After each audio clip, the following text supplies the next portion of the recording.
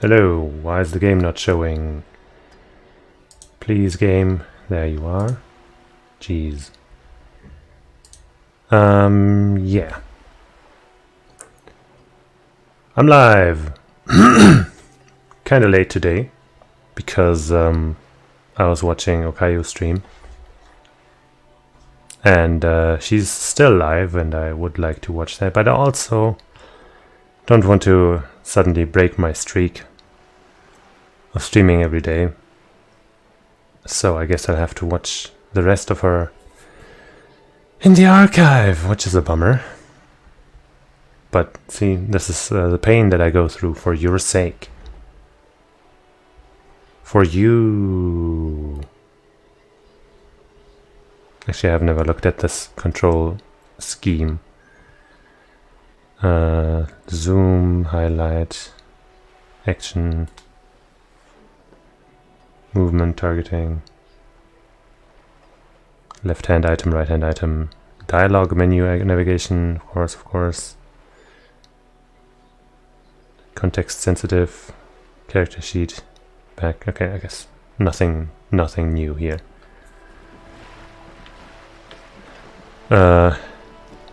While I wasn't playing, I was considering that maybe it would be better to get to the Union first.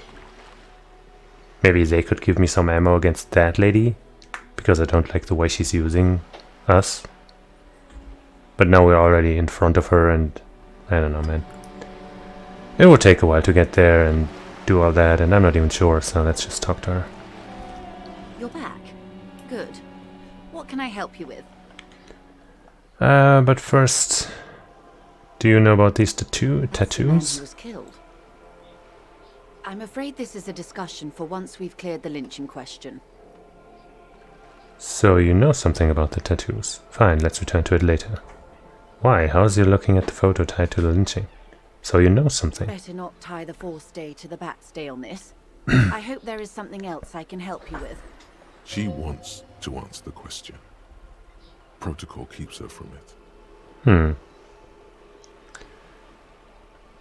Are we done with reality? I don't think so, yeah. Reality? My favorite part of the day. Go ahead, ask me anything. You said pale. What is pale? The pale is not, technically speaking, part of reality. Yes. Also, I think we've had enough excitement for today. Remember, we have a cadaver to attend to. Of course, Lieutenant. Let's try something else. I don't want you to. I want to know what the pale is. It's not part of reality? Ma'am, remember you are dealing with a very sensitive and impressionable police officer who is still recovering from a recent medical episode. The Lieutenant's right. Let's change topics. What do you want to know? Anything. You could sneak back later when the lieutenant is not here, unless you can convince him to step aside. How easy would that be? He trusts me. What are you? What I am not is a basic term of reality. She smiles. There may be a way to get her speaking about herself at some later juncture. Everyone wants to talk about themselves. She will, in time. What times are these? These are unimportant times, Detective. You and I were born after the dust had settled. 1,000th of a second too late. Too late for what? For the big time. Her eyes light up. There's a flash of teeth. What's the big time? The revolution. She says. Ha! And what is the revolution I keep hearing about? It's quite easy. Every 100 years or so, our species gets together to decide what's next, who gets shot in the head, and who gets the mineral rights. It's a real kerfuffle. Who got shot in the head? Who got the mineral rights? When was this kerfuffle? That's another one. Who got shot in the head? Those would be the communists. Generally speaking, 40 million people got shot in the head during the World Revolution. But the communists, they all got shot in the head. They all got shot in the head. Oh, and the anarchists too. They shot them well. So well, one forgets they even existed. Did the communists and the anarchists shoot back? Did they ever? Before they got shot themselves, they shot 2 million people. Truly a kerfuffle. That's a tragedy. Sounds like they should have shot more people in the head then. Oh jeez. How about a kerfuffle? Yeah, it was a kerfuffle, all right. The lieutenant mumbles from behind his notes. Yes, the Insulindian deluge, they call it. Anyone else get shot in the head on the opposing side? Oh, lots of people. Even the king got shot in the head, or thrown beneath a horse, or drowned. Accounts differ. It was unceremonious. Just as well, he wasn't actually the king. Just the king's nephew. The real king abdicated and lived out a long and productive life as a venture capitalist in Grad.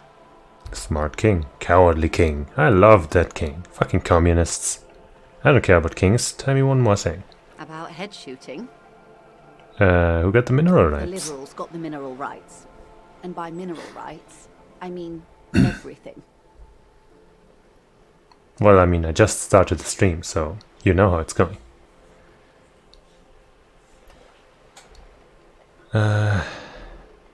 By liberals, you mean?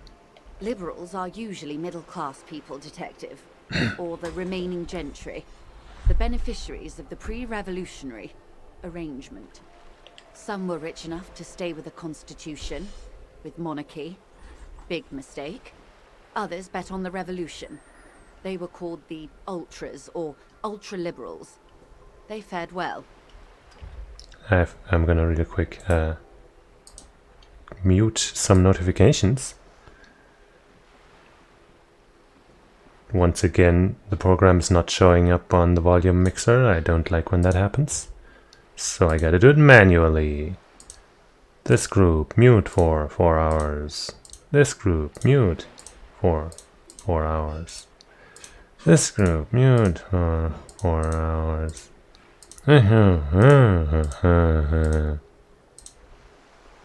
That should be okay. How did the liberals win it all? They didn't win so much as survive. We were the last ones standing when the war ended. Everyone else got shot in the head, remember? We. She's one of them. Of course. If everyone got shot, who was there to surrender to? To foreign intervention. The coalition. Those people really took the mineral rights. Wait, you just said the liberals already took everything. Who are the coalition? The coalition of nations. Grad, Mesk, Vesper, Messina, Oranje, and Sur-la-Clay. The armed center of the world. They landed here and ended the revolution. It was the moralist thing to do. There is bitterness in her voice, tempered with understanding. She is critical, but ultimately understands the cause. Moralist? The moralists believe in keeping everything exactly the way it is. They believe in mineral rights and not shooting people in the head. At least not in the same manner and volume as the others do. They are the long-standing provisional rulers of Revachol now, the coalition government. This is their zone of control. They embolden the RCM with crumbs of the same law they took. Technically speaking, you are a moralist. How dare The you? color of moralism is blue. The official motto of Moral Intern, or Moralist International, is a blue forget-me-not, a piece of grey sky. Unofficial. For a moment, there was hope. I don't think I'm a moralist, ma'am. Not just technically, practically. For a moment there was hope. Oh, I could say that line. If always picking the option that doesn't commit to anything, then hell yes I am. And also not. Let's be clever with a little quote. A devout man of the center. Hard to come by. It's good to have someone who takes a moderate approach to head shooting. In your line of work, I mean. When was this, Turn of the kerfuffle? century revolution? Don't answer it. It's a trick question. The revolution began in '02 on the Isla of Grad, though by the end nearly the whole world had gotten involved. Who started It it? wasn't a who, but a what. A pandemic of Zarat, a particularly virulent prion disease, which the authorities in Grad proved unable to contain. Then Mazov came along and overthrew the government. What does this Zarat do? Where did it spread from there? It made people overthrow their governments. Wow, really? Of course not. It was a highly infectious microorganism that destroyed brain tissue. The actual causes of the revolution were material. The pandemic only provided the spark. It was a funny time in history. They discovered transistors and rock music, but they didn't know anything about prions. Nobody did. Where did it spread from there? From Revachol and Grad? Not far. The world managed to cauterize itself. Mazov's government was overthrown in '08, and the coalition crushed the Revachol commune 2 years later. It was the end. What came next? Why? You and I, officer. Our lives in the zone of control. Something tells you her life and yours are not that similar. Maybe it's because she has a boat and you have that necktie? A pair of pants? Our lives are very different from each other. What is the zone of control? What is how our lives? No doubt.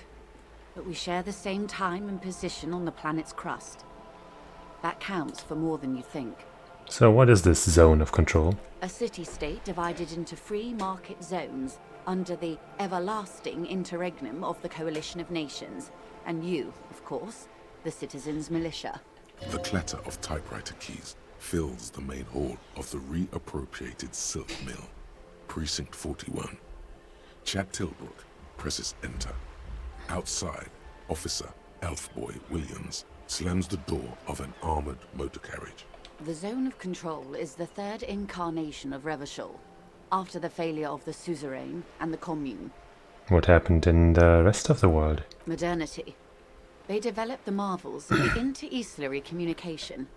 Telematic milieus, radiation, colored plastics. Meanwhile, in Revachol West, the aftermath continues for the 5th decade. 51 minus 8 equals 43. Wait, you're saying it's been like this for 43 years? Time flies. That was some impressive math, by the way. Definitely couldn't have done that myself. What have we been doing all that time? That's then. The 20s saw a decade of urban war, west of the river leveled, offshore platforms in flames. Still, it's regarded as an improvement on what came before. 08 to 19 was simply hell. And after that? The 30s? Things settled down in the 30s. Revachol East transformed itself into the world's largest tax haven, with the international community's blessing. For the first time in a long time, It seemed like things were going somewhere. That's when they discovered disco. Yes, and quantitative easing. It was a market mirage, unfortunately. The 40s dispelled it. An Isola-wide hangover, you might say. So, here we are. She cutscenes. Welcome to reality, baby. Yay, we'll level For up. her to be where she is, Wild Pines Group must have picked the right side. Which side was Wild Pine's group on? What would you have done differently? That's enough. Well, I mean, I guess let's ask. They picked the winning side. That's why they're here, and others are not. They got lucky. Perhaps it wouldn't have turned out that way had I been in charge. I might have bet on the king and left the Pines to doom. You would have sided with the king? I would have sided with the cannons. If you'd seen the calibers of the things, you might have too. Perhaps it's better I was born when I was. 10 of the 14 Indo tribes got it wrong. Feld, Kupri, Tricentennial. So I suppose I would have been in good company. That's enough about the They times. are what they are. Who knows? An afterbloom may yet come. Anyway, enough sentimentality. Is there anything else you want to know? What is... Think of something close to you. +1 RCM can access ICP database and +1 RCM can debrief done. Sure. Come on, 6 yeah. kilometers southwest in the Valley of Dogs, Junior Officer Chad Tilbrook takes aim at a rabid black dog licking its wounds in the grass. Uh-huh. To his left, his partner, Emil Mullins, whispers, "You heard what happened to Tequila Sunset in Martinez?" "Yes, he lost his mind," Tilbrook answers, fingers on the trigger. "Don't worry, Emil." He pulls it out slowly. Slowly now. He'll find it again. We always do. What am I? You? You're an officer of the RCM. She says energetically. The Revachol Citizens Militia? Preciso mundo. Good, and what is the Revachol Citizens Militia? Nothing more nor less than the de facto law enforcement body of post-revolutionary Revachol, Detective. Yes, we are the Revachol Citizens Militia. He's being sarcastic. You said de facto? Yes, that means not de jure. The RCM acts in what is poetically called the twilight of international law, both at the behest of the coalition government and to its chagrin. What do you mean? That's it for the who am I part then. What do you mean? The RCM's responsibilities are defined by the Emergency, Wayfarer and Aliments Acts, 3 pieces of legislation keeping the city in a, let's be honest, laissez-faire stasis to the benefit of foreign capital. All 3 are good to know when we are out policing. So I'm basically a lackey of capital. So I'm basically a thrall to foreign interests. So I'm basically one of the good guys. So I'm basically going to avoid the subject and ask the next question in this line of inquiry. Yeah. Truly moralist of you. The coalition government would applaud you for staying out of politics. And yet, there's nothing basic about your role, Detective. It's true that the RCM keeps everything the way our seemingly permanent provisional rulers like it. She leans in. Yet, on the other hand, I know these people. I deal with them daily. Let me tell you, dear, they are not fans of you. Why? The post-revolutionary decade was a disaster for the coalition government. Revachol in the 20s was hell, especially on the west side of the river. Gang warfare, a botched privatization scheme, a nuclear pile meltdown. They called it the international zone because no nation wanted to claim responsibility. The RCM restored peace where the coalition failed. A true blue citizens' initiative. They will never forgive you. That's somewhat of an exaggeration. In reality, ours is a mutually beneficial arrangement. Revacholians get to keep the peace in Revachol, and the coalition doesn't have to worry about it. Anyway, sorry to intrude. Please continue. Yes, Lieutenant. Permit me to conclude with this. Who you are, to me, is the police. The only legitimate law enforcement authority in Revachol. Thank you, ma'am. Say nothing. Back to those basic terms of reality then. I'm gonna say nothing. And if those authorities drink so hard they need help recalling the basic terms of reality, well, I'm here to help. Alright, Kim, can you just step away for a little bit? Just a little bit? Good idea. Thank you. Just ask him. He won't make a scene. Kim, can I talk to the ma'am alone for a second? Fine. He steps away with his notes. See? What can he do? You're a grown man.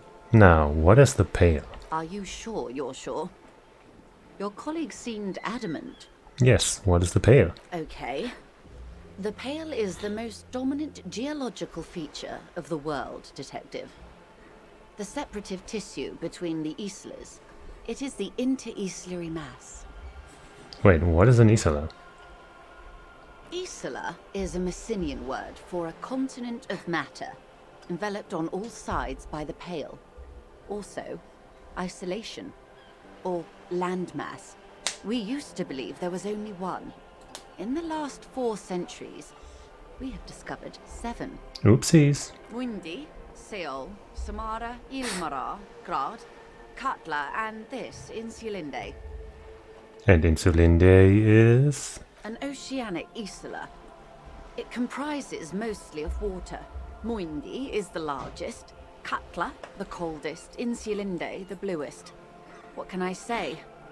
Each is perishing and dear. Okay, what is the pail like? Achromatic, odorless, featureless. The Pale is the enemy of matter and life. It is not like any other, or anything in the world. It is the transition state of being into nothingness. The negation of being. The negation of... That's right. The negation of being. She tightens her hood around her neck. It's cold outside. Is it here? What are its physical qualities? If we're surrounded by Pale, how do you get from Isola to Isola? How much Pale is there compared to the world? Let's go turn around. What is its physical qualities? What are? It's difficult to describe, or even measure. Something whose fundamental property is the suspension of properties. Physical, epistemological, linguistic. The further into Pale you travel, the steeper the degree of suspension. Right down to the mathematical. Numbers stop working. No one has yet passed the number barrier. It may be impossible. There's a slippery article in there. Is it the Pale or Pale? Pale when it's particular, this territory of Pale. The Pale when it's Pale in its entirety. Once you've seen it, language balks at the difference. If we're surrounded by Pale, no, wait, yes. How do we get from Isola to Isola? Oh, it is so difficult for us. It is possible to force dimensions on the Pale. In modern times, we can even compress its latitude, bouncing radio waves from one end to the other, shortening the path. But it is still hard for humans to navigate the Pale without getting lost, or having our minds damaged. Well, I am the super detective of being great at the super being. The Pale can damage the mind? Extensively. How? Some say the damage stems from extreme sensory deprivation. Others argue that Pale somehow consists of past information that's degrading, that it's rarefied past, not rarefied matter. They call it the blend over of the self.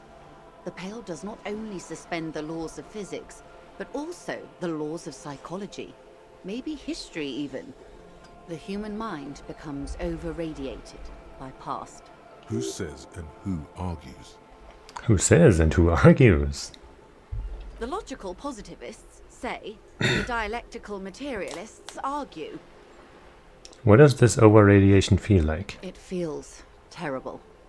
Absolutely terrible. International standards strictly limit civilian travelers to 6 days of Pale exposure per year. It's more for her. Way more. You are not a civilian passenger. No, nameless detective of the Citizens Militia. I have a name. I am a member of the Entropanetic Business Class. I'm cleared and trained for 22 days of Pale Transit annually. My name is Raphael something something. And don't you forget it. Someone else you've met may have been exposed as well. The strange grey-haired woman in her lorry. Do lorry drivers pass the pale? Yes, carried in the hulls of airships. It's a horrific job. Automation will abolish it soon. You should ask the pal driver about this. See what she says. I feel like we weren't on good terms last time we talked, but or rather last time we left her, but sure. That poor woman must have stories to tell, like you wouldn't imagine. Are you over-radiated? Up to my gills, officer. So this kind of loops back into, you know, kind of a theory that I have, where, you know, the guy that got killed, the victim here, you know, seems to have been quite the absolute awful bastard. But so were we before we kind of took control or whatever. So I'm thinking maybe the pale has something to do with it. I thought at first it might have been some kind of drug or something, but maybe it's the pale that's causing us to, you know, be trash, but somehow we escaped that fate. Anyway, just a thought. What is entroponetic? Entroponetics is the scientific study of the pale, or a recent iteration of it by way of Grad. The study of the pale reaches back 6,000 years. The Pericarnassians called it the Western Plain. They had not traveled the entire circumference of the Pericarnassian Super E Solar. It was not merely in the west, it was everywhere, even then, surrounding them. Did they cross it? The Western Plain? There are signs of pre-modern crossings.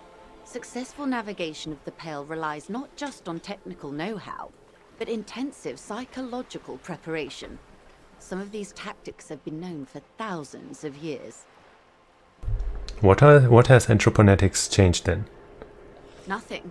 We remain powerless before the pale. The only real advance in pale transit is the speed with which an aerostatic craft can pierce it. Less exposure leads to less effects later. Aerostatic craft? Hybrid airships, detective. Conventional rotors or jet engines no longer add velocity after the point of reference for motion is suspended, once you've crossed from near pale to far pale. In essence, we throw them in and they come out the other end. If we throw them precisely. If we do not? Then they don't. Gone, like a skipping stone beneath the surface. Is it here? No, detective. We're safe. It begins there, 6,000 kilometers to the north, and even more to the south, east, and west. You are in the middle of the Isla. As your gaze instinctively turns north, a small black pit opens up in your stomach. 6,000 kilometers from the end of the world. And there? Sure. Yes. That is enough. Many cities are built much closer. And there? An uproar of matter, darling. Rising into the pale. Rolling. Evaporating even. A great vision. The area of transition between the world and the pale is called porch collapse. Imagine a grey coronal mist. Cold vapor marked by spores of an opportunistic microorganism. A mold that's adapted to grow at the edge of the unrest. It's the most disco thing you will ever see. So how much is there? The pale outweighs reality 2 to 1. There is more pale than there is matter, and the ratio is slipping. Slipping how? To our detriment, or...? What do you think, detective? She looks you in the eye. It's shrinking. There's more and more of the world. It's growing. There's more and more of the pale. Precisely. One of the few measurable effects of the pale is that it is expanding at an unknown rate. An intuitive conclusion of that development is that one day the Pale will cover everything. But this sort of talk is mostly left to extremists. It's not extreme at all. It's going to happen. Cover everything? That can't be. Where would we go? Stay silent. Most people, and indeed most private and government sector organizations, entire civilizations and religions even, find handy ways to ignore or downplay that knowledge. I suggest you do the same. Let's return to reality, please. Yes, sweet reality. But before we do, tell me, Detective, is this the first time you're hearing this? Do you really not remember anything? Nothing. Just alcohol fumes and blackout. I sometimes sense vague shadows of a past, and it's not good. I'm getting a sense of who I am, but I don't know who. But I didn't know this. This. I sometimes get vague shadows. Then tell me, what do you think of the Pale? It's terrifying. You were right. It's disco. It will end all life. That we continue to persist at all is a testament to our faith in one another.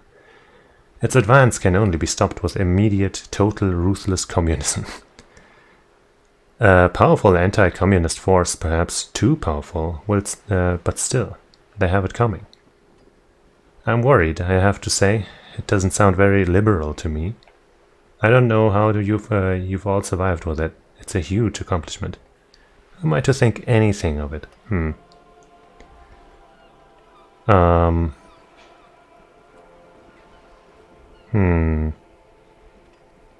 mean, this one's funny, but I don't want to say it.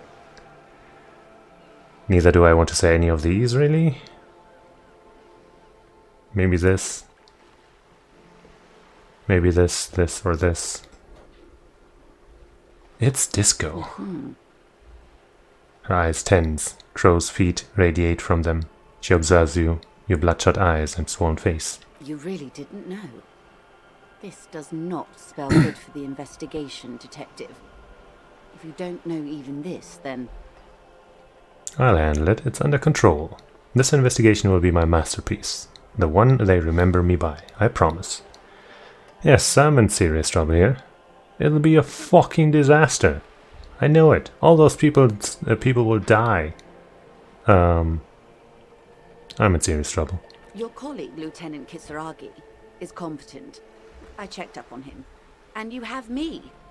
I will try to assist you in any way I can. Will you? You're kind of sending me on a goose chase. Some of that assurance is meant for herself, as much as it's meant for you. She must have a lot on the line here. Even if we have to do it one basic term at a time. She gives you a slight bow. And we completed that task about talking to her without Kim. Good. You have not passed out from it. Perhaps I worried for nothing. Are we still on the reality lowdown, or should we do actual police work now? You needn't have worried. That was fucking insane, Kim. Right, let's get to work, Lieutenant. Some more reality lowdown before we go. Right, let's get to work, Lieutenant. Good luck, detectives. Wait, I wasn't gonna leave. Well, it's just auto-saved, but how about I save anyway? That sounds like a good idea to me. Alright, talk to you again. Good. What can I help you with? So, about the lorryman. Yes, my eyes on the harbour have sent Another word level to up, that maybe? effect. Yeah. What have you discovered? Got 2 level ups now. That's the first time I've had that. Exciting. So exciting. But I didn't pay attention to what she said. Yes, my eyes on the harbour have sent word of that effect to that effect. What have you discovered? Wait, where exactly are these eyes located? It doesn't really matter. And I do apologize for the surveillance. Wild Pines can't afford to be blind at a time like this. In any case, it's a relief to know someone has looked into it. If I may ask, will there be an official investigation? I assume you discovered there is an operation. If there is an investigation, it will be part of an ongoing operation, subject to confidentiality. I am sure you understand.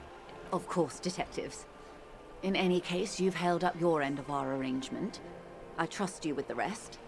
Now it's my turn. Yeah. I wouldn't normally break protocol like this, but the situation demands it. If you don't solve this murder, I'm afraid we may have a bloodbath on our hands. What was that about a bloodbath? I've already heard about a connection between the lynching and strike, but I need your testimony. Let's start with this. Yes.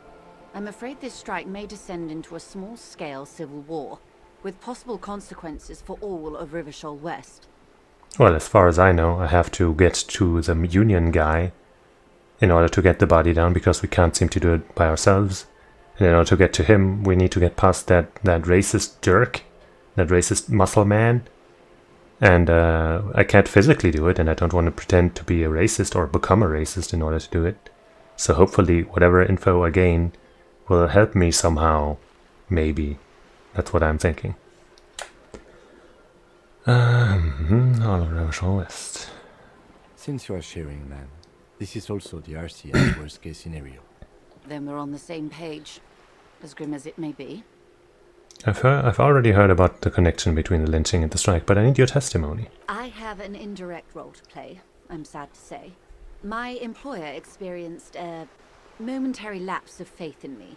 In that moment, they elected to deploy a private military contractor as an insurance measure. They called it my security detail. A momentary lapse of faith? They were dispatched after I relayed the union's initial offer. Every worker a member of the board.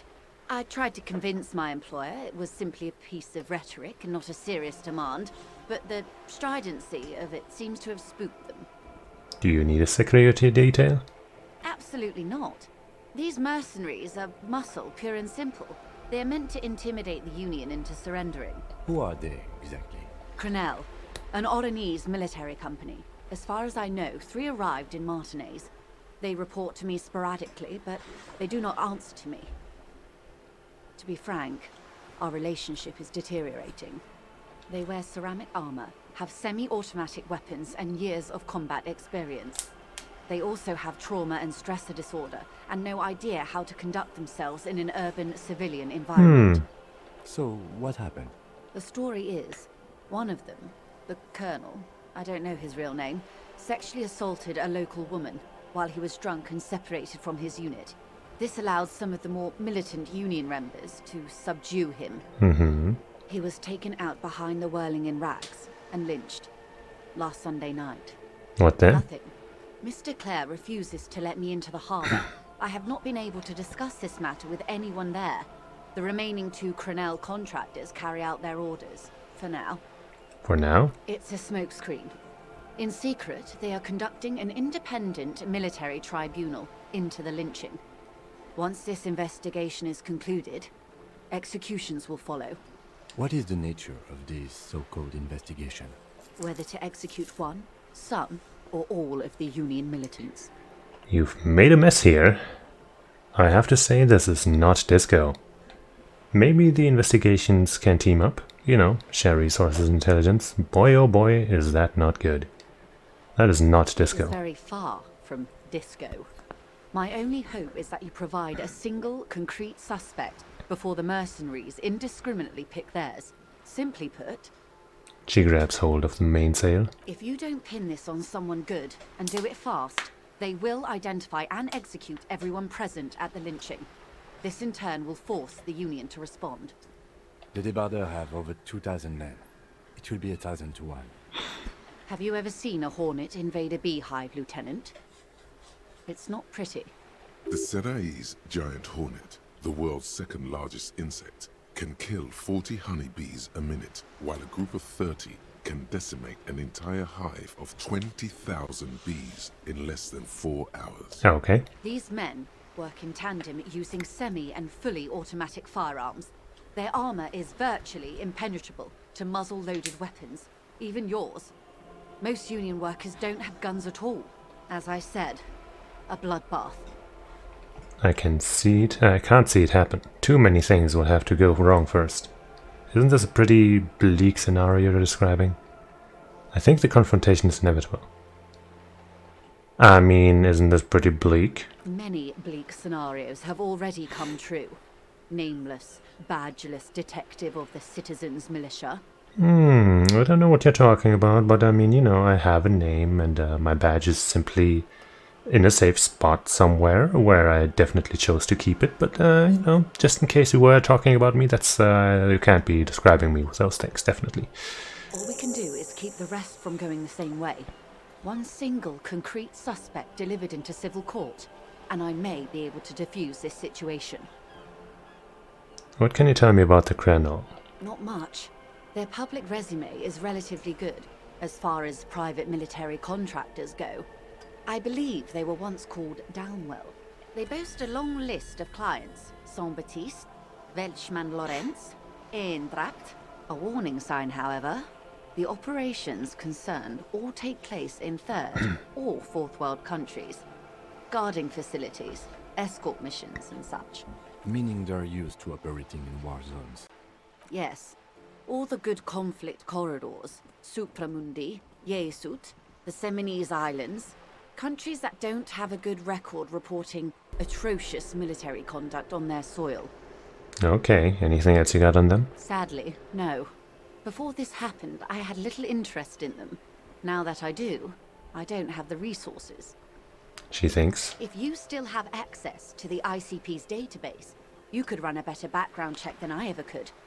It may take some time, though. Do you know a lot about the inner workings of the RCM and the ICP, man? In my line of work, it pays to do your research. I was prepared to deal with the RCM. I did not think I'd be dealing with a group like Crenel. Could you contact the company? Tell them to call them off? I have. And they will. However, these orders take time to reach what is basically a rogue unit out in the field here.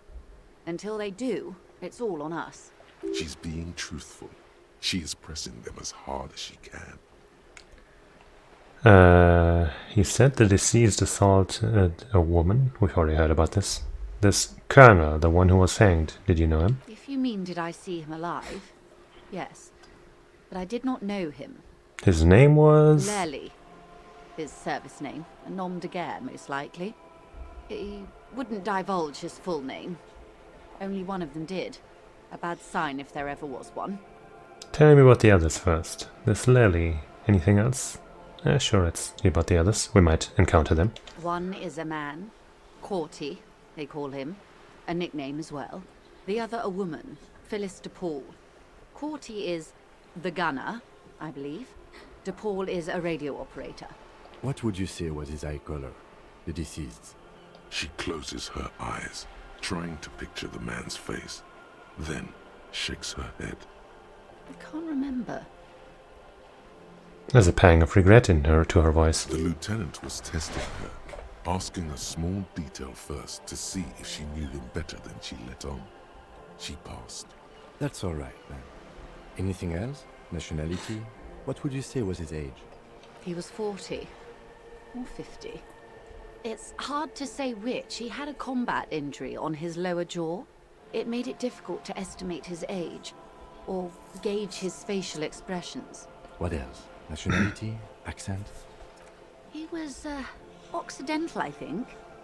Light brown hair, a mixed accent, Oranese, or Messinian, maybe. His injury gave him an accent all his own. In a way, it was humanizing. He had to learn to speak through it. Through the injury.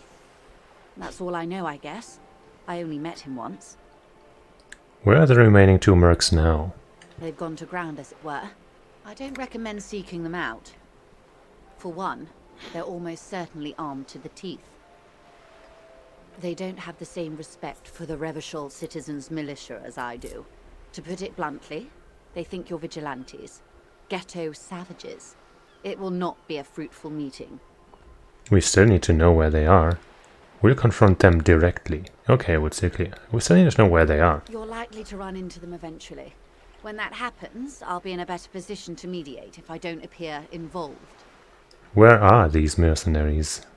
We got +1 for Scab Leader murdered by a bad reply. Sure, Scab Leader bad acting and didn't pass background check. Sure. I remember all those things. One is obviously the Scab Leader at the harbor gates. The one chanting the idiotic slogans, He's barely maintaining his disguise.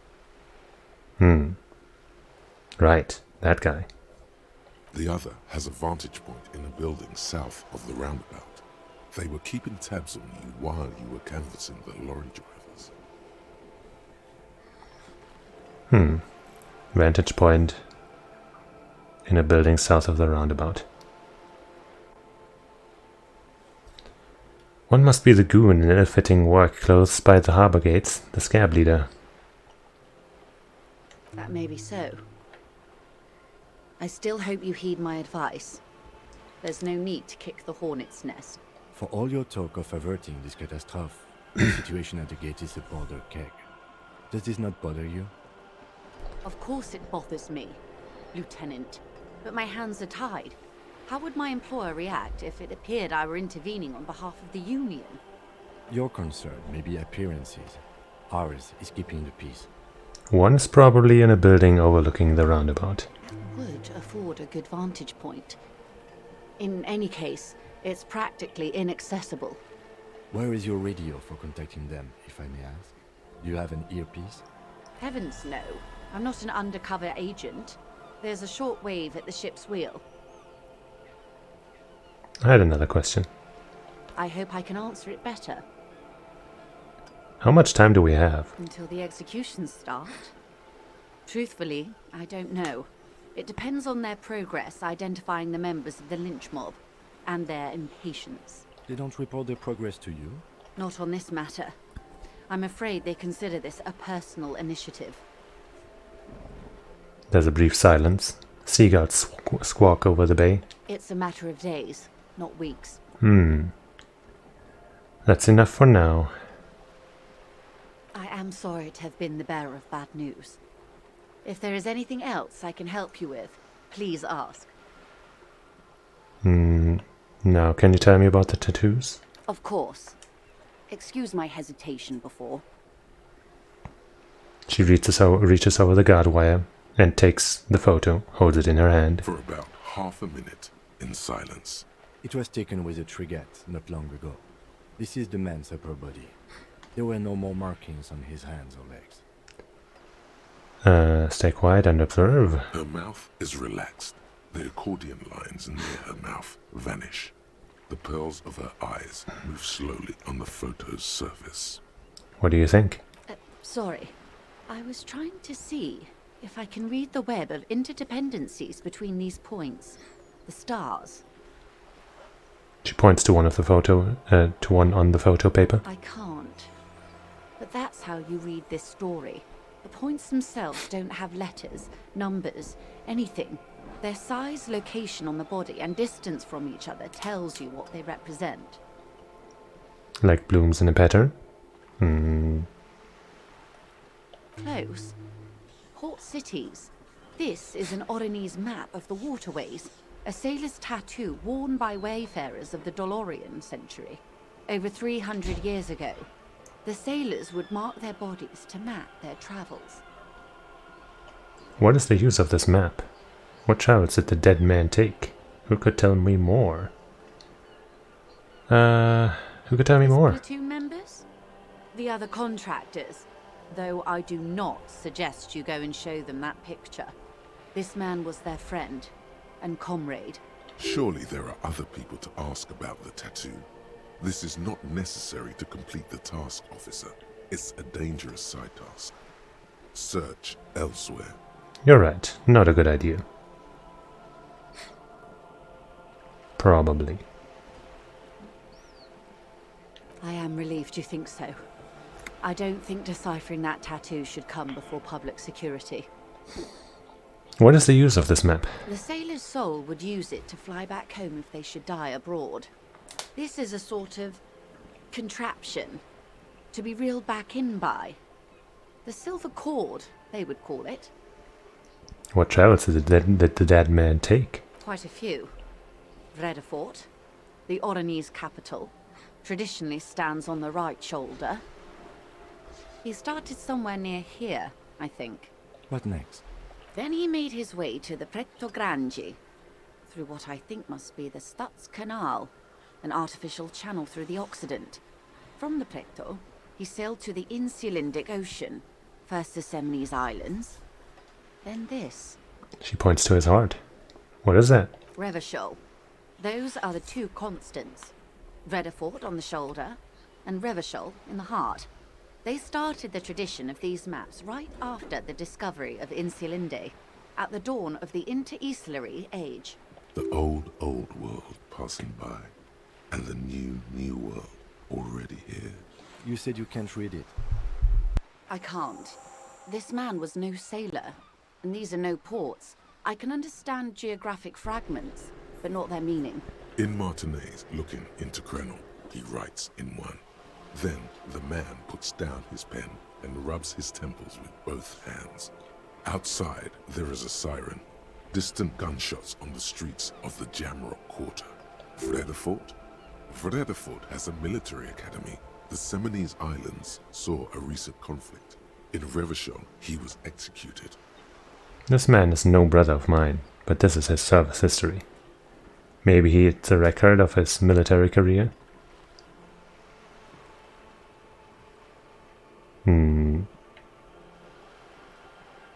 Those mean basically the same thing, right? He was executed. Service history. Let's be a little more philosophical, I guess, with our words. That makes sense to me. We have no more use for a map of the waterways, just like we don't need sailors the way we used to. This is what the custom would morph into on the Occident. Mercenary tattoos. For all the boys looking for adventure, a blood spatter on the seas. That's all for the tattoos. Thank you for your help. Is there anything else I can help you with? So about Wild Pines, actually. What we do. I'm afraid I don't speak for Wild Pines as a whole. It's a giant undertaking. There was a touch of discomfort there. She wants to merely represent. What do they do? The Pines' core competency is logistics. Container shipping, freight, that sort of thing. See those airships there, blinking? Those are the shipping side of things. And that is the terminal. Another subdivision deals with energy, oil and gas exploration, offshore platforms. The Wild Pines Group is one of the original Revacholian Indo-tribes. Companies awarded royal monopolies by the king, the suzerain himself, centuries ago. The king is long gone, but several of the Indo-tribes remain. Who are the other Indo-tribes? You're in good company, it seems. How much money does Wild Pines have? Who are the other Indo-tribes? Son Baptiste, LUM, an unknown entity known as Brightest Star. Got it. She nods. Bye. Okay. As you turn, a bright light catches your eye, making you squint. Where's it coming from? From a distant sunset, a stage light, flash photography, nowhere in particular. It's just what superstar law officers do. They squint at lights, and they solve shit. Actually, now that I hear superstar and law official in a sentence, they sound weird together. Yeah, that's me. I've been establishing my superstardom hard lately. Yeah, you have. You're a big dick cop, Dick Mullen. Salem Rocky Bike, badass on the edge disco cop. Time to recede into a ludicrous fantasy world. Here we go. Camera, lights. Action? Wait, what's that about the ludicrous fantasy world? No, fuck you. What's that about a... Yeah, you know. Beneath it is just heartbreak, a pulmonary tract infection, atherosclerotic disease. This is where you say action and reconceptualize all that. Reinvent it as the world's first celebrity police officer. This is the beginning of your legend. Fuck it. Action. No, I'm too downbeat. I won't say those things anymore. Fuck it. Action. With a sudden flash, the world freezes around you, and you along with it. In an iconic monochrome solution, a black silhouette against a rasterized orange world. It's on. And what else? We finished Bow Collector. It's early in the morning. The world is dark blue. The sparks light her face, a delicate composition of triangles. The streets seem to grow longer, like in a dolly zoom. And there's something in the air as you stand there and wave back at the shapes growing smaller and smaller. Something that has always been there. A great see-through world. The tenderness you feel. The ghost of Revachol between you, carrying your signals. The holy messenger. Uh-huh. So what's that do? Actual arch degree? No, that's not the one, is it? -1 hand-eye coordination, that sucks. And conceptualization, passives heal +1 morale and give +10 XP. Ooh, +10 XP every time I passively, so I assume during dialogue and stuff, conceptualize? That seems like a lot of EXP, but -1 hand-eye? That's kind of rough. There's the bow collector. Oh wait, that's... no wait. Yeah. +3 shivers. Wow. That's a lot of shivers. Shivers is here, in the physical thing. Tune into the city, okay. Not sure what exactly that means, but hey.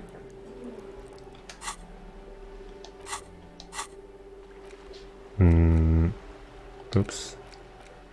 We also still got the White Morning and some kind of superstar. -2 logic. -1 authority for the White Morning. I feel like maybe it's a good idea to have these ones that are, you know, that I got in that seemingly important near-death scene.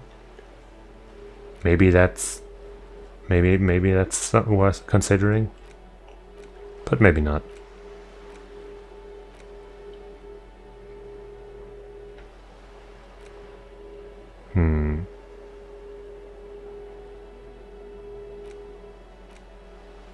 How about getting that body down? I'm kind of, sort of, in a way, maybe working on it.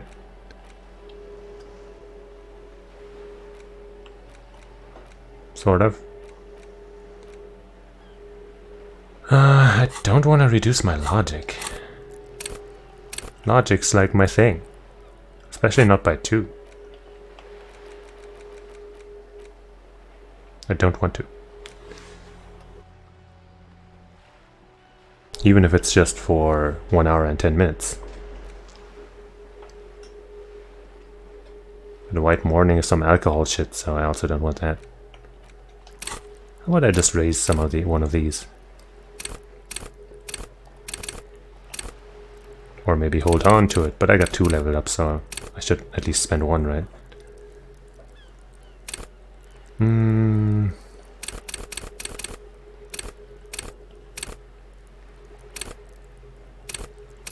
My authority is so low. Maybe increase this somehow. This has been lowered by my thoughts.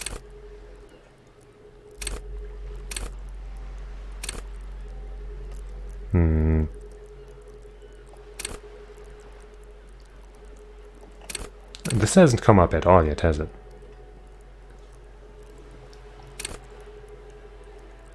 Neither has this, maybe? Oh well.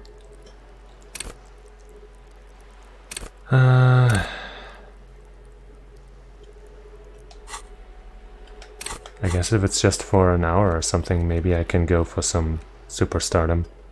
But it might actually decrease it for longer because it's some shit. So maybe not.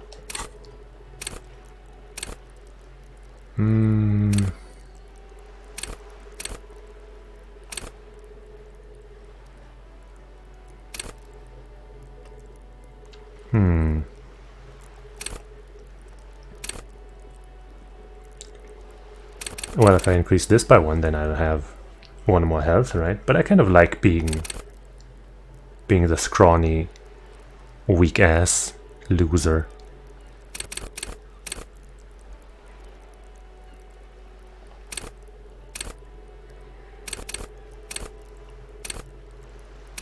This is all very tough. I'm gonna increase authority by 1 so that it's a little less pathetic. That's better. I'm just gonna hold on to the other level up in case I need it.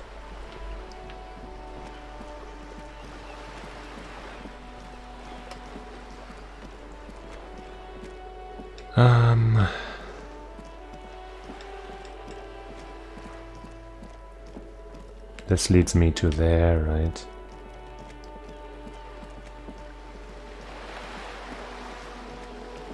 For example, I could now increase whatever stat I need to grab that coat and jump into that area. But that probably still wouldn't succeed. What you really want to do is level up a skill to unlock skill checks. Yeah, that's what I just said. But you probably wrote that before I said that.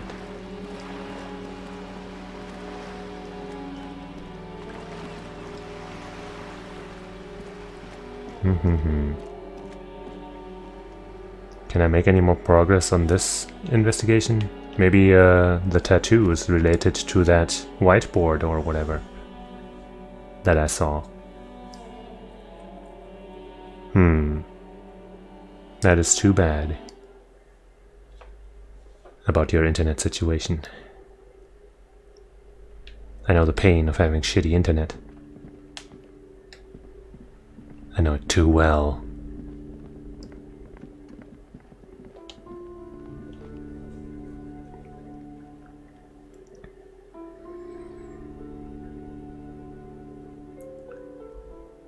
Come on, whiteboard, give me the news. I've got a bad case of loving you. Whiteboard.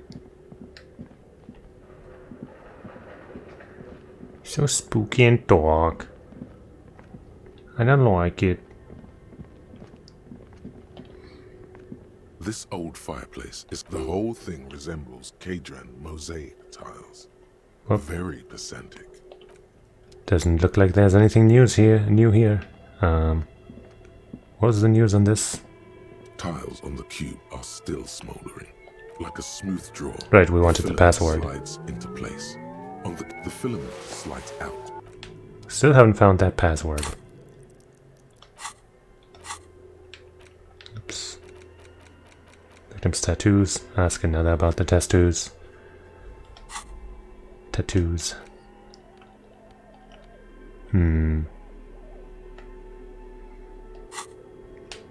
I would like to find that password.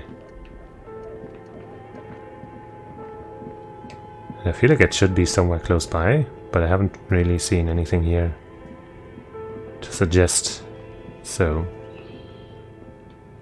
Nothing interactable I haven't interacted with, I'm pretty sure.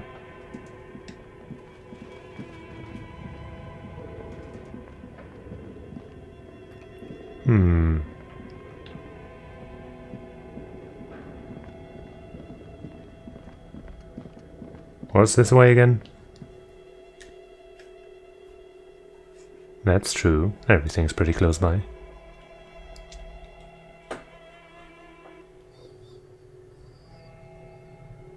My PC is making noise. I don't like it. Right. That's where.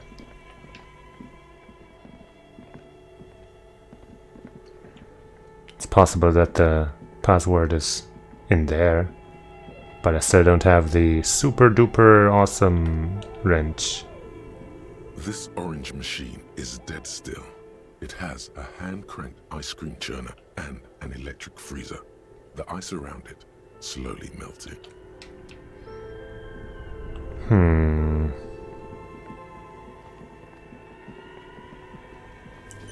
Also, no idea on where I'm supposed to get a better wrench. Maybe the union workers can give me one. Oh well. Wait, what's this? What's down here again? Nothing. I guess I could also try leveling up my skill to try yelling up there, but I have no idea if there's even a point. A thick layer of coal dust covers the furnace, coloring Physical it instrument. pitch black. The time is exactly 3 p.m.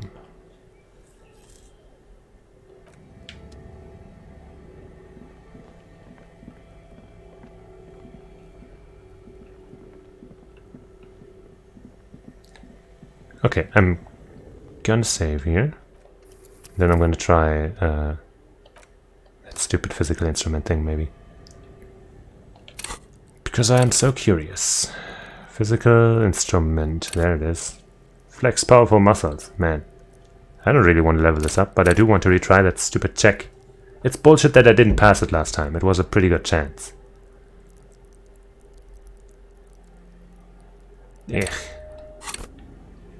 I think. A thick layer of coal dust covers See? the furnace, coloring something breaks loose in you.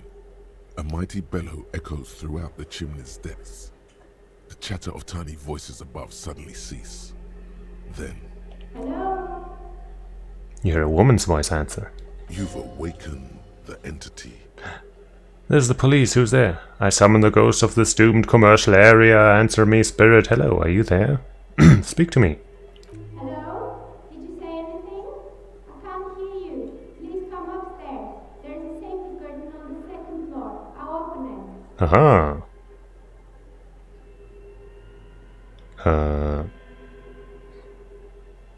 You hear a low rumble upstairs, the sound of a curtain being pulled aside. After you, officer. Leave. So is that up here? I don't remember exactly where that curtain was. I'm guessing it's gotta be around here, right?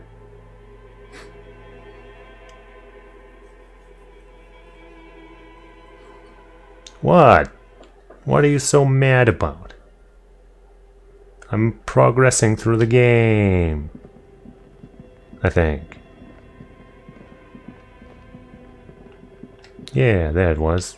Hello. Hello. I'm Nia. A bird-like woman sits on a throne of stools. What did I do wrong? Why? What's wrong? Could I have just knocked on the door? I think I tried that, probably.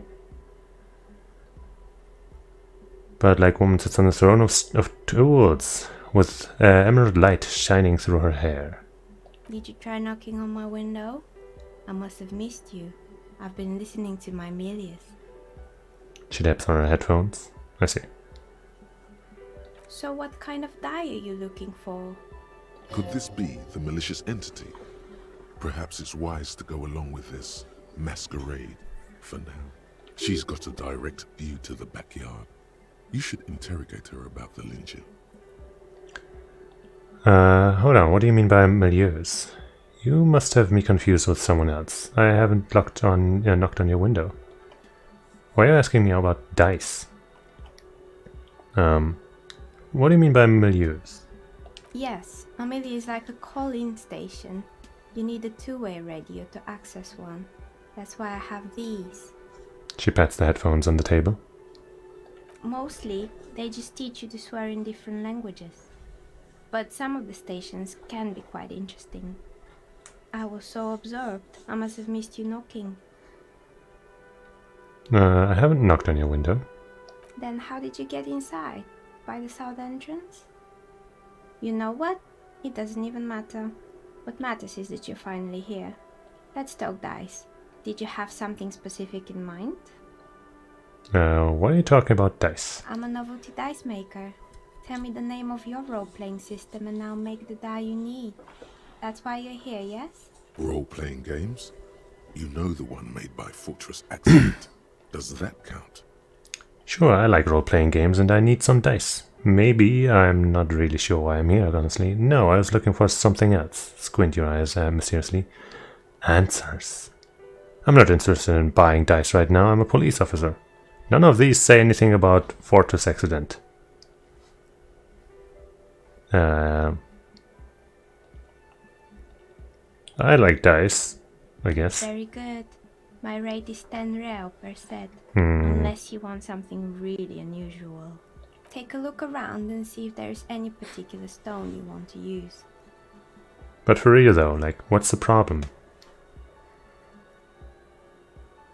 It almost looks as if the stones and dice are a natural part of the room, growing out of the shells like stalagmites. I got 10 XP because I conceptualized. like it bows. This person means you, or no one else, absolutely no harm. She will answer freely and honestly. No falsehoods are present. She's a novelty dice maker and doesn't have anything to hide. Ask what you need. What do you know about the man who was lynched behind the whirling rags? Hey, where are we anyway? What is this place? We're inside the chimney of an old central furnace. It's strange, I know. She looks at the ruddy bricks that make up the walls, even though they've been repainted. There are still signs of coal black soot here and there. But when I arrived here, all the other rooms were taken, so I had to build myself a makeshift home. Besides, I don't really have to pay any rent here, so that's a plus. Plaisance was right. There's an entity living in the chimney. You should ask her about the curse. Creative. The lieutenant looks around the spacious room, its ceiling fan fading into shadows above. I heard this place is cursed. Did you know that people call it the doomed commercial area? Do you know what happened to other tenants? Everyone else is gone. More or less. Are you interested in anyone specific? Oh, quite a lot of them spring to mind. There used to be a hair salon here, right? Yes, I think it was called Androgynous Orlando or something similar. They weren't a big hit around here. Turns out that working class men don't like genderless haircuts. They're scared of that word. Yeah. A bit of experimenting every now and then isn't bad. It's not More about XP? the haircut. It's about the confidence. What's wrong with a bit of experimenting? The customers should have been more open-minded. I would never let anyone androgynous touch my hair, not even if my life depended on it. I guess I'm a simple man, I don't really have any opinions. What's wrong with a bit? I guess it just wasn't the time yet. She tucks a strand of hair under her headscarf. What happened to the gym? It wasn't merely a gym, it was Artemitep's boxing club. A community project created to steer at-risk youth away from drugs and crime. And who was Artemitep?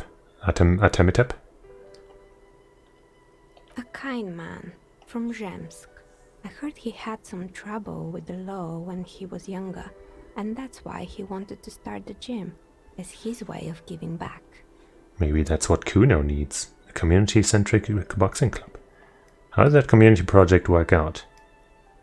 Judging from the kids I've met so far, it didn't really work out, did it? Let's just ask. It didn't. If anything, it made the youth situation in Martinez even worse. At some point, someone started a rumor that the punching bag downstairs was full of amphetamines. It's not really full of that. No one would store their drugs like that. Eventually, the coalition took away the funding and the club went bankrupt. This was a few years ago. It's gotten much more peaceful around the plaza ever since.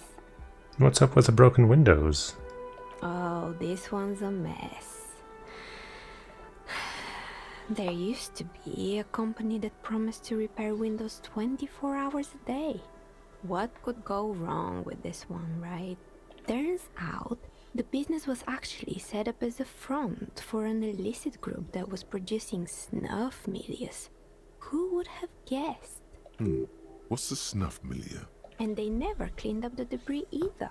Now it's just littering the hallway and I have no idea how to get rid of it on my own. Cool, very cool about the debris, but what's a snuff milieu? It's a shame about those windows, I'm not even going to ask about a milieu. It's a Sub Rosa radio station that broadcasts real murders with real victims. Some people pay good money to get off on it. Nothing changes in her tone as she says that, as if it's just another piece of information to lay out for the world. Don't worry, the ICP has a separate division that deals exclusively with unlicensed sub-roses. This isn't our problem. Good luck with that. It's not easy catching those perpetrators. Then she lets the thought go. Did someone here make stuffed animals? I saw mounts lying around. You mean Mr. Fabron, the taxidermist? No, he mostly just did drugs. Anything else? I found creepy mannequins. There used to be a fashion atelier here, but I have forgotten the head designer's name. They were doing well for a couple of years, until the insect rights activists came. Insect right activists. What in the name of... I didn't know insects had any rights or activists. Yeah, the atelier didn't know it either. They produced a certain collection that used chitin among the materials. Apparently chitin is made in the Occident, where it's extracted from beetle wings. And you know how all kinds of political movements are big in the Occident. The activists shut down the biggest chitin supplier, which of course caused the price to skyrocket. And, naturally, all the most fashionable tastemakers refused to be seen in chitin from then on. The atelier went bankrupt before they could finish the collection. I'm glad that someone took care of the little guys. I like insects. But insects don't have any brains or feelings. They got what they deserved. Making clothes out of beetle wings is a terrible idea. I like insects. Really? Anyway. Yeah. Poor guy. Suddenly, you get a feeling that insects are important to the case somehow. It's hard to say why. What's with the rotor blades and skis? They were made by a company called Slipstream. After they pivoted from making rotor blades to skis, their chief executive took off on a vacation with all their money. She rests her chin on her hand with an impish smile. Honestly, I think it's quite funny. I think he's still sending out holiday transmissions from Tulula or Tiumotiri or Hashtkor or wherever he is. Interesting. What do these transmissions say? That's illegal. Running off with companies' money like that? Why hasn't he been arrested? What does those say? The usual, I imagine. That he's been thinking up all kinds of new business plans and can't wait to get started on them just as soon as he returns. Her smile widens before she sees the lieutenant's face behind you. Men like that are a curse. The lieutenant is stern. Sure, but Slipstream is history now. All their remaining assets got seized by the bailiffs in 47. I have no idea why those skis and blades are still lying around in the house. Not much use now, I guess. They were just the props. Why return them? Maybe you could make a sword out of one. No, wait, forget it. It would take too long.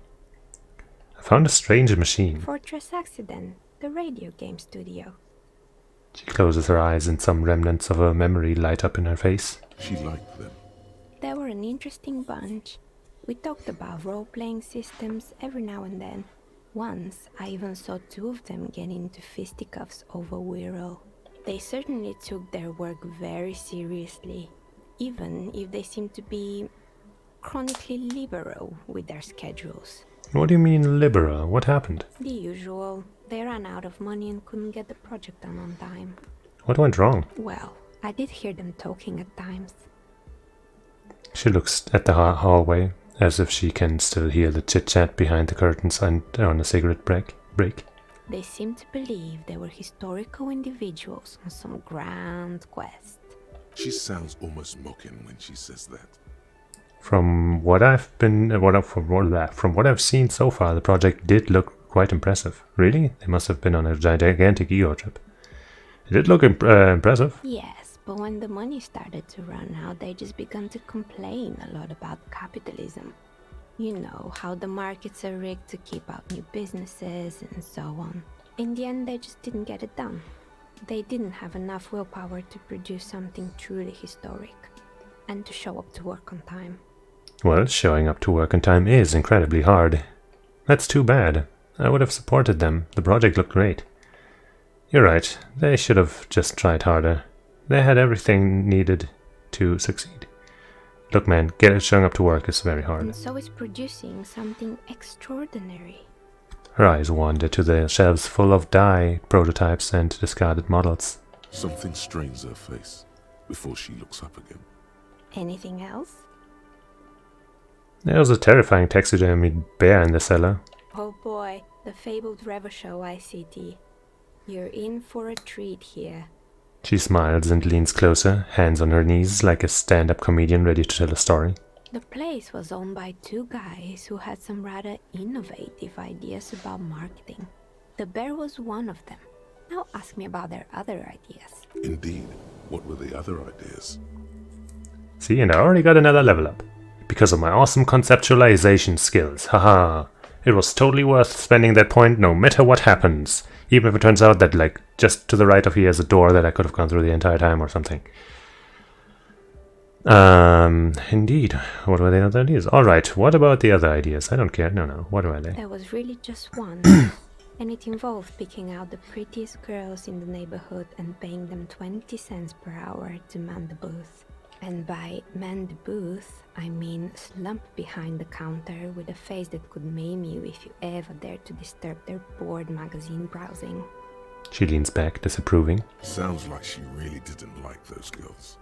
Fritte does the same thing. I know a girl just like that. She works in Fritte as a cashier and she's not particularly friendly. What do they expect? 20 cents per hour is dog's pay. I'm surprised they showed up to work at all. That's an award-winning idea. How else do they know about this one? Employing Soki teenage girls is a widespread practice, yes. Unfortunately, they always come in packs. I'm talking about acne-ridden girlfriends and gorilla-like boyfriends loitering near the shop. At least that's what happened with Ravachol ICT. And they already had the bear. She closes her eyes as if remembering something painful. What about the bear? The bear. What about the bear? She repeats, pressing thumbs into her temples like trying to suppress a headache. It didn't work out. Of course not. The bear was terrifying. No one wants ice cream guarded by a hostile apex predator. To make matters worse, the fridge didn't work too well either, and half the ice cream came out malformed and partially melted. Eventually, Ravachol ICT lost the price war to its rival, Glacé 5000. Glacé 5000 sold caramel sundaes for only 5 cents a piece, out of regular fridges. Not solemnly. It's the market doing its job. I'm sure the bear was doing its best. The bear was scary. Every time I saw that bear, I felt scared. Like it could become alive any moment now. I'm sure the bear was trying its best. Maybe. Because the taxidermist who made that bear definitely wasn't. Doing his best, I mean. How come? He said that the bear was his vision beast. He said he met his vision beast while high on desiccants. Called it Megatherion. Sounds cool. Why is everyone doing drugs in this place? Even the taxidermist? Megatherion? What's a vision beast? Very cool, but I don't want to hear. Megatherion? Megatherion. A mega wild beast. What's a mega wild beast? It's an imaginary beast that guides you through life. By telling you to do more drugs, mostly. I don't do drugs. I do drugs. I've got the vision beast myself. I don't have comment. I don't do drugs. Very good. You shouldn't do them. You're a police officer after all. Anyway, now you know the story of the fallen ice cream empire. She seems almost sad, finishing the story. Some dust beams swirl in the afternoon air. Her eyes follow it idly. Outside it's light. Light scatters from the low-hanging cloud cover. There's always the threat of snow. Okay. Anything else? Another failed business, perhaps? I found the here for a long time. I found the building's intercom, but it's not working. Oh, right. Hope you didn't try to ring me. I think none of those doorbells work, including mine. I'm still in the middle of connecting the wires. Sorry about the confusion. The doorbell with the empty name card must belong to her then. So you're telling me that the doorbell with the empty name card was yours? I was wondering about the whirling and rags. Is it part of the... let's do this one because logic. That's right. I haven't even written my name there. As I said, it's quite useless right now. It doesn't work yet. I was wondering about the whirling and rags. Is it part of the same building complex? I saw a name East Delta Pinball on the doorbell. A strange thing happened when I tried calling a company named Slipstream SCA. Someone answered. I have a few more questions about the building. Here, about this one. It can't be true. They don't work here anymore. They've been gone for years. Are you sure it was Slipstream SEA? Was it a woman? Maybe it was Plaisance from the bookstore. First, it wasn't Plaisance. I know her and would have recognized her voice. She said she was from Tricentennial Electrics. Tricentennial Electrics? There's a moment before she recognizes the name. It used to be a major electric company 100 years ago. Are you sure it wasn't just some kids playing a prank on you? No, it was something else. It was eerie. It was too real to be just a prank. Either we're dealing with a professional actress, or whatever happened, keep your cool. It's probably better to admit that it was a harmless prank. You're right. I probably just got made fun of. No, it was something else. Something eerie. It may have been some sort of rare electrical anomaly. A prank is more likely, no? Oh, the kids these days. We were just one of them, and now they're terrorizing us. No solidarity. I saw a name East Delta Pinball on the doorbell. Right. It used to be a gaming arcade. This is an ancient failure, before my time. I'm not surprised, however. My advice, don't base your business on a fad. Hypnotism, floriography, trick track, especially pinball. Yeah, pinball. Who cares about that? Agreed. Pinball is the worst. Huh. His disdain for pinball could not be clearer. Wow. I was wondering about the whirling rags. You could say so. Both houses were built at the same time and under the East Delta Commerce Center project. That explains why you can call the whirling from the intercom, albeit I doubt that anyone responds. If the whirling is part of the same building, then it's part of the Dune commercial area. The darkness of this place is there, too. I have a few more questions about the building. Sure, I'm listening. I have more questions about the intercom. No, that's where it just was, right? I had other questions. Good. I hope it clarified things a bit. What else? I heard this place is cursed. Do you know anything about this? I've heard the stories, but I don't think those stories are true. Wait, how do you explain what happened to all those companies then? Plaisance is the one who sent me. She's convinced that the place is swarming with malicious energies. Plaisance, the bookshop lady? I've heard that her business is doing rather well. Have the energies spared her somehow? Plaisance is a wise woman. She has Siamese trinkets protecting her against the curse. Actually, the bookstore isn't doing that well. There are hardly any customers and she has to exploit her own daughter to keep the company going. The curse is just biding its time before it strikes again. Sooner or later everyone will fail, even her. I don't know why the bookstore hasn't gone bankrupt yet. That's why I'm here to investigate. Actually... Oh, right. But it's not just the bookstore that's still up and running. What about the whirling in rags? Some people say it's part of the building complex. Yes, but it's still a separate building. The malicious energies can't reach there. No, the Wellington isn't doing well either. Its waitress just took off and customers have trouble paying bills. Whom are we talking about? You're right, the Whirling doesn't really look like it's cursed. I don't think it's cursed.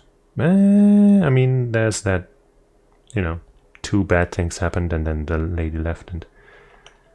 I mean, I don't think it's a curse, but, could still be related somehow. But I don't think it's cursed.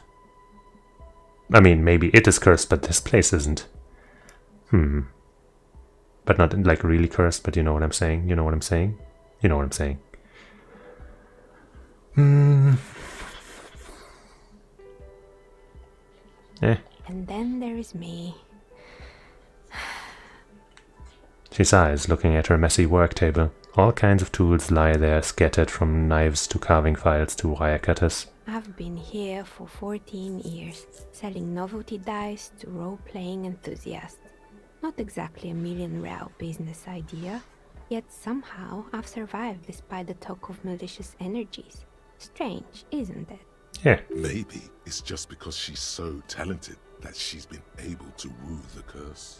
Plaisance thinks it's because you're the source of it, a malignant entity. You don't know what come on, man. You know what I'm saying. You know what I'm saying. It's because you're competent and dedicated to your craft. The curse doesn't affect people like you. That's quite the statement. The curse will get you too. I have no doubt about that. It just doesn't care about earthly timeframes. I'll be the first to admit there are many inconsistencies in this so-called curse. Well, either this or the last one.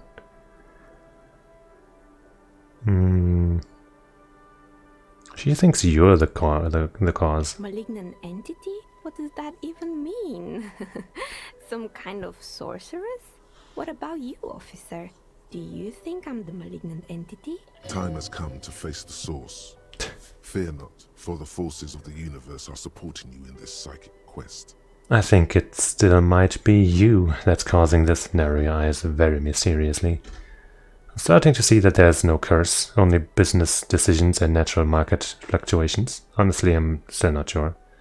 Nah man, this is not a curse. Exactly. Truth is always so disappointingly mundane and boring. But I'm glad we got this sorted out. Anything else I can help you with today? That's all she has to say on the subject. She's been thorough and truthful, as far as we can see. Yeah. Blaisance is not going to like what you have to tell her. Well, I don't care. How do you become a dice maker? Okay, I'd like to order a die from you. What do you know about the man who was lynched? And you never listened to your most important stat. Well, you know, my most important stat is maybe kind of weird. Shivers. Why hasn't her business failed? I mean, it's because she's not stupid. What do you know about the man who was lynched? Nothing really. I didn't know him. The lieutenant looks at his notebook. Then, the woman under the large window. Your window looks directly onto the court. You're saying you didn't see or hear anything unusual last Sunday evening? I'm sorry, detective, but as you know, I usually have my headphones on when I'm working. It shuts out most of the daily ruckus behind my window. What do you mean by the daily ruckus? And you never took your eyes off the work to look out of the window? Do you often work Sunday nights? What do you mean by the daily ruckus? Well, there's always something going on in the Whirling's backyard. Stops to try and come up with an example. During daytime, there are usually those kids. And lately, I've been seeing a lot of drunk workers hanging about. Must be because of the strike. She's heard of the murder, but did not see it, sire. But I never saw anyone during that fateful Sunday night, I'm afraid. Do you often work Sunday nights? It's an odd profession, making dice for people. But I like it, and I prefer doing this to sitting at home. And you never took your eyes off the I blue? might have, but in this case, all I would have seen is my own reflection staring back from the darkness. It's really hard to make anything out in the yard when it's dark outside. Besides, I rarely get up to look out the window when I'm in the zone. I like her. She's just nice and honest, and She nods. she has a weird job, and, you know, Anything else, officer? she just seems cool. How did you become a dice Did maker? I become one? It was a business decision. I was a regular jeweler at first, but that's an unfocused field with too much competition. Some of my friends were role players. They asked me to make some polyhedral dice out of cobalt. That was my first order. I grew it from there. Do you like role-playing games yourself? Not especially. I like working with rare materials and a steady pay. And role players as customers? They're nice people. I mean, how can you not like D&D? It literally stands for damn, that's fun. Some of those nice people have big bucks to spend on novelty items. So it has to be fun. She's thankful for the security they provide her. I don't think I want to die, though. Bye. The candy dispenser has been repurposed to contain thousands of dice. This tray is full of dice, colorful polyhedral dice, hundreds of them. I guess I should.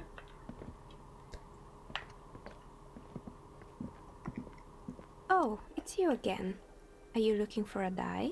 Yeah, dog. Of course. Tell me what you have in mind. Do you know the Viral Untethered setting? I want to die for that. Do you have any cursed dice? Tell me about your most extraordinary die. I'm sorry, I don't actually know what die I want. Just a normal die for me, please. Very regular. I'm looking for something to help with my work. Actually, I need more time to think about it. What is your most unusual die? Extraordinary. A star that fell from the firmament? Those cost more than 7 real. Are you sure? Yes, I'm a star myself. A superstar, and superstars don't care about money. No, I'm afraid it's not worth it, sorry. Alright, maybe some other Haha, time. good reference there, dog.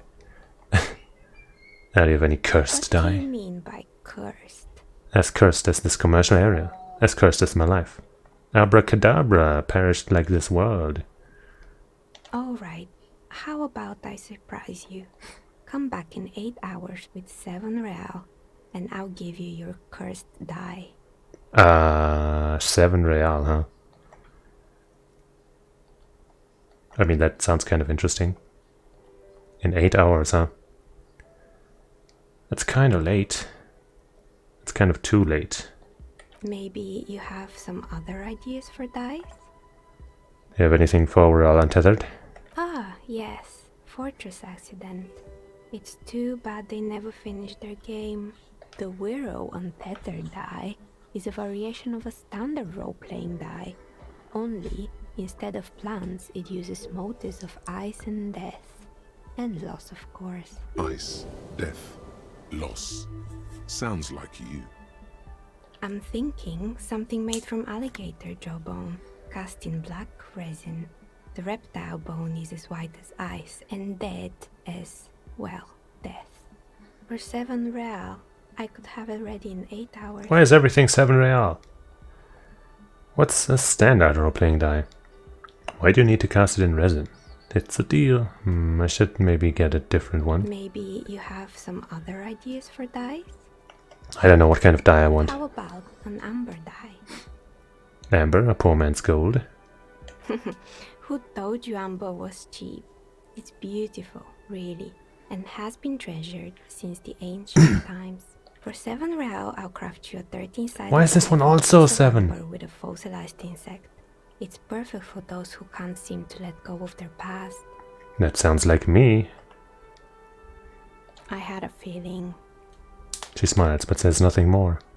I need to think about it. Maybe you have some other ideas for dice?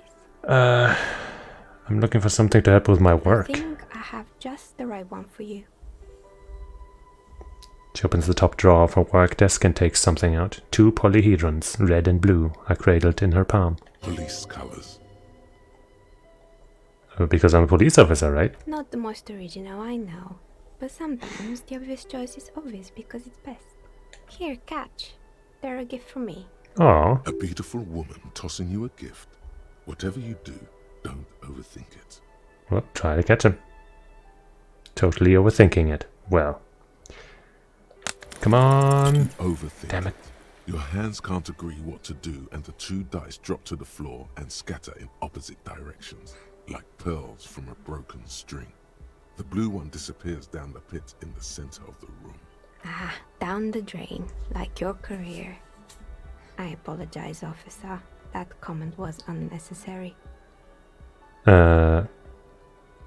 Pick up the red die. That one is made of bloodstone with a lapis lazuli inlay. The other one was the inverse. They were a set, you see, but now the set is broken. Ah, It's a shame. They might have brought you luck. You definitely need luck in Martinez. she closes her desk drawer. Is she pitying you? Good God, she's pitying you. Oh no. Now, was there anything else? Bye. Let's try to find that die. I guess there's no option for that. Well.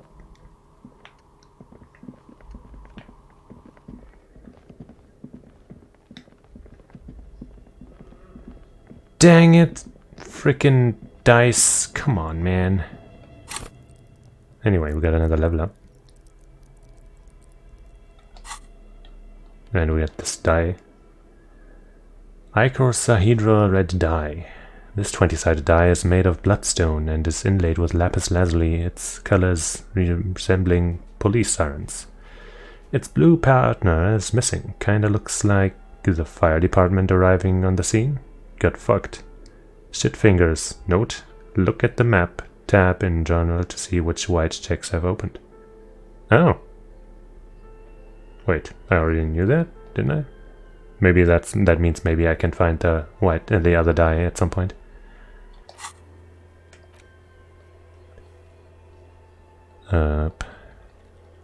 Abandoned lorry.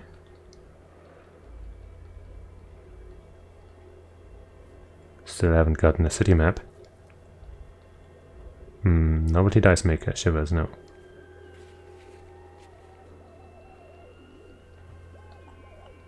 Backyard wall, right, there was something about that. Tommy Lahome.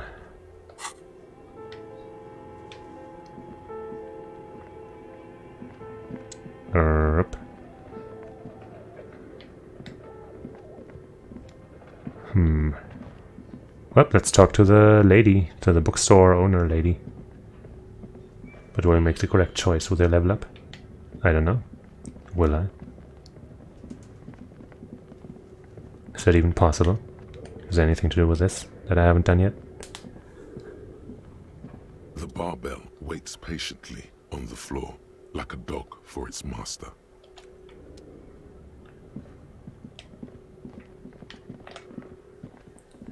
Back into the bookstore we go.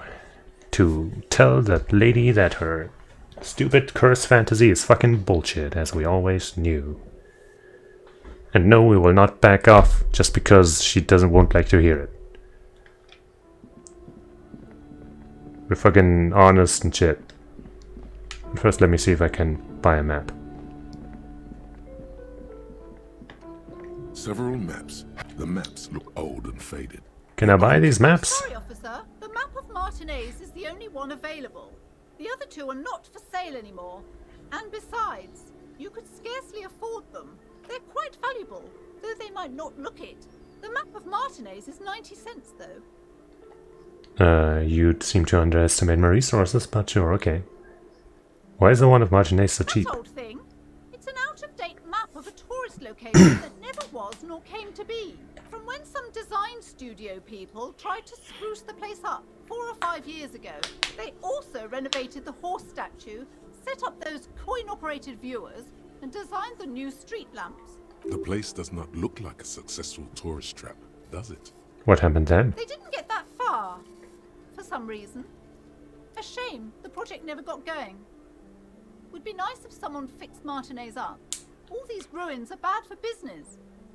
90 cents or a very low stealing check. I'm gonna spend 90 cents. Always good to be informed of your surroundings.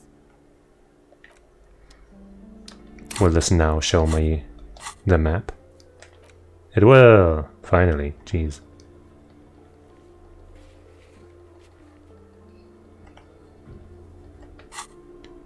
Okay. Now let's save, because I haven't done that in a while.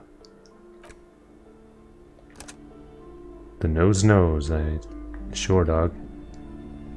What have you found? And also, do buy the books. There may be teachings in them. I talked to the entity you told me about. Her name is Nea, and she's a novelty dice maker. A novelty dice maker? Well, spit it out. Why does she need the dice? For some kind of sorcery? Sometimes they use the ankle bones of sheep. She's not a sorceress or some malicious entity. She's a businesswoman like you. No, man, I have felt her aura. She is not the one to blame for this curse. She may be involved, but I don't have a way to question the malignant entity further.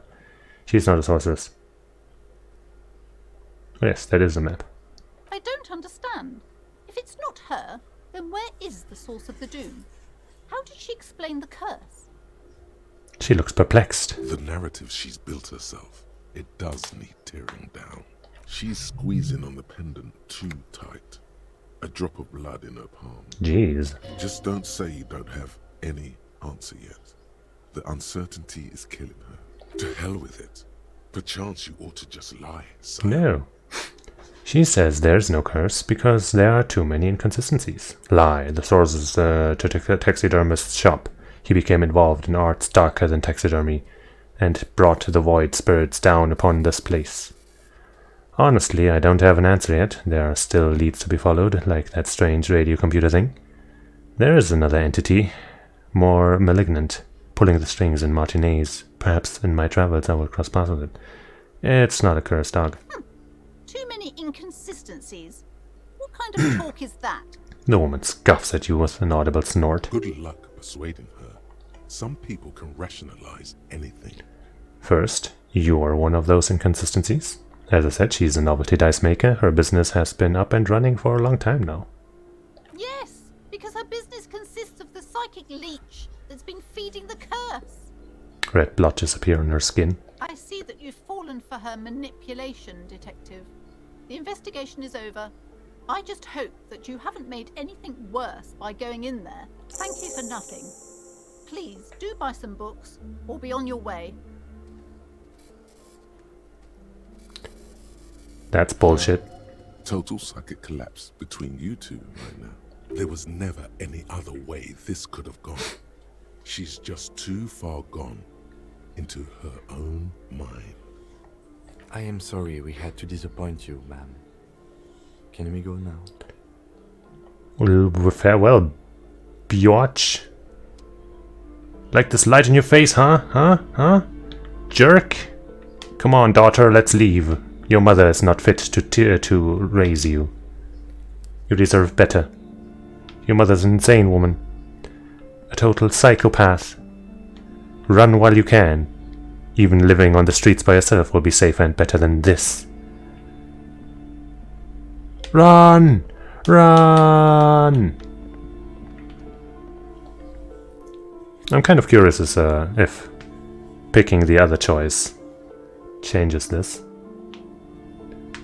I mean, I could reload just to check and then reload again. Or like save now, reload, check, and then load my current save slot, you know what I mean? Kinda want to do that.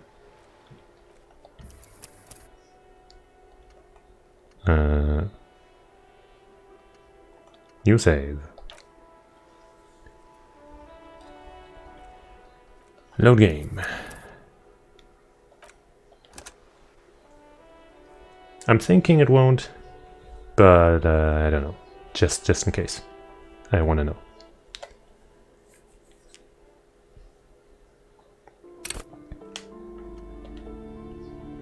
What have you found? Talk to her. Novelty dice maker? She's not a sorceress. Well, spit it out. I don't understand. The narrative, she's squeaked. Just to hell with it. Perchance She says there's no curse. Too many inconsistencies. good luck persuading her. As I said, I'm not abusing. I'm just Anything. curious, and then I'll reload what I have. Well, yeah, but like even if I play it again, will I end up in this exact situation again? I don't know. Maybe next time, if there is a next time, I will just be on her side with the curse thing and try to screw her over like that or something. So that's why I'm doing this now. You I'm are not doing as well as inconsistency. it looks like I am. I only have my Simone's wards to thank for the protection they provide. As I said, she's a novelty dice maker. Her business has been up and running for a long time now. Yes, because her business. I see that you've fought. Thank you Okay. for nothing. Wow. Same There thing. was never any other way. Yeah, that's what I thought.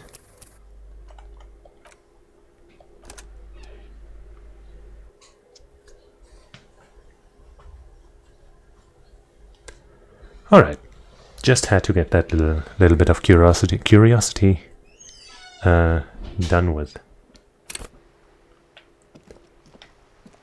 I'm not talking to you again. Let's find that wall thing again. No wait, that's not the way.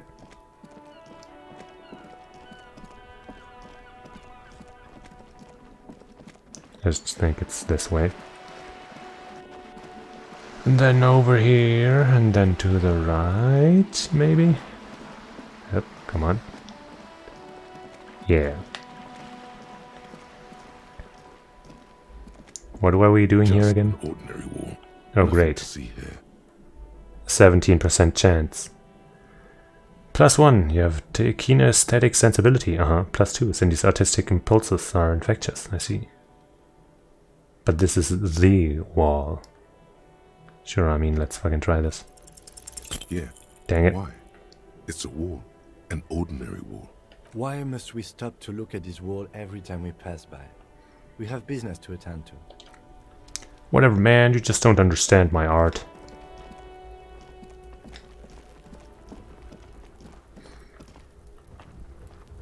Well.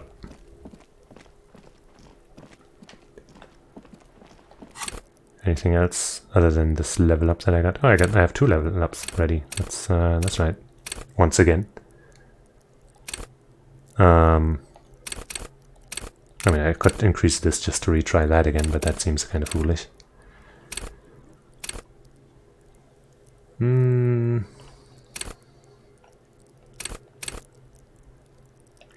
Did I get any new ideas? Some kind of superstar and white morning, those I don't really want to do. I guess I could just unlock one of these. And hope for something new. Or I could just hold on to it until I've actually found something new. Or get one of these. Like increase my rhetoric even more. Even though I don't feel the need to.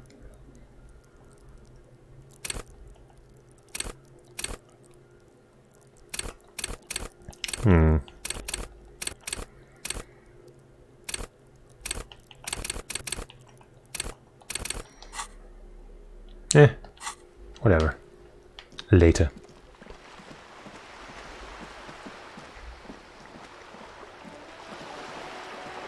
There is no more important wall.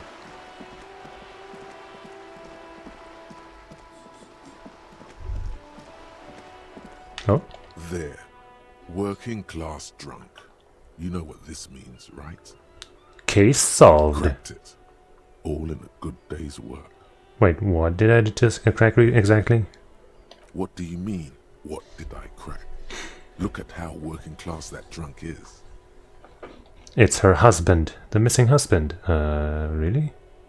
It's the future leader of a proletarian uprising. It's some third option. No. Stop goofing around, recruit. It's her husband. Yes, and you found him. Now go and tell the working class woman. Protect and serve, recruit. Didn't she repeatedly tell you her husband isn't Misinda, but he is missing? You heard her. The worry in her voice. Give me champagne, I'm going in. This doesn't add up. I'm only making a fool of myself. Do marriages make any sense? Does honor? You're not a filthy philosopher. You're an officer of law. It's time to ace this case and not brood over your reputation. We can deal with the perception management later.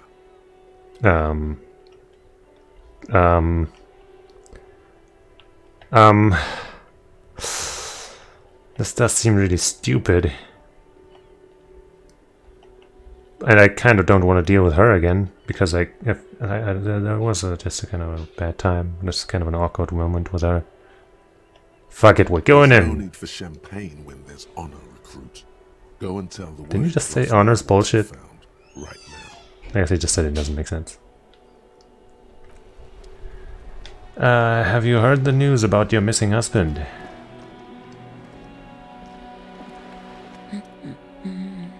Found your husband. God damn it, I already told you. My husband isn't missing. But you said you didn't know where he was. Well, I found him nevertheless. I'm that good. Very well then. Where is he? She's getting impatient, her hands now picking on a random book cover. There, point to the working class drunk down there near the sea. Right around the corner, he has pissed himself. Our hammer-toting comrade was at the bottom of those stairs. I mean, that would give me some XP, because I'm still a communist thing. But, point to him. Excuse me? I don't follow. There's something else hiding in her voice, though. A trace of worry. I found a working class drunk and I thought he might be yours. Right, 'cause working class women come with alcoholic husbands.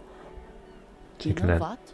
She glances over your shoulder towards the drunk. Remember, about that what, never ever say what.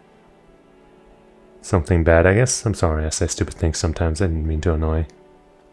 I'm not saying what. You were right. I do have an alcoholic husband.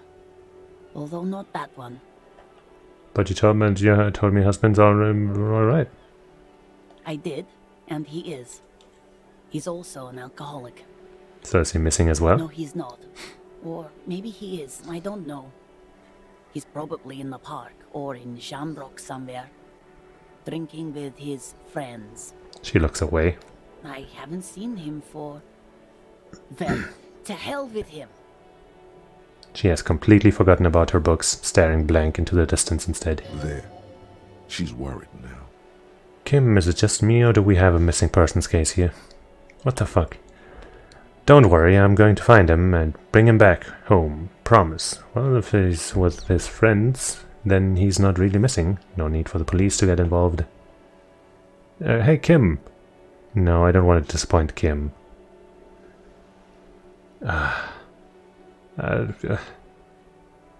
Don't worry. She sighs, but you can detect a slight hint of gratitude and relief from her face. All right, go ahead. Do you have any questions? What does your husband look like? Honestly, not that different from you. She eyes you from head to toe. So let me guess, he's disco? Like a late-stage alcoholic then? Right, we're dealing with a cop. What do you mean by that? So he's disco? Oh, thank God, no. It hasn't come down to this yet. Why did you say that your husband resembles me then? Well, he's slightly chubby. I see, what else? What else? He was wearing a dark brown leather jacket with a bright blue inner lining. The lining is hand-sewn. I made it myself. She sighs, her voice slightly quivering when she adds, It's his cool jacket. God knows it's too cold to run around in this, but he refuses to change. Who cares about the cold when you have your cool jacket to wear? You can completely sympathize. yeah. I even tried throwing it away once, but he just dug it out of the bin. Can you believe it? She looks back at you, shaking her head. Well, if that jacket really is that cool, then I can totally understand it. He took it out of the bin? Wow, that's filthy. No. Well, what can you do? I hope that at least that extra lining helps him keep warm at night. I wouldn't like him to catch cold. She's thinking about him out in the cold, in some park, or on the coast. And it's making her more and more worried. When did you last see him? Yesterday morning, he went to the library. He went to retrieve my book, and he promised he'd walk straight back home. Because we talked about this. We talked about not wandering off again. I don't know what to do. I honestly don't know what to do with his addiction. Just makes me feel weak. Gone for around 36 hours then. Damn, this is a missing person. Shit! She turns away from you in an attempt to recover. I think I got it, thanks. So you are going to look for him? She genuinely wants you to know. Don't make her ask. Yes, I will bring him back home to you. Yes. Thank you. Please do. Even though I'm sure he will return home by himself. I'm still sure of that. I'm sure he will too.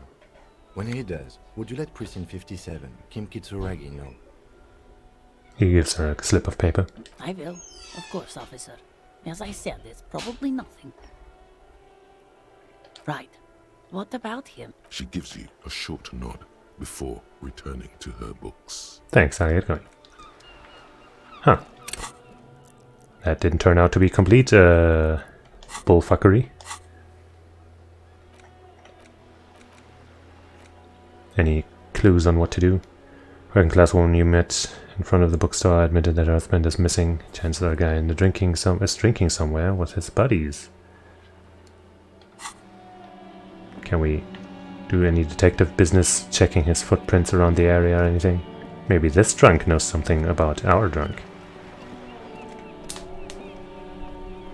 Nope. Do you drunks know anything about our drunk? Vigilance officer, what can this old carabinier do for you? I saw the statue of Philip III near the roundabout. Ah, yes. King Philip III on his steed. A reminder of what Revachol once was. Oh, absolutely. At the mercy of a cocaine-snorting tyrant who emptied the treasury so he could sleep on a bed of gold. A superpower, feared and respected. A testament to what this country can be under the leadership of a true king. Someone who knows how to rule. How should a true king rule? What was about cocaine? Let's talk about something else. How should a true king rule? Decisively, without fear of offending the sensibilities of the frail and weak-minded among his subjects. This is something the insurgents never understood. Seems to me a leader should take care of his people before himself. Powerful leaders, not afraid to do what must be done. That's what this country needs. I'm not sure how I feel about that. I don't know, the people are kind of important. Is only as strong as its leader. That's why it was such madness to try to... Don't get started on that again. What happened, happened. There's some weariness in his voice now. He's heard this rant many times before. The carabinier doesn't reply, but his entire being communicates unbreakable resolve. Let's talk about something else. Thank you for your time. Wait, what was that top option? Vigilance officer? What Then you can tell me about this rifle. Oh, hey. It's a Bell McGrave. 4.46 caliber. Breech loading. Revachol made. Good weapon. Accurate and reliable.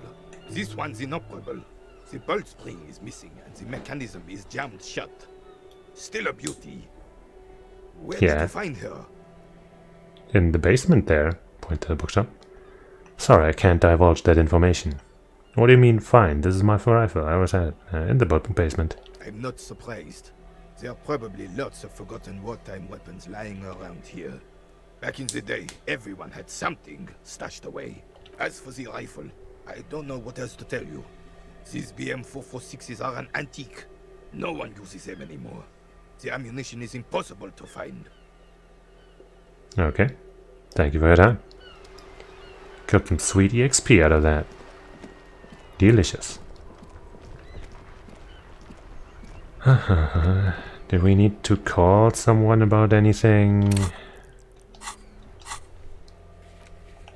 Kind of the Hardy Boys. About getting the body down. Proving authority. Yeah, I don't know about that. Find Morel. Right, that's for tomorrow. Victims' tattoos. Ask somebody else, yeah.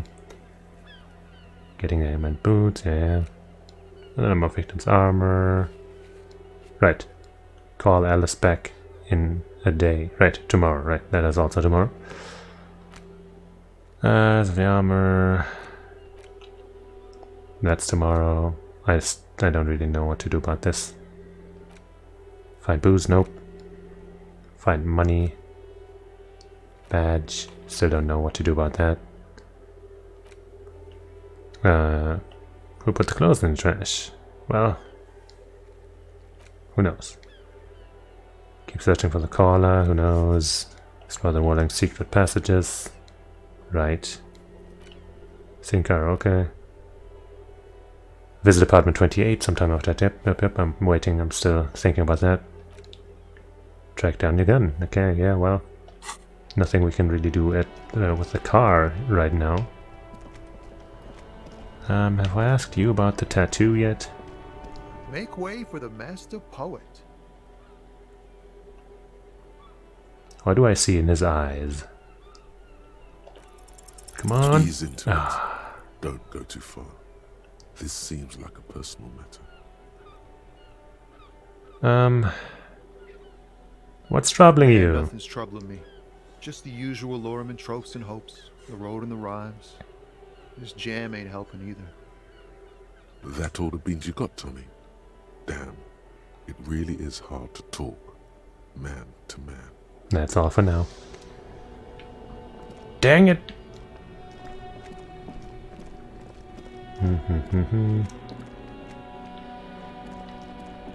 I would like to find some secret passages, but I'm pretty sure I've checked every avenue I can from inside, at least.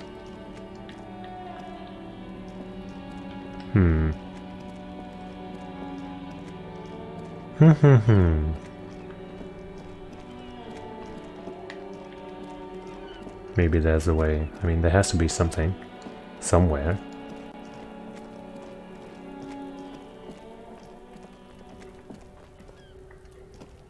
I mean, there could be... Right, I'm pretty sure I've already tried going this way, but let's go through some loading times. Because that's the best part of every game. Getting the body down, I don't know, man. That doesn't seem very important. That seems like a maybe tertiary at best goal. If even that. Pretty unimportant. Honestly, might just never do it. That's just like, come on, man. If it's, if it doesn't want to be up there, then it could just go down itself, you know? Not my problem. What do I look like? Some kind of public servant? Puh. Puh. It's not like it's my job or anything to do that kind of thing.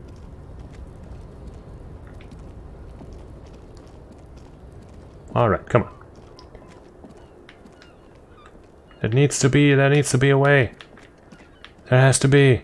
Kim, tell me what to do. Nothing. Damn it! Don't think I can do this. A tarpaulin cloak is still caught on the railing. No one has claimed it for their own. Oh, this isn't even a physical check, it's a motorics thing, so I shouldn't even be that bad at it. Savoir Flair 3. That's not terrible. Do I have like minuses on it? I have +1 on it from my thoughts. But somehow it's not enough. I could, of course, just raise it now and try again. I mean, I have 2 level ups.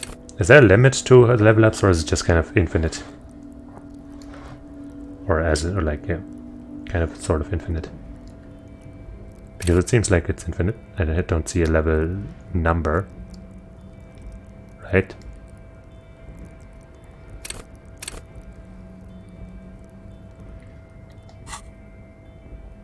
Can I maybe increase it with some of this? Reaction speed. Savoir Faire -1, no. Nope.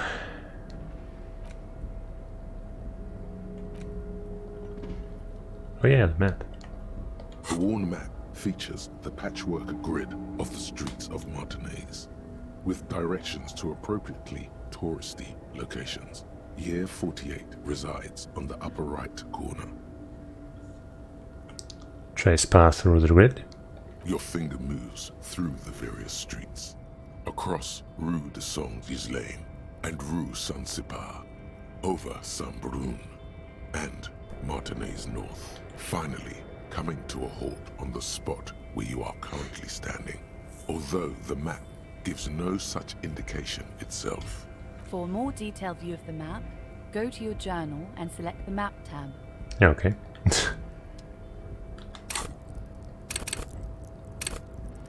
I feel like I'm not going to succeed anyway, even if I try this again, so... Frick it, I guess. Frickin' screw it.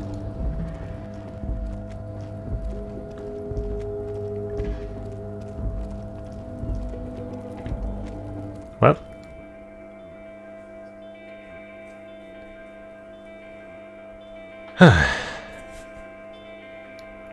Guess I'm gonna try.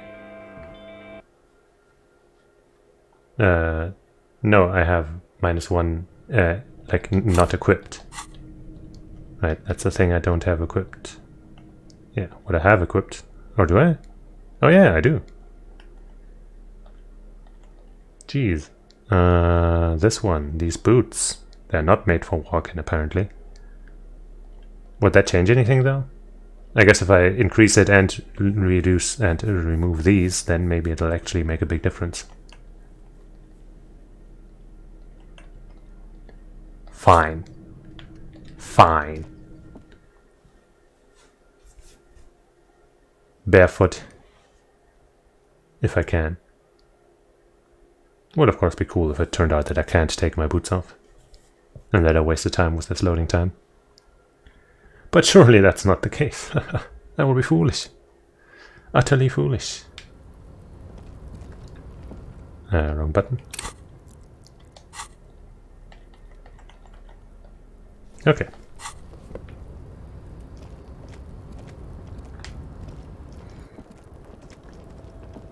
Weird to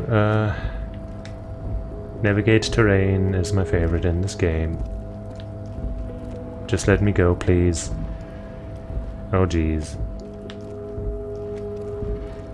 There we go.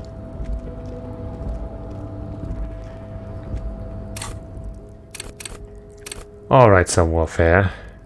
I don't even have to do this. Okay, it probably isn't as easy as just unequipping or equipping a thing. A tarpaulin cloak is still caught on the... Alright, let's just fucking go. A tarpaulin cloak is still... 58, come on, baby! Come on, baby! Yeah! Barefooted genius jumper. In the air, a chilly breeze engulfs you, sharpening your senses. Close your eyes, let your senses take in the world around you. Continue the voyage through the salty air. Sure, let's close our eyes. Ankles tingling from the tension, blood roaring in your ears. You are ready for your rendezvous with the concrete pavement below. Martinez goes about its daily routine as you soar through the air. The loud voices of protesters mix with the engine sounds from the traffic jam.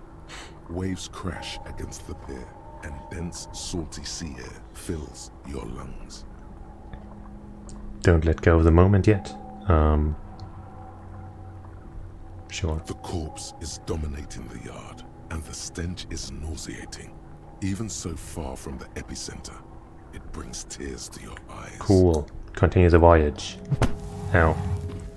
As the concrete floor welcomes you, you realize it's been a while since you felt so alive, alert, capable. Must be the adrenaline. I knew you could do it.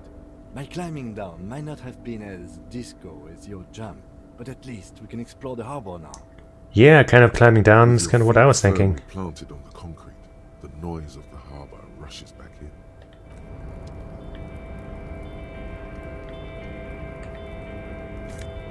Let's take that thing. Maybe re-equip those boots. Esprit de corps. And my +1 shivers. Hey, that's only positive. Compared to Esprit de corps. Hey, that's just better. That's just better. That's just better, you know. Looks okay, I guess. Not as detective-y, but not completely terrible. Okay. I'm gonna unequip that flashlight just in case.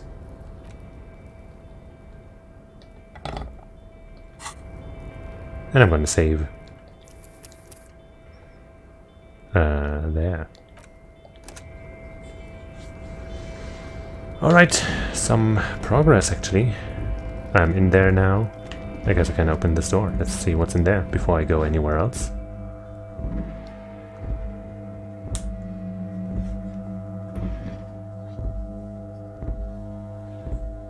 I was kind of hoping that by putting on that coat, it will do one of those, hey, you rummage through your pants and find this and this and that. Ooh, a bunch of stuff here. The radio is emitting a strange buzzing sound.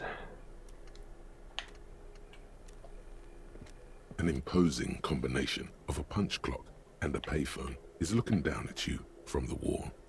A note on the side says, tokens unavailable due to strike. Use change. Whom? Why would I even call anyone? Let's leave that for later.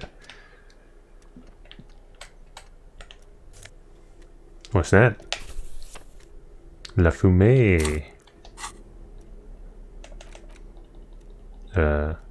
What's that? The leading intellectual organ of Martinet's communism. Offers radical Mazovian perspective on a range of contemporary issues. The cover features a stylized portrait of the late King Friso, with a pair of white antlers growing out of his head. The front of this quarterly journal features a large satirical portrait of the late King Friso. From the sides of his head, a pair of white antlers spread to the corners of the cover. Why Friso? Because Friso was incompetent, foolish, and cruel. In short, the embodiment of everything the communards wished to overthrow. It's satire, you see. I see. Flip through the pages, see what catches your eye. To your disappointment, there aren't any full-color What? pictures to direct your attention.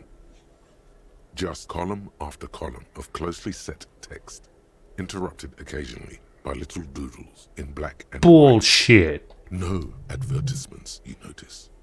So who's funding this radical commentary? After rifling the pages with your thumb several times, you return to the table of contents. The magazine is divided into several sections.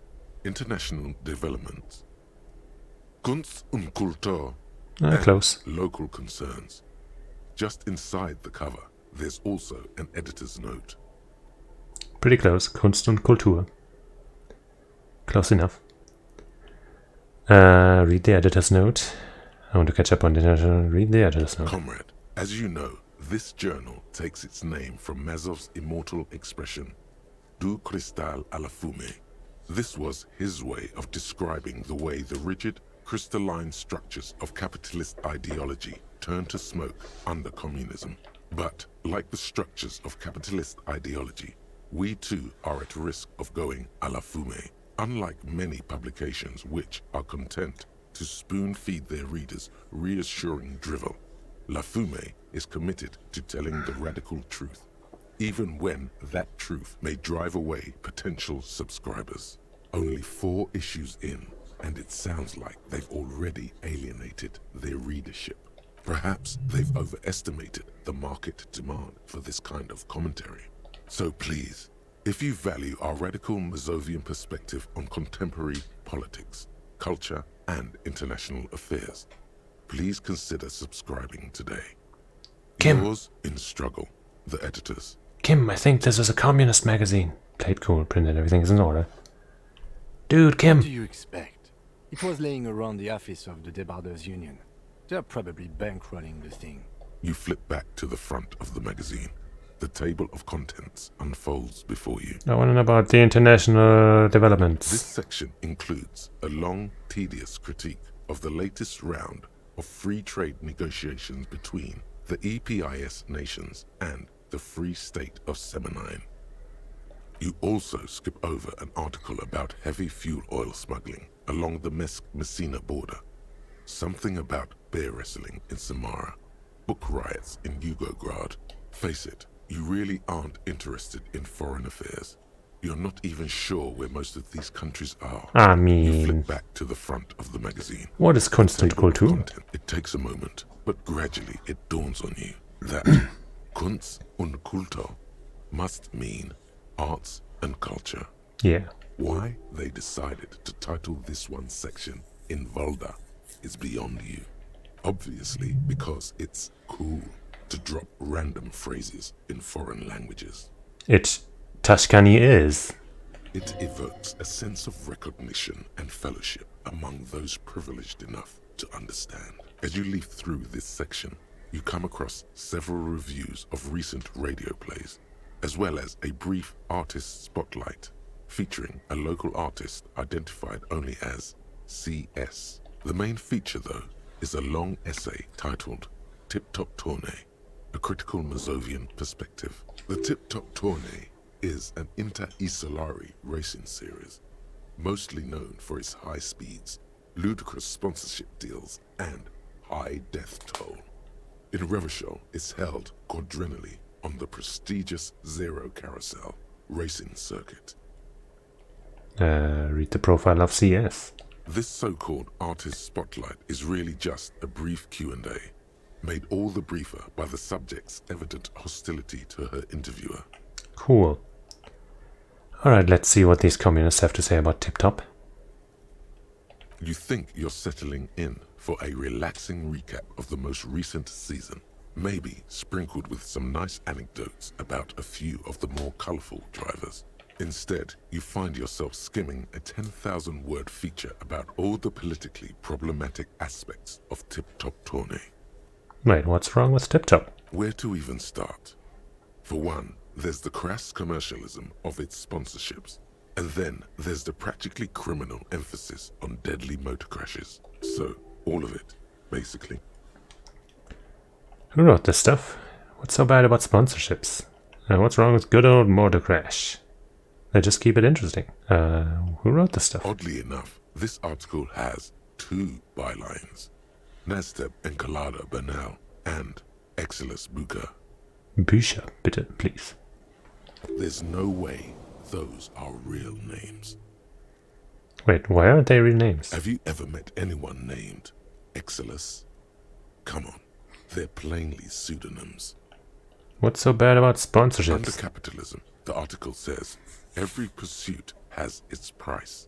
Every pleasure, even one as elemental as the joy of racing others around a track, is reduced to an advertising opportunity. Thus, the so-called tourney becomes a competition between increasingly meaningless brand signifiers. Your discount laundry detergent racing against a pack of Astra cigarettes, or even a Fritta. Right, but then you get to see them crash. And that precisely is what's problematic about it. Were it not for the promise of random, spectacular violence, audiences would quickly lose interest. At the end of the day, it's the destruction of these 750,000 real races that you're really watching for. No, I'm pretty sure I like it for the racing. Wow, you're right, I really am just in it for the violence. You see, one cannot avoid the conclusion that Tip Top Tourney is simply the apotheosis of spectacular entertainment under capitalism. Kim, did you know Tip Top Tourney is actually an orgiastic ritual of capitalistic destruction? I had no idea. Kim, you wouldn't believe how badly written some of these articles are. Kim, this article says that no one really watches Tip Top Tourney for the races. Oh, come on. Can this article read your mind? It seems to think so. A certain kind of young man reads 1 or 2 books and suddenly thinks he understands the secret structures of reality. If I had to wager, I'd say they've never even seen the inside of a motor, much less a motor race. I take whatever they write with a large grain of salt. You flip back to the front of the magazine. The table of contents unfolds. What do you mean about local concerns? Surprisingly, much of this section is taken up with articles declaring unqualified support for the dock workers' strike. You skim the headlines. Paint the harbour red and white. Martinez tames the wild pines. A city in revolt. First we take Martinez. Then we take La Delta. Not La Delta. Finally, there's a brief article by the writer, G. Martin, accusing the owner of the Capeside Apartments of illegally attempting to evict certain communist tenants simply for not having paid their rent. What? Paying rent is so overrated. Damn communists. Damn communists. Should have killed a lot of them when they had the chance. If it weren't for the wild pines, all those moochers would be out of a job. Charging rent just to live somewhere is pretty outrageous, yeah. Wouldn't it be better for everyone if labor and capital could reach some reasonable accommodation? Why should I care? This doesn't have anything to do with me. Look man, paying rent? That's bullshit. The writer G. Martin remarks dryly that capitalists love wealth redistribution, so long as it's only redistributed upward. It's true, the rentiers have been bleeding you dry. You really ought to find your own place one of these days. You flip back to the front of the magazine. Put it away. Okay, yeah. Open this thing. I stand out of his file cabinet. The drawers seem to be locked. Let me open them. Someone left the coffee machine on. The dark liquid in the pot looks almost sentient. What's that? On second glance, Someone has forgotten to properly close one of the drawers. It's unfortunate for the Union to just leave their paperwork lying around like this. Let's see what's inside, he thinks. Open the drawer. The drawer opens smoothly. Inside is a well-organized selection of brown folders. Browse through the folders. Hundreds of documents containing logistical data.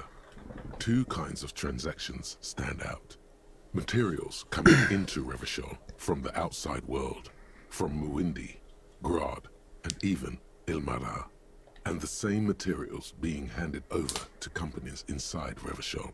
Kuron, Coal City, La Delta, and Jamrock are listed among the many districts where the imports are being sold. Anything interesting? It's hard to make sense of this thicket of company names, dates, quantities, and percentages. You try to focus, but the lines are getting blurry. Browse through the folders, or try this. Force yourself to go through the folders. Oh, geez.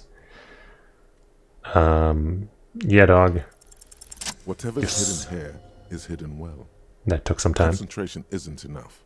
Only a trained accountant with a background in logistics would be able to really make sense of it. However, there is a little handwritten note stuck on the side of the drawer. Look at the note. It appears to be a to-do list written in large, uneven capital letters. Remember, Leo, Everard's shoes, special whirling borscht, water Everard's plants, sweep office floor, more banners. Special whirling borscht. All items on the list have been crossed out, and the note itself is crumpled. Turn to the lieutenant. Look, Kim, a to-do note was a list errands for Everard. Everard Clare, probably. The head of the Debarders Union.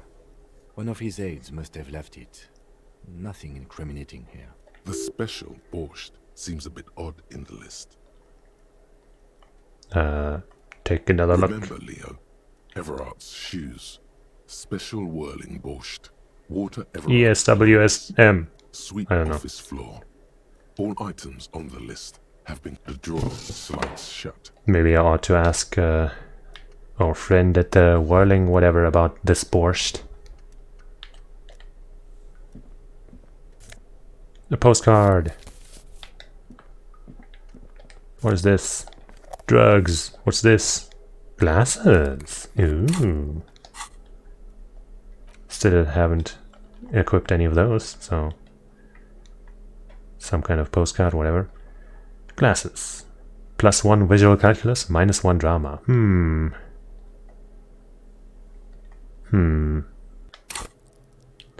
How's my drama? Drama.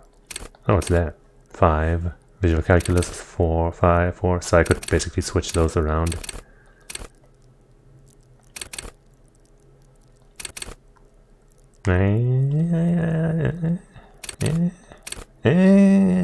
It's kind of a...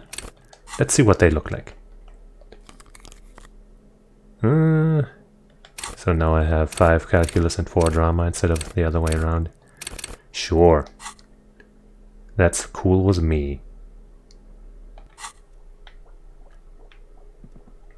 What's with this typewriter looking thing? This is a Dewey typewriter, the model name on the back. Every worker member of the board is written at the top of the flyers. And at the bottom, the union logo and demand democracy.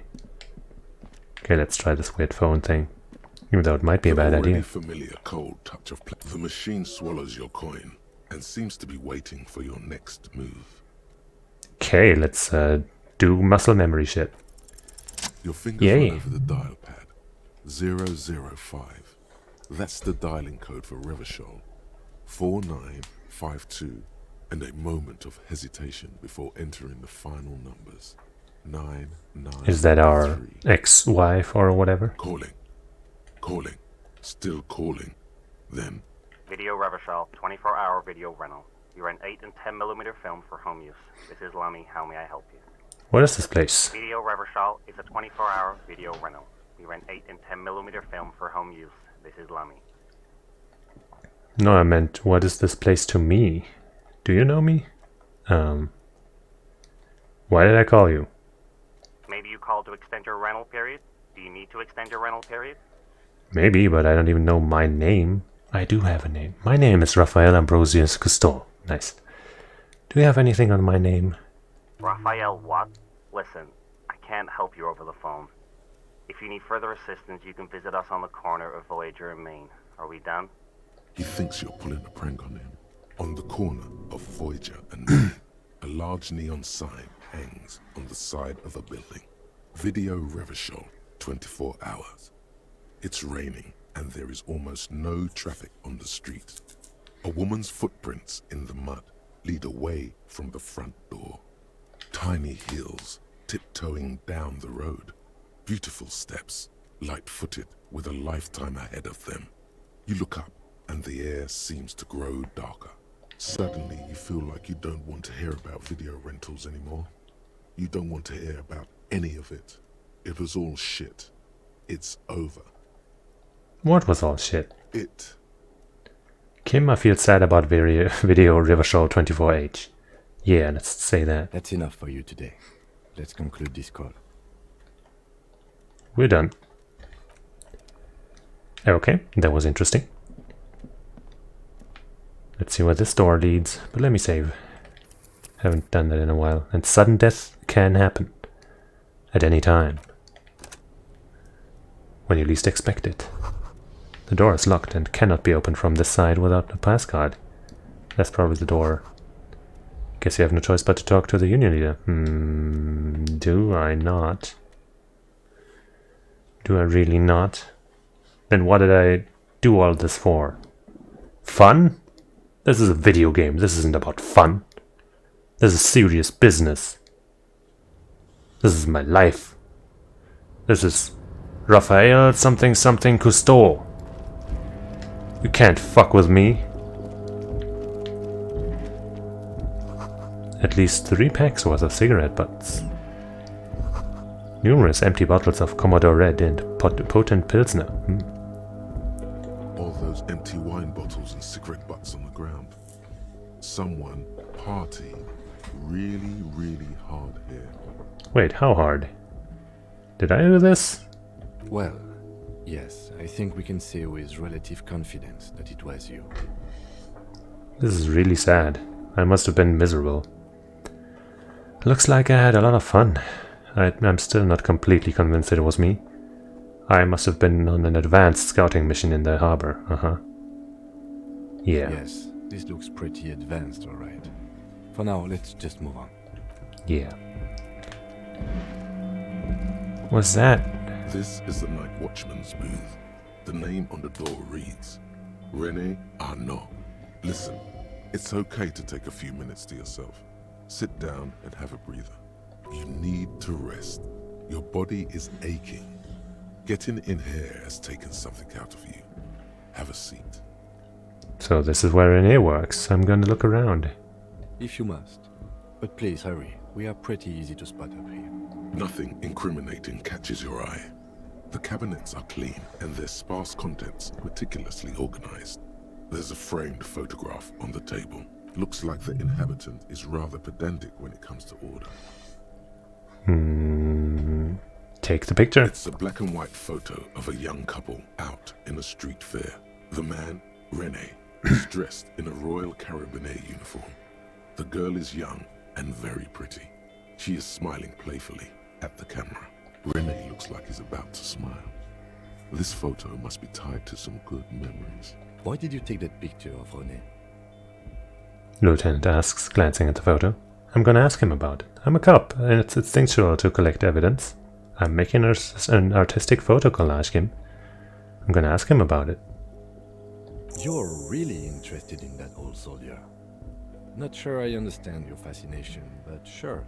As long as it doesn't take up a whole lot of time. Have a seat and rest. That would probably take time, but maybe it would help. The chair is not as austere as the rest of the booth. A thin grey pillow is attached to the seat, secured to the stiles by black ribbons. Breathe deep. Search for a little something something to help you out. Breathe deep. Stale air floods through your nostrils. Not a single mote of dust floats inside your lungs, though. The inside of the booth is immaculate. Get up. I guess that was 15 minutes. That's not so bad. Exit the booth. That's fine.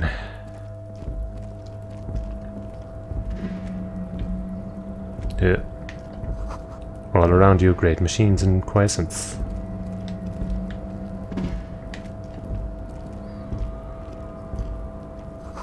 White pine trees are printed onto the screen covering. Looks like forest under snow.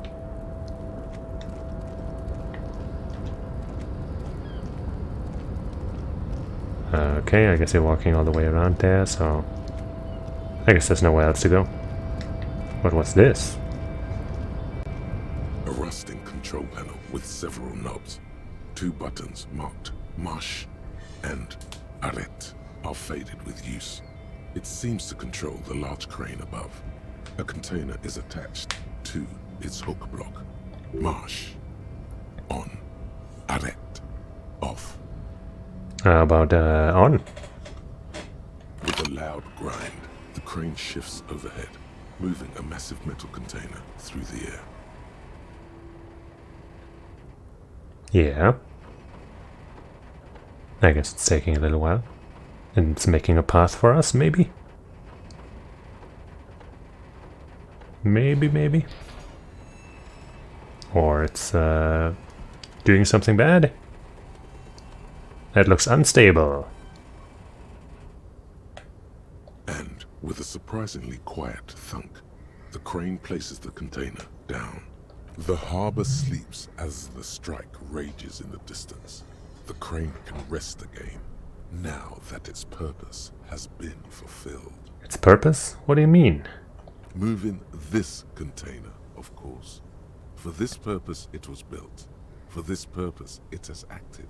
And now it will rest. I can't see how that was worth the wreckers, except for seeing the crane in action, which I admit was satisfying. Press R8. The crane does not return to its original position. It does not move at all. That's what I wanted. Alright, that was definitely helpful in some way. Money! And something else over there. You see faded industrial lettering on the platforms. Kvalsund. Let me save again. Before I interact with this thing. Before you stands a cargo container. Just one of many in the yard. Lieutenant, I think there's something special about this container. Is this like your thing with that wall again? Maybe. I can't tell. I think we should investigate further. You do? Because I don't. What? Why not? There are a million containers here. Why are you fixating on this one? It was hanging from the crane. I don't know, Kim. It just feels special. Inspect the container. Maybe there's contraband there. You're right, it's probably nothing. It was hanging... It just feels special, okay? It's a cargo container, detective. Just like all the others. He doesn't even look at it. We're not here to interact with containers. We are here to get the body down from the tree. Knock on the door. No reply. Open the door. You attempt to turn the handle, to no avail. The doors seem to be mechanically locked. To your left, the lieutenant considers your actions with some puzzlement. Persuade the door to open. I mean, that's an 8% chance. Been in the world for 2 days, huh? Man, my rhetoric is really good and I'm still only... It's still that hard, huh? That's just kind of rough. It's kind of rough.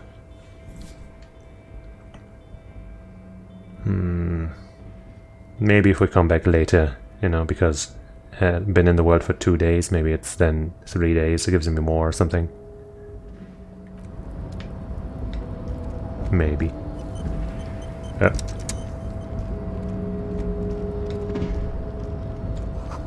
The shipyard ahead is oddly quiet. The great machines are sleeping. Wait, let me first check what's down there.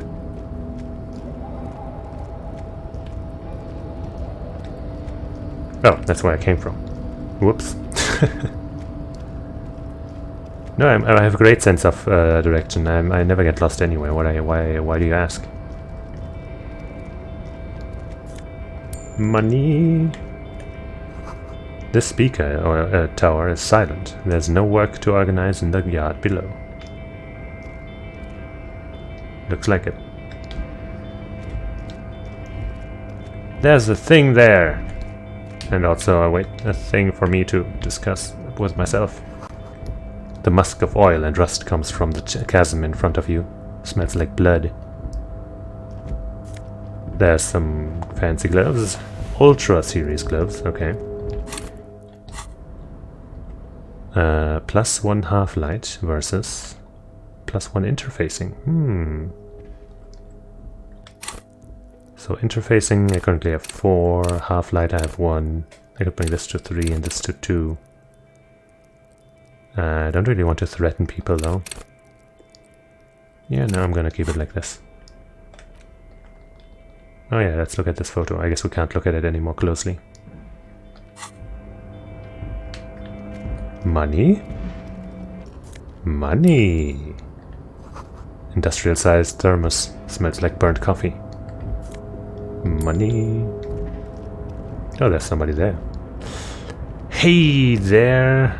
Container, container, container, he says. Let me first check this weird flag type thing. The banner sags under the weird weight of rain and snow. White waves on red.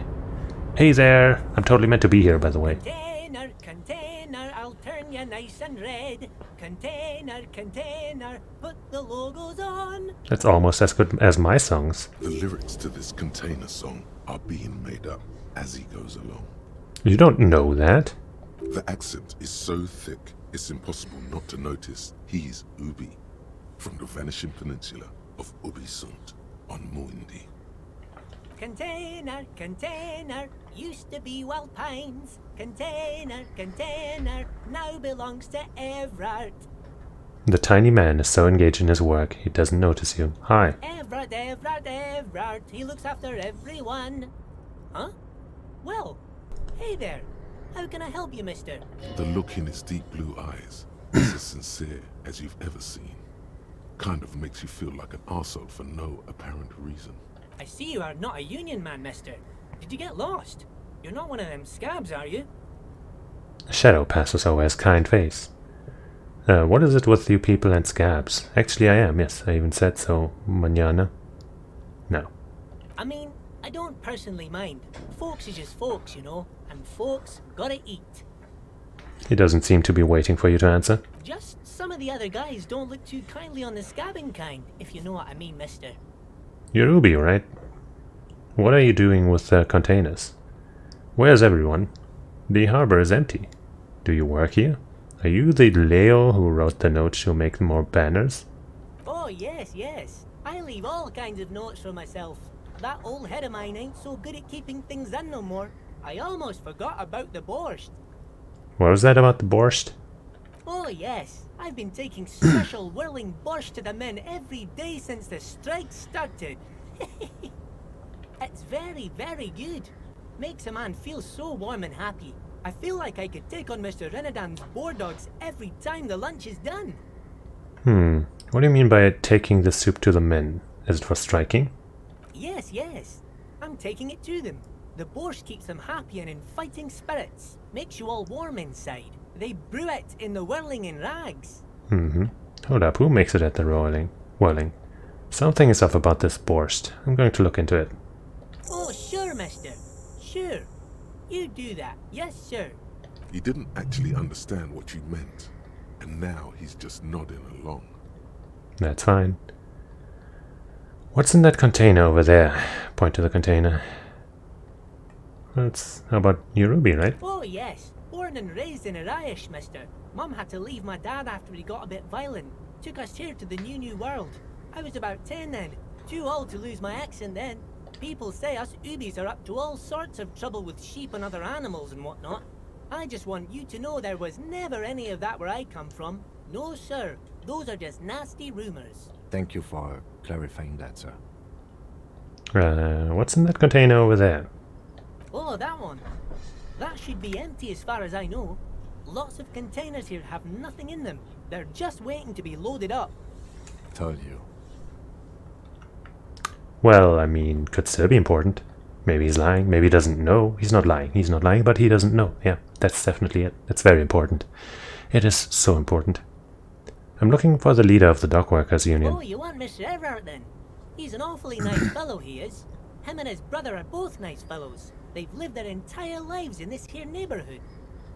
He coughs, then continues immediately. Guys like Mr. Everard and Mr. Edgar, his brother, are real good guys. Made Martinez what it is today. Mr. Everard and Mr. Edgar and I went to the same school we did when we were boys. Really? Easy now, Leo. I just want to know where can I find this man? Oh, Mr. Everard is where he always is. In his office, of course. He points you to the two joint containers in your on your right. Where's everyone? The harbor's empty. Oh, most of the guys are down at the gates, keeping the scabs from coming in. He leans in with a confidential look. We're on a strike. The whole union is. You don't have to work when you're on strike. Ha! We haven't worked for 2 months now. Wow. So no one is working? Not everyone is down there, of course. Mr. Everard is in his office, where he always is. And Jean-Luc is guarding the gate. He pauses to think. But Titus and his boys got into some drunken trouble and Everard sent them on a nice vacation. For a week or so. He stops, but seems eager to tell you more. What trouble did Titus and his friends get into? Got it. Oh, I'm not really supposed to talk about that. That's union business. He smiles and leans closer. Him and his boys stirred up something in town. Probably drank too much and got into a fight or something. I heard Mr. Everard telling him to take some time off. Don't go all bad cop on this simple, friendly fellow. But what did they actually do? Really? Did they kill someone? What did they actually do? I guess the boys got a bit too rowdy and had to let out some steam. I don't really know the details. That's just how boys are, you know.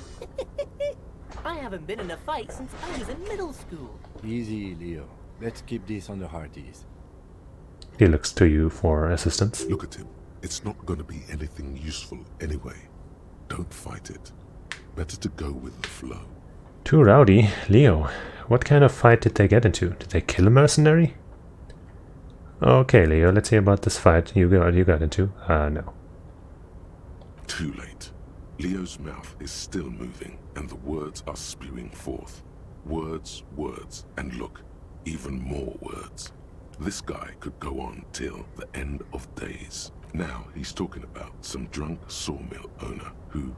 No, he already switched to a prized fishing rod he apparently owned at some point. You know what? Just cut in there with your questions.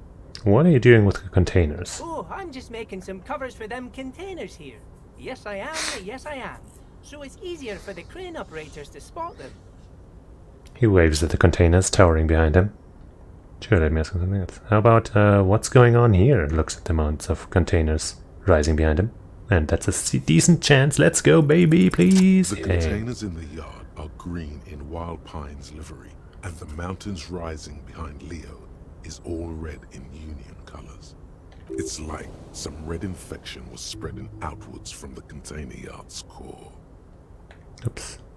This looks like a massive redecorating operation, Kim. Leo, has anyone told you why you need to change the covers? Thanks, Leo. You're being very helpful. So my logic told me the containers in the yard are all green in Wild Pine's livery, and the mount rising behind Leo's red. Oh, yeah.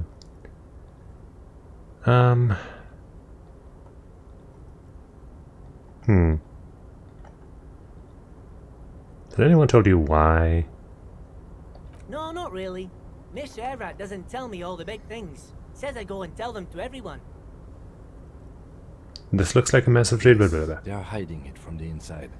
All the red containers have the Debarders Union logo on them. Thanks, Leo. You've been very helpful. Oh, no trouble at all, mister. No trouble at all. Man, this fucking conceptualization XP thing is really speeding up my level up count. Okay, I'm off. Bye-bye now. He returns to his work. I've got 2 skill points once more. And something new on the map. I don't remember what was to do there with the lorry. Wish it showed me what changed here. Oh well. Save again.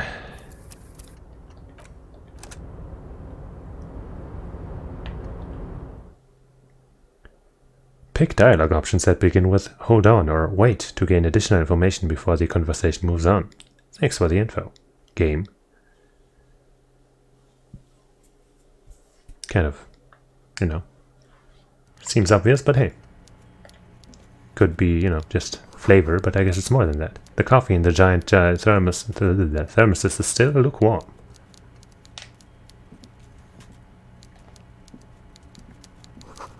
A stair made of pellets leading up. Oh, I'm sure this will go well. Me just walking in there. Hey, there's a guy there. I guess we're sneaking. Oh no, wait. We are not. Let me not even talk to you. Let me just look at your weird shit. Your swordfish. Don't worry about me. A taxidermy fish that tells time. Hello. Before you is a walrus of a man seated behind a large desk. He looks up from his work, not the least bit surprised to see you. That portrait is not very flattering. With great effort, he straightens himself up in his chair, yet says nothing. He simply stares at you. Are you in charge of the dock workers? Let's get straight to business. There's a dead body in a tree. Are you in charge? Welcome, Mr. Dubois, Mr. Kitsuragi.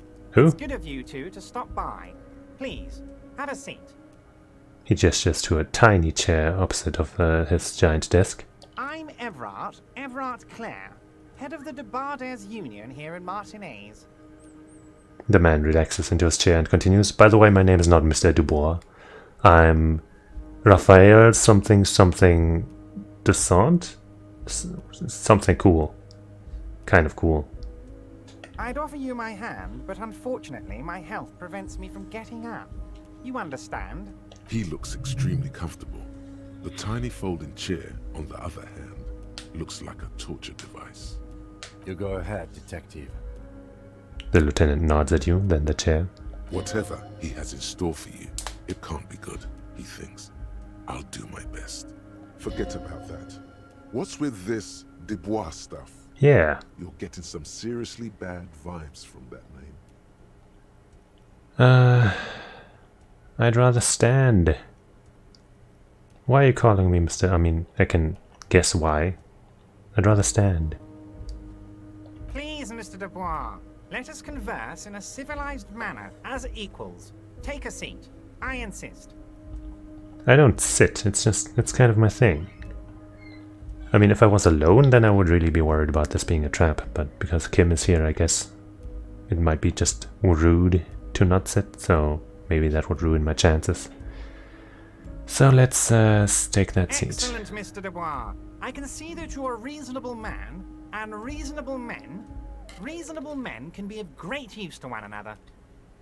He gives you a sly wink. Remain serious. Try to wink back. Damn, this chair's uncomfortable. Remain serious. So tell me, how can the head of the Debarders Union help a representative of the Revachol Citizens Militia today? The chair you're sitting on has got to be the most uncomfortable chair in the world. It's violating your backside. Damn, dude. By the way, I heard you got a rather rude reception from a certain Lawrence Gart. Some people have no manners, it pains me to say. This should take care of that nonsense.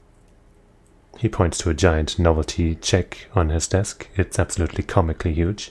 It should be sufficient to cover your expenses for a few days and patch over your differences with a cafeteria manager. Go ahead, take it. He points at it again. Wow, that's 25 real. That's good money. You need it. Yes, but you owe him for it. Yeah. Thank you, Everard. Take the comically large check. Take the comically large check, but don't say anything. Keep it. I'm good. You can take that comically large check and shove it up your ass. You know Gart. Yes, I know Lawrence. He's a real character. No union man in him. A real piece of work, that boy is. With a grin, he points to the checker game. It's like you're on a game show. At least don't thank him for it. Keep it, I'm good. Okay, okay. I respect a man with principles. No handouts, then. He crosses his arms on his ample midsection, then and sinks further into his chair. It's 25 real. If it had been like 500 or something, or like a guarantee that I can sleep there for free for the rest of the game or something, I might have considered it. But like, what the fuck? That's one night. Right, it's 20 real per night, as I recall. Like, what the fuck? Jeez. Now, I'd like to set your mind at ease about one other matter. Your lost gun. Let me assure you, Union people are on it as we speak. I've got my best hounds looking for that lost gun. His slug-like lips move, but all you hear is an echo. Lost gun, lost gun, lost gun. The world is swallowed by a black hole of fear. Only two words escape its gravitational pull. Lost and gun. When he said, "Don't worry," he actually meant, be very worried. How do you know about my lost gun? I'm not worried, I got this. I would appreciate any help you could provide. How do you know? I know everything, Harry. Right now, I know that you're worried. Don't be worried. Everything's going to be all right. It's not like you left it loaded. You didn't lose a loaded gun. Local children aren't out there playing with it right now, pointing it into their own mouths. It's in a safe place. I just know it. I have a feeling everything's going to be all right. Kim. Composure, well, that's not... Yeah, the chill. Great. Great! Shouldn't have sat down after all. Kim. Officer, we will deal with this later. We don't need Mr. Clare's help with this. I wouldn't be so sure about that. Okay, I guess I have no choice. God, you're sweating. Your knee is jerking.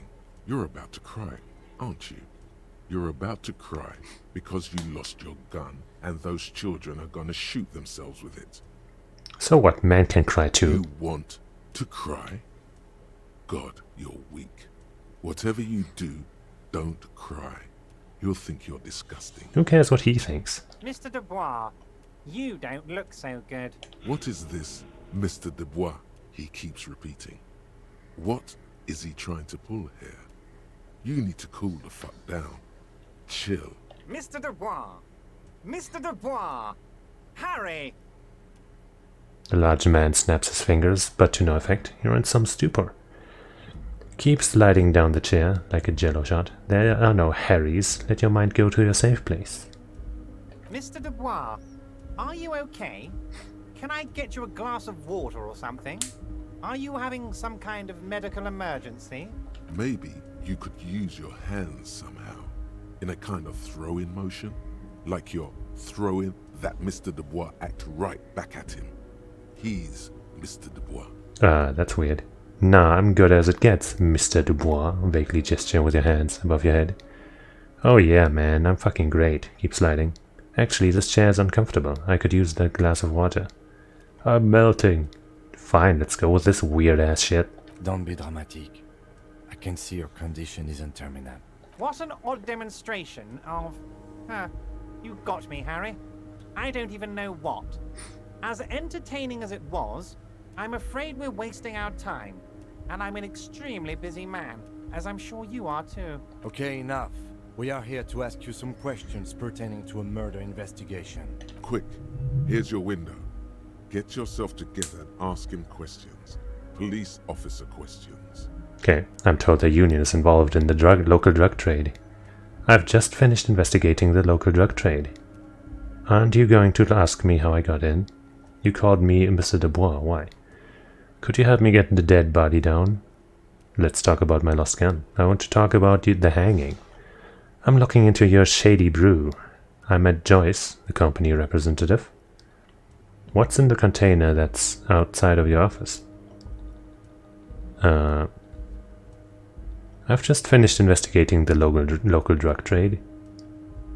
You've got a lot of spirit clearing up the drug problem alongside this murder. I'll talk to the mayor and see if I can get you the key to the city, Harry. Now, let's talk real business. Actually, Revachol doesn't have a mayor. He refuses to discuss it further. It's probably just a small nuisance to him. Not even a speck of anger in his voice. That's that then. Aren't you going to ask me how I got in? No.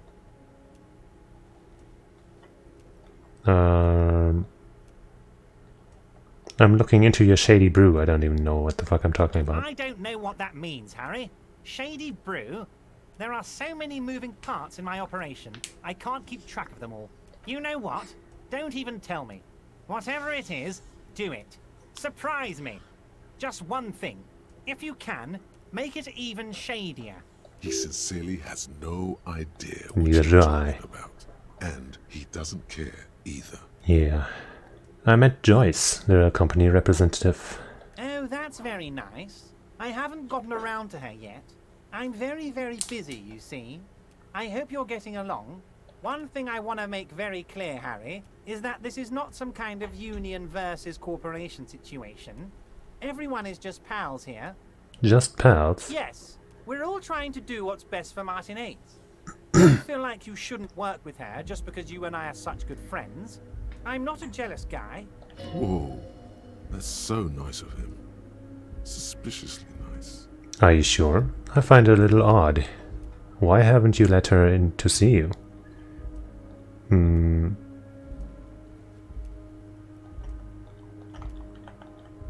I feel like this is the better question. But this is striking at the finding it odd thing. Listen, this. If she actually wants to see me, she will find a way.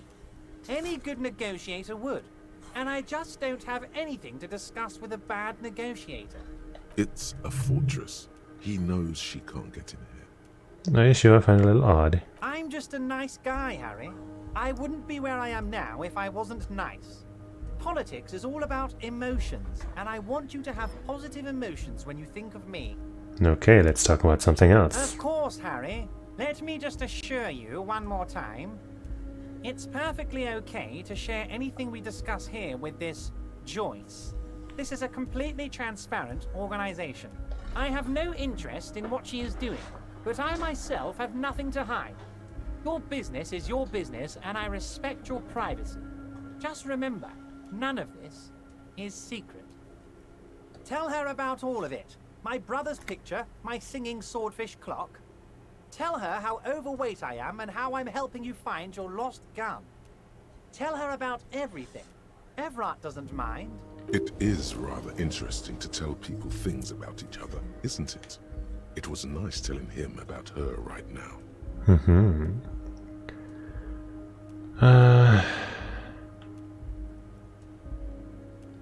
Fine, I'll ask about my not real name that I won't use. Of course. Let us dispatch with the formalities.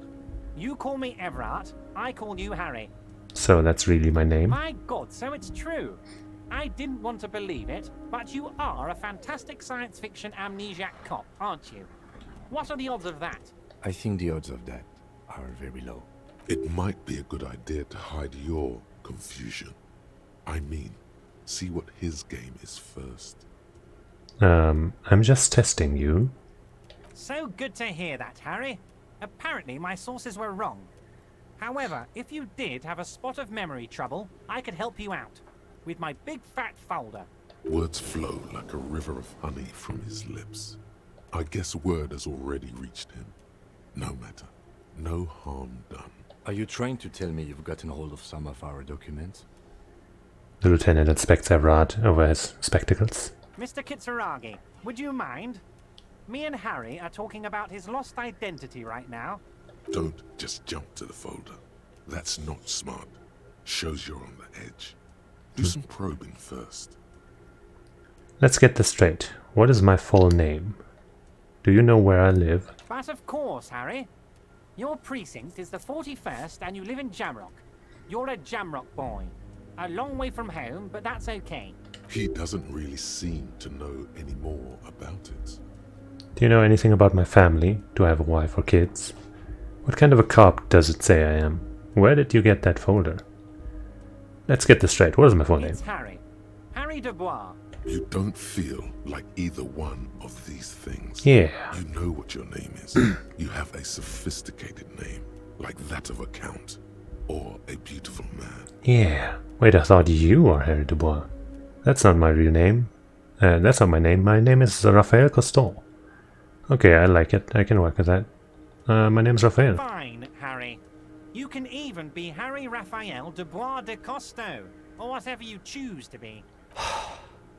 Mr. Kitsuragi doesn't seem even slightly empathetic to your memory loss, Harry. I, however, wish to help you any way I can. Where did you get that folder? Ah, this? My friends in your organization gave it to me, Harry. This translates into, haha, you guys are so corrupt. Sounds like it. I find that very suspicious. May I have a look? I'm afraid this is meant for Union eyes only, Mr. Kitsuragi. I'm sure you understand. Please continue, Harry. Do you know anything about my family? Shh. Pretty good chance already. Kim suspects something. Read shipping folders before. Let's just try now. Everard's oh, come on, man! But the look on his face says, I know everything about you, Harry. 83 goddamn %. He knows everything about me. I've got nothing to hide. Oh, Harry. Oh, wow. This is really something. I'm sure it's not that bad. At worst, he has an old RCM folder, and I very much doubt even that. So how about it, Harry? You need assistance, I presume? Do you know anything about my family? Family? Harry, you're not a family man. There's not one peep of family in here. Unless you think you're a family man. Do you strike yourself as a family man, Harry? You're right, I don't. I think I do. I'd be a wonderful father. Never mind the family. Family, Harry, is the most important thing in the world. What are you, some kind of Fast and Furious character? Let's talk of other matters. Of course, Harry, of course. Let's not linger on personal details and amnesia. You wanted something from me. I want to talk about the hanging. Oh, of course. That's your main thing here. That's why you're in Martinez. Kind I of, know everything sort of. that goes on around here, and I would love to discuss it with you. I mean, it's no secret that the lynching is connected to the strike. So much to talk about. Honestly, it's been weighing on me so heavily. I understand you need to interview me. Say nothing. But there's a thing that's been keeping me up at night. I want to talk about the hanging. I mean, if we could just calmly talk, exchange information, we could blow this thing wide open. Yes, that sounds good. Let's do that. But I can't think straight with this thing weighing on me. You're police officers, aren't you? I have a crazy idea. You guys are basically door-opening machines. Incredibly talented at opening doors. I've opened a few doors in my life. You've heard wrong, Everard. We're not. Kim, is that true? Are we door-opening machines? I'm not sure I understand. If you're asking us to break down someone's door, it's not going to happen. Come now. I just need you to go open a little door for me and leave it unlocked. A simple thing. Absolutely nothing shady about it. An excellent opportunity presents itself, sire. You could win the trust of the arch-liar, pretend to play into his hand. Then, should you wish, bend his efforts towards your own. Uh-huh. Why don't you just open it yourself? Whose door is it? I bet you don't even know anything about the hanging. Damn it, fine, I'll look into it. We need to talk about that murder. I bet you don't even know anything. Nah. Whose door is it? Oh, no one's. It's just a weasel. A weasel lives there. Nothing for you to worry about. Uh-huh. Why don't you open it yourself? I'm a very busy man, and more importantly, I don't have that extraordinary physique you do. You look like you could run around all day. You want to send someone a message that the police are working for you. I repeat, I'm a very, very busy man, Mr. Kitsuragi, and therefore I must occasionally enlist outside help. So what will it be, Harry? What do you mean by weasel? A loud blabbering weasel. When weasels feel no one is watching, they start acting foolishly. He removes his glasses and rubs his nose. Just go there, unlock the door, and leave it open. It's been such a burden on me, Harry. I just want this to be over so I can discuss business with you. I bet you don't even know anything. Harry, my dear friend, I am what people call a local bigwig. I know everything that goes on in Martinez. I can't accept this thing. Of course, Harry, I understand. But if that's the case, I don't think we'll ever find your gun. Even worse, we won't be able to speak like equals about the murder. Perhaps this was just bad timing for you. Know that you can always come back to me. I really hope you do. For your sake, my sake, and for your gun's sake too. Yes, we both understand what you meant. This may be the only way, he thinks. I won't hold it against you. In fact, we probably should reconsider later. Dang. Are you going to ask me? Sure, why not? Harry, honestly, I'm just relieved you didn't get a hernia. A man your age... A man my age? What are you implying? I'm at the peak of my abilities. I too am surprised by the resilience and athleticism of this tool I've been provided with. Taps your chest. My body's gonna break down any moment now. Probably pushed it to the limit. Enough wackiness, let's get back to business.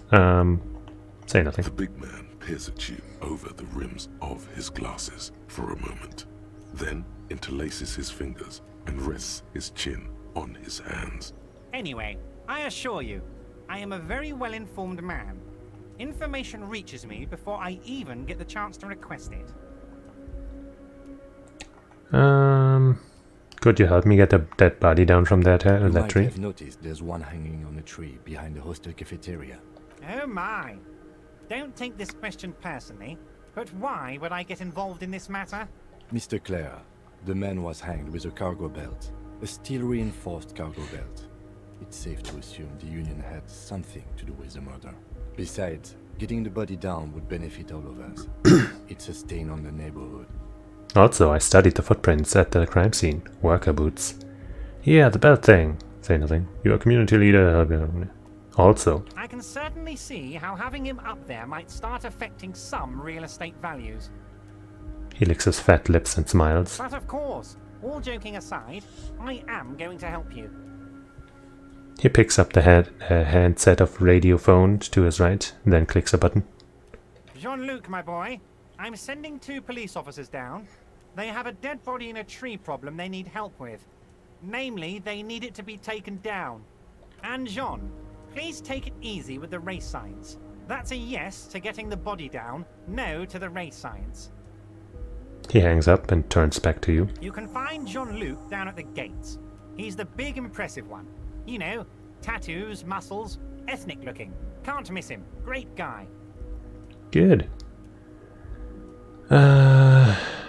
What's in the container? My dear Harry, there are literally millions of containers in this harbor. I couldn't possibly remember what's in all of them. There's something special about it. It was attached to the Kvalsund crane. Harry, you smooth-talking son of a bitch. Time is a precious resource, and I don't have enough of it to count containers with you. Smooth talking. Maybe that's the way to go about opening the container. You should at least try convincing it. Sure. Alright, I'm going to leave now, but we might talk again later. Wait. You need this to get in and out through the gate. Thanks. I was wondering how I'm supposed to get out. Great, wouldn't want to get stuck in here, you know. Here, you're one of us now. A real red and white Union man. Take care, Harry. I'm not so sure about that particular fact, but, you know. Okay, we can't just walk out from behind him. Yeah, progress, who would have thought? Can I please just walk through this? Hello? Game? Please? What the fuck? Why can't I just walk there? What is happening? Okay, this way, okay. Jesus. Why is that? That's such a tiny small, yeah. My goodness. Stairs were a bad idea, just in general. Like, who thought of them? It's just not a good idea.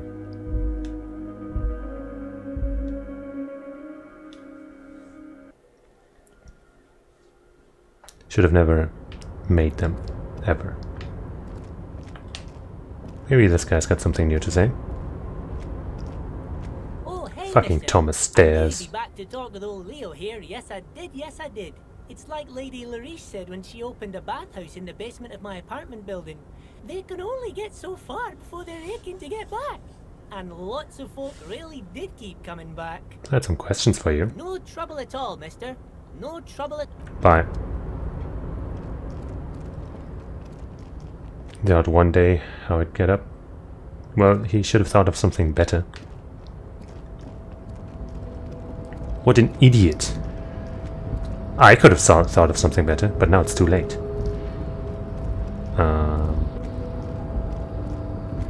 This way. No. This way. Wait, but first, what's this? Kvalsund means Whale Fjord, or Ford in Arden. What's this? A composite eye of a halogen. Lights watches you. Halogen nights. Halogen? Nights. Lights watches you. Blah blah blah. Something something. Actually, let's save.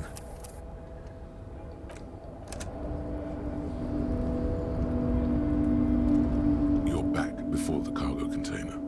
Its draw has not lessened since you were last here. Okay. So, no further bonus on that for talking to the guy.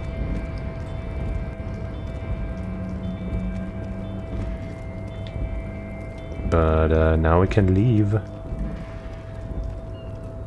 Then I guess we exit on the side that Jean-Luc is on. And get him to help us out without getting beat the fuck up or pretending to be a racist. I think that's a success.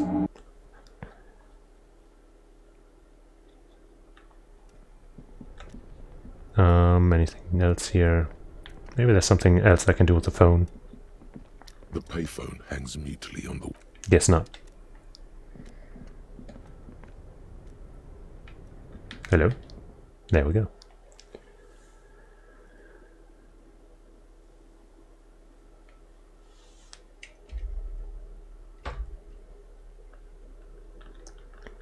You know who else sucks? Jeffrey Loading Times. Why did he invent loading times? What an idiot. Couldn't he just have thought like, games should just load instantly and boom. We wouldn't be here sitting around waiting for the games to load. Fucking fools, I tell ya. Hey Jean. Your race descent has only worsened since I last saw you. You have really let yourself go. Rat told you to help us get the body down from the tree. So it was. You surmounted the harbor wall in a display of athletic prowess to reach my superior. Then had him give me an order. I salute your cunning, and I will remove the body from the tree with my bare hands. I believe it. You're so noble, Measurehead. There's a but.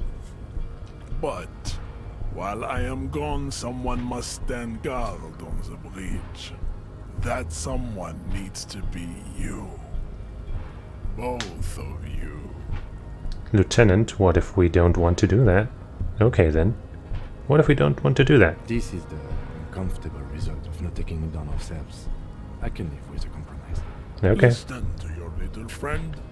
He is wise in his childlike way. His mysterious race may yet prove fierce competition to my heroic haplogroup. Okay then. Babe, see that they stay here the whole time. Maybe we can persuade her with our great persuasion skills. With our amazing charisma. And our sexy body. The woman's gaze follows Measurehead as he leaves. So, you guys are like cops or something? Why are you with Measurehead? Yeah, we're the law around here. Apparently so. We're just trying to keep things from going to shit. Have you ever thought that maybe things should go to shit? I'm Katya, by the way. You hear that? That sound. He's breaking something. Yeah, Jean-Luc must be really tearing it up over there. I wish I could see it. I also wish I could see it. I wish I've seen enough of that dead body already. I also wish I could see it. Look at you! RCM rent-a-cops! Guarding that bridge like Everott's lapdogs! Is this where it's at now? The RCM is for sale! Damn it. Spoken by a mercenary, pretending to be a worker. Yeah. Good point, Kim. Or you could have ages ago learned about advanced race theory.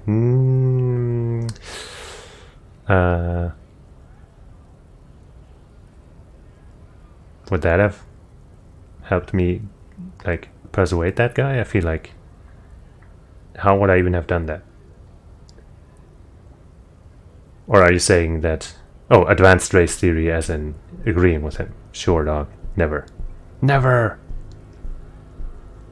Spoken by a mercenary. Yep. I'll work with whoever I want. Yes, I'm an unbelievably corrupt cop. I am corrupt every opportunity I get. That's not our business. That's not our business. A shrill laughter interrupts you, echoing across Martinez. It's Kuno. Oh no. Is Kuno gonna die? The man turns to look behind him at the behemoth appearing around the corner, approaching him, walking past him.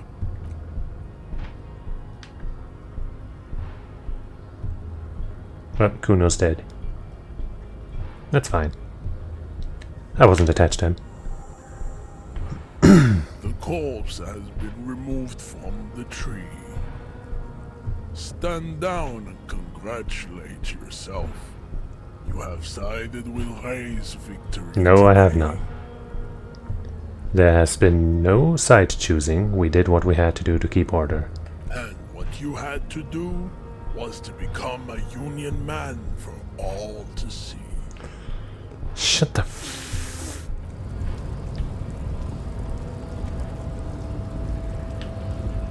Well, I guess we gotta walk all the way around. Hey, buddy. So, how'd you like our harbor? You've been in there, he means. Talked to the boss man too, probably. Labor Utopia. Complete shit.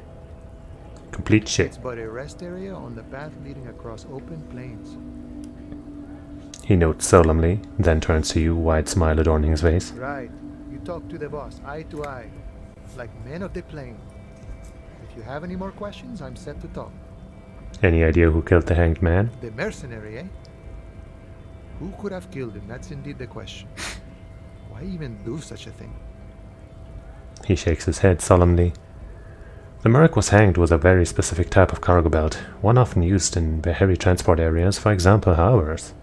The harbor is a prime area of suspicion in your opinion. In your opinion, are the dock workers involved in the killing? Let's start with this. What a thought! Why would noble workers resort to such a thing? Unless they were pushed, of course. Pushed how? Your dead guy was an enemy combatant. Hold up. What does that mean? He was an agent of the opposition, attempting to undermine our honorable efforts. Did you kill him? I ain't the murdering type, but that's just me. Large organizations like our union have all sorts of men, with all sorts of skills. Uh-huh. He's not lying about not doing it himself. Understood.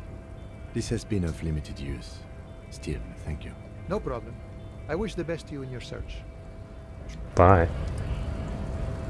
Alright, another great set of stairs. No problem at all. No problem. There we go. Easy job, easy money. Good job. Let's save while we're down here before we have to do that again.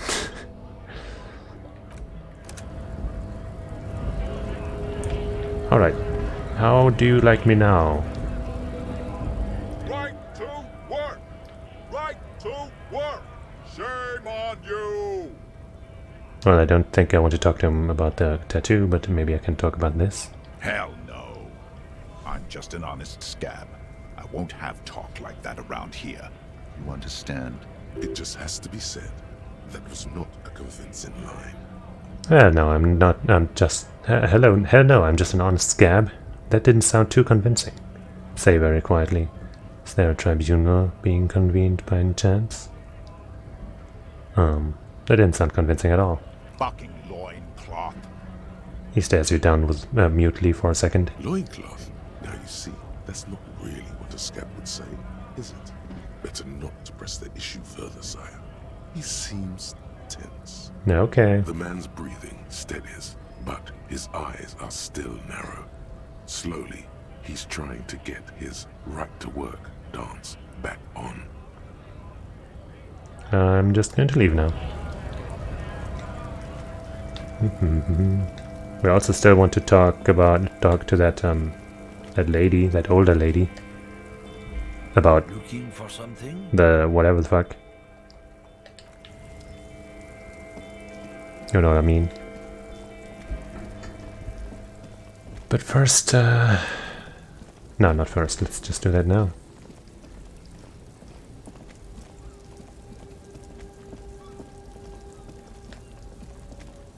I guess I could also retry whatever this was. A lorry abandoned by its owner, stuck in the smell of cigarettes and perfume. Oh, I guess there was nothing there. Maybe that's another lorry there that had something for me to do. Gee, what? Lowman, you caught me at an opportune moment. This awful weather keeps me awake. You can entertain 30 hours to get the body down and you're still not walking to it. I mean, it's gonna stay there. It's not like it's gonna walk away. And Kuno's dead, so he can't do anything about it. I think I know what's going on with you. And what is that? She sticks a filtering cigarette into a cigarette holder and reaches for the light. You're a pail driver. You transport goods through the pail. Great. He asked the Pines rep about the pail, and now he's talking to everyone about it. Fine then. Just try not to black out again, and don't contemplate. We don't have time for that. Oh, I'm contemplating him. I'm drawing existential conclusions from this. Yeah, no, just for detective work, that's all I need it for now. Everything is related to the pail. My condition, the case, everything, all anthroponetic. I mean, I'm kind of, but you know, by saying this I sound like less crazy, so. That is exactly what I didn't want you to do. Ma'am, my partner wanted to know if you work in pail transport. No offense. But your partner? She lights the cigarette. A white and silver cloud of smoke disappears into her mouth. Seems like a bit of an idiot. She breathes out. The air tastes sweet. I blacked out after a night of heavy drinking and lost all my memory. I blacked out from sheer heartbreak and lost all memory of the world. I'm not an idiot, I'm a detective now. From sheer heartbreak, of course. Like Gabriel Buenguerro in Segúreme, Paraíso. You're the opposite of me, then. I remember everything, even the things I never knew. Things you never The knew? smell of liquor on Gabriel's lips after the shoot. In the motor park. The roses on the day of Franco Negro's coronation. On the grand stairs of Riel. The smoke from the Fowling piece when Dolores Day was shot. The look on her face, like an orgasm. The wound in her chest. My hand in my father's hand. Except I never had a father. And I never shot her innocent Dolores Day. Over radiation? Heroic doses, Hervé. Heroic. Thought insertion? Dithering? The Grad Catalan Magistral? It's more than dangerous. It's sad. But at first I had to make a living. Now, when you've seen it all go away like that, rolling off like the sea, and then come back to this, She gestures at the square, the broken horse monument, the clanging of machines in the distance. What are we doing here? For thousands of years, Gabriel. It doesn't have to be like this. We can just give up. We can just become a vapor. What does it look like, the Pale? What does it feel like? How do you pass through it? One last thing, you said you wanted to become rubber. What does it feel like? Nothing. Until it starts. When you are deep enough. Then, for me, it's like autumn. Dark, grey and orange. The orange of street lights and the color of streets and electric light. It smells like autumn too. It smells terrible. Nostalgia. Cooped up in the cabin, shaking. Terrible nostalgia. For yourself. For humans. It's too much to bear. She loves it. One last thing, you said we can just become vapor? Yes. Okay. No elaboration. I'd rather have what I have than what you have. What I have than what you have. I would rather have what you have than what I have. I feel I already have what you have in some way. Yeah. They say there is a point. One that I have not crossed. In the Pale, super deep. If you stray too far, of course, on the U41A, or in Lomonosov's land, where every step you take is one step further from home, no matter the direction. Number 41 kind of seems rather prominent. It's a point you cannot come back from. Your mind becomes so radiant with the past, there is a flip. Instead of writing, it erases memory, nearing some kind of indescribable finale. Maybe you've been down the motorway south. She looks at her cigarette. It's almost out. She has swallowed it hungrily. Then at you. The motorway south? It's a story as lone horsemen tell. Lone horsemen, Sheriff, not Pale drivers. Way beyond the established Pale that's lit by radio frequencies. Where it goes silent and dark. And the process begins. Erasure, kilometer by kilometer. In any direction. The motorway south is a road you cannot come back from. What is at the end of the motorway south? No one knows what's at the end. I've only glimpsed the beginning. I've only felt it in the distance when I was a child. A child growing on the leg. Ma'am? Josiane. A sigh escapes her lips, then silence as she stares within herself. There is nothing more to do now. She's far away. She is receding in the clutches of some indescribable scattered emotion. The child, descending. You've fried both your brains enough for today, Detective. He inspects her, no response. Let's get some air. This one's far gone. He shakes his head silently as he turns to leave. Well, I think that was insightful. Come on, walk. Walk around the thing, please. Please. Raphael, please. This is the way, right? It's not this way. Is it? Yeah, no, it's not this way. Raphael, please. Thank you. Come on. My goodness. The hardest thing about this game is moving around certain things. All around you, rain falls on the great city of Revachol. Rain drips from the eaves and floods the gutters, washing the filth away. The spring thaw must be here. The snow is melting. What am I doing? Looking up at the sky, cold water dripping from your hat. What do I see? Grey sky like great battleships, clouds colliding with one another. Rain falls down on the world. How does it feel? Humid. Your coat shields you from the rain while the city shivers around you. What's in the south? A traffic jam. Rain thrumming on the roofs of motor vehicles. Inside, drivers watch water streaming down their windshields. The statue of a king shudders. He too is cold. The canal bridge has been raised. What's on the other side? The road ascends. A raised motorway loops above the ghetto. Beneath its concrete columns, a sea of rooftops, woodwork, and tar stretches northward. 4-story buildings as far as the rain can fall. The snows melt in Jamrock. Where the hood? Where the hood? Where the hood at?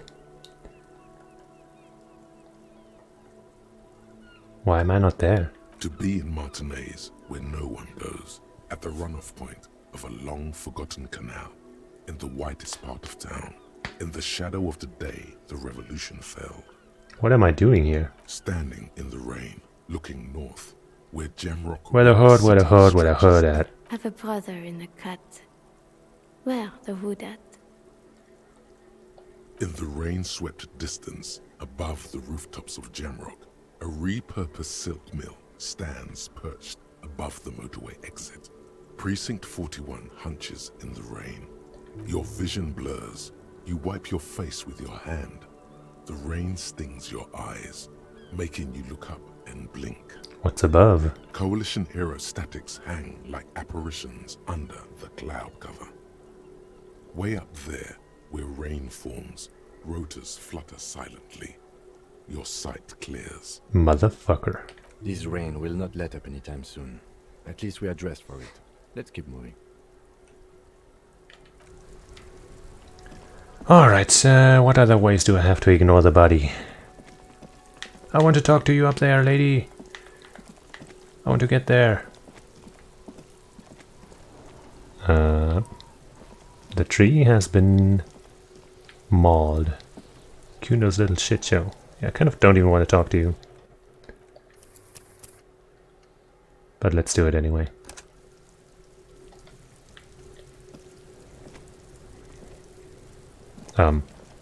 Please? So you tried to kill Kuno's girl? What's up with that? You want to talk about it? Well, I didn't try to shoot her. I just aimed at her. I think we've all moved past that by now, Kuno. Not all of us. Acts like that stick with you for a while. Kuno used to sound way more annoying. Really? I guess the current voice is very, like, fitting and pretty well acted, I'd say. You know, annoying, but in a way that's intended. No one's moving anywhere. Do this shit again, and Kuno's gonna climb in your room at night with a knife. He points towards the whirling in rags and whispers. Kuno knows where you sleep. The pig who fucked his window up. I'm gonna climb in through that balcony. Put the fucking knife in you. Yeah. I've been in your room. Okay. It's not impossible for a boy his size to climb in. But you and Kuno are good for now. Pals? Shoot that shit at Kuno. Let's have a jolly time. The determination in his voice leaves little room for doubt in his sincerity. He means every word. Needs to be taken seriously. Okay, let's. And you're back in business with the Kuno. Now what is it? I'm off. Kuno doesn't fucking care. Thanks, me neither. Can I select the body, please? There we go. The corpse lies on the ground among the remains of an absolutely demolished pinewood branch. It's gently laid on one side. Beautiful. Wipe a tear from your eye. Well, it's down. Celebrate in a more reserved manner. Mr. Measurehead has done a good job. Nothing is too broken or compromised. The victim is ready for a field autopsy. A field autopsy? Yes. 1. Investigation of the scene. 2. Initial examination of the victim. 3. Field autopsy. 4. Transportation of the body to the morgue. We are on number 3.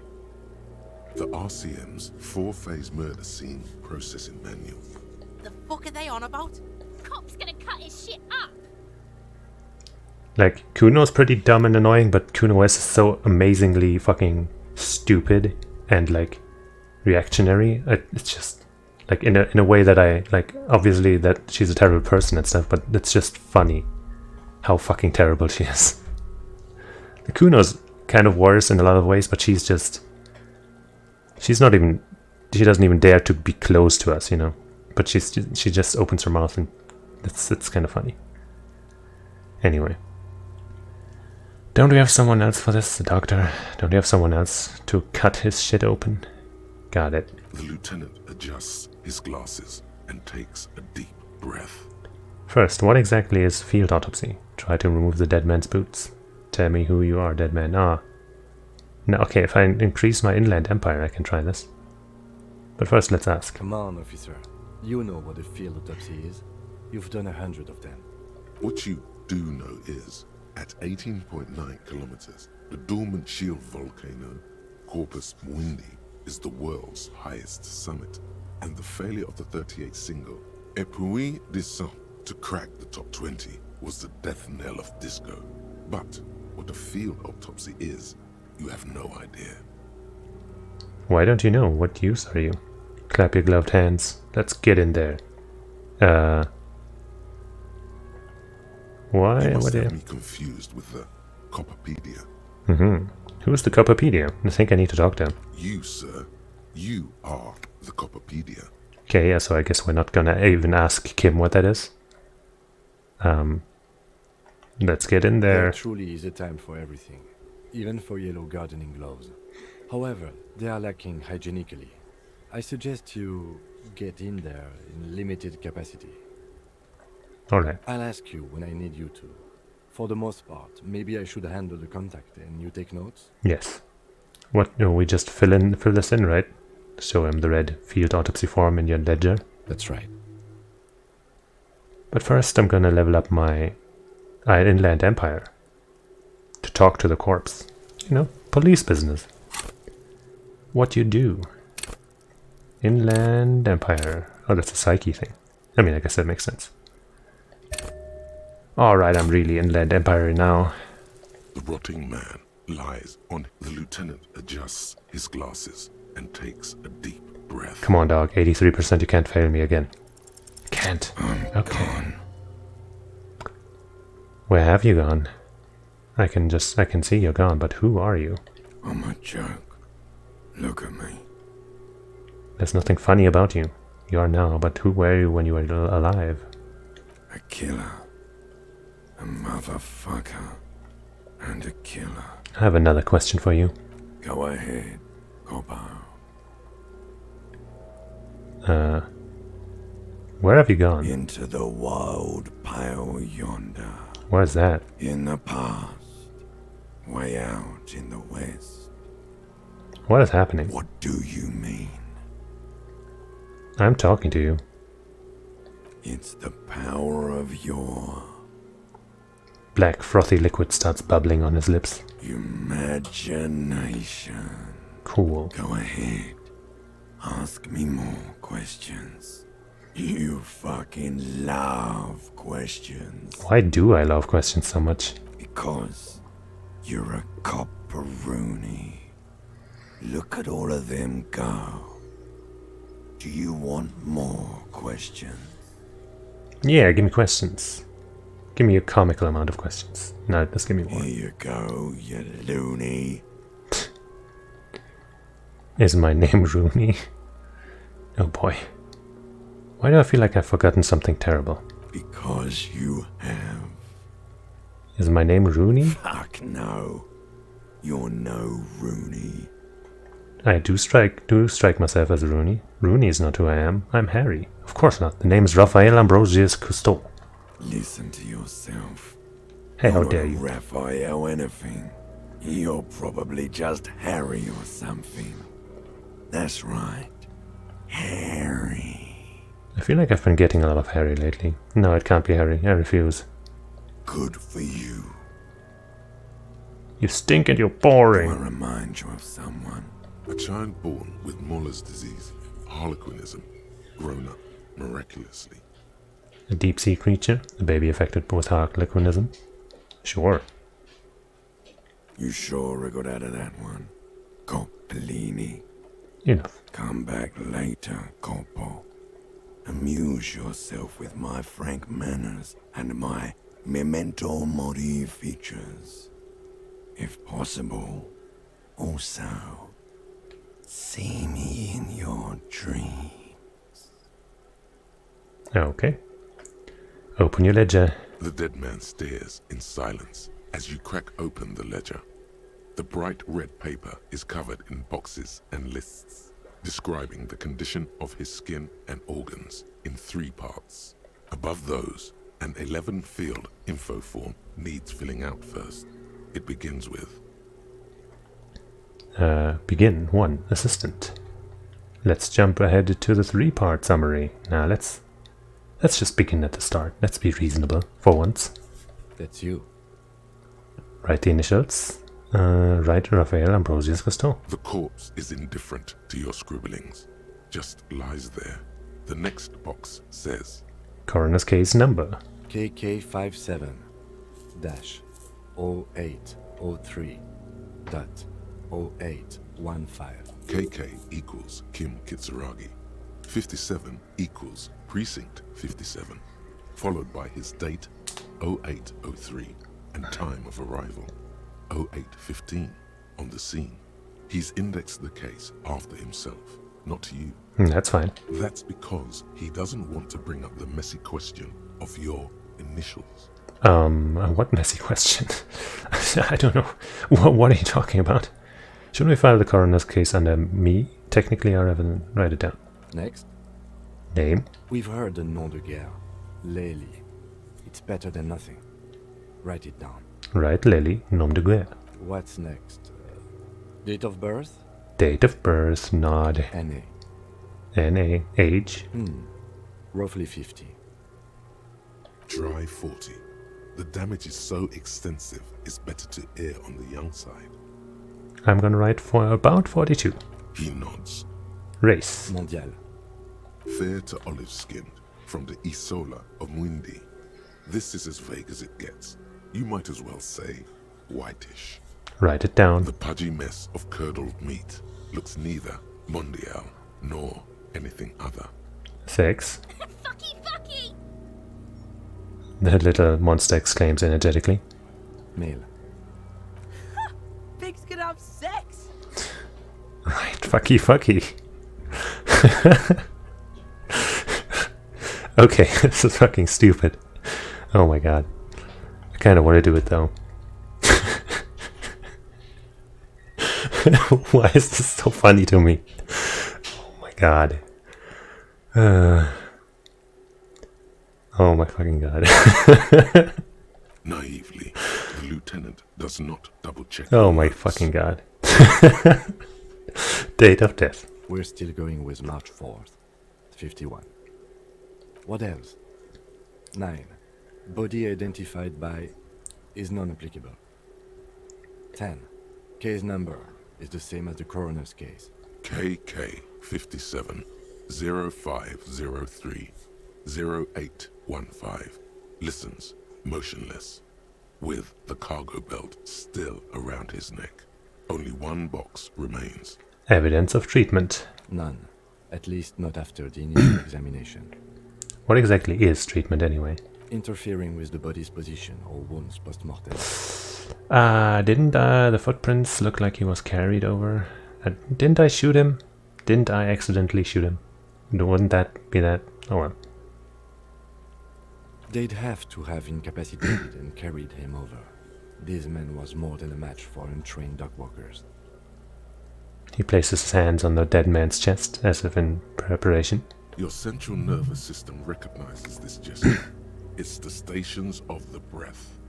Ecclesiastic, religious in nature, a holdout from pre-Delorian burial rites. It takes him 2 seconds to perform. Then, somewhere in Jamrock North, a small wood shed behind Rosenkrantz Row, Lieutenant Nick Feuerbach puts his hand to the chest of a Feuerbach. corpse, no larger than a monkey. It's raining outside, light drizzle. There is darkness in the shed. Elsewhere yet, an obese female sits in a wicker chair, her silhouette bull-like against the window. Outside, Grand Coudon. The day is turning dim for Sergeant Mac Dawson. Hand extended, he approaches, to make sure she is dead more than anything else. Maybe I just don't have the detective spirit, but I basically almost never know what the fuck this esprit de corps stuff is supposed to be. Is it just telling me a cool police story? Is it like a reference in some way? I don't know. I don't feel like there's any value in this, maybe? The building is tall, 7 stories wind-wrapped in solitude. Most of the apartments are unoccupied. This was a suicide. The other, an accident. The small one. Okay, but I mean, like, it doesn't really have anything to do with this case, right? Or with maybe with the case, but not with the situation at hand, at least.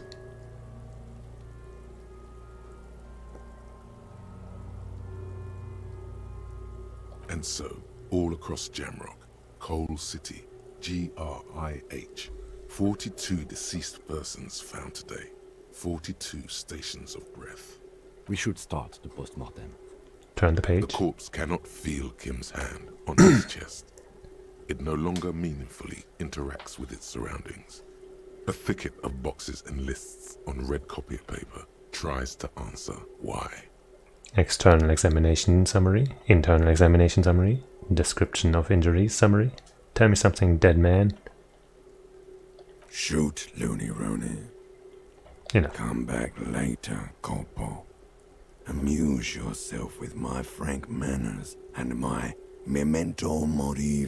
External examination. The deceased wears armored boots and white briefs. The make of the briefs is Babrodin, I think. Let's see. He turns the body onto the side to check the underwear label. See, it's happening. Babrodin, yes. Inexpensive. Size M. Color white. The disappointment is palpable. The red-haired thing was expecting something more lurid. Write it down. The boots are ceramic, vitreous enamel. They are fused to his skin from blood flowing downward post-mortem. Removal of the boots is left for processing. It would be clever of you to omit the boots altogether, sire. If you are to keep them for yourself, as you ought to, you have deserved them more than anyone else. When am I gonna get them? Patience.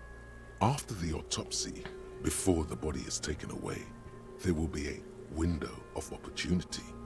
After the lieutenant has gone to sleep. I hope this has helped you, my liege.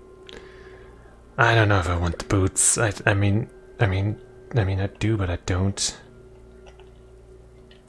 Can't look at my inventory. I know, the boots are probably really gross, right? I mean, right, I can't look at my boots, the ones that I'm wearing. I mean, they kind of suck. But those ones are probably filthy and disgusting. And gross. And also, I don't want to lie to Kim. Come on, let's drop this. Let's not get the boots.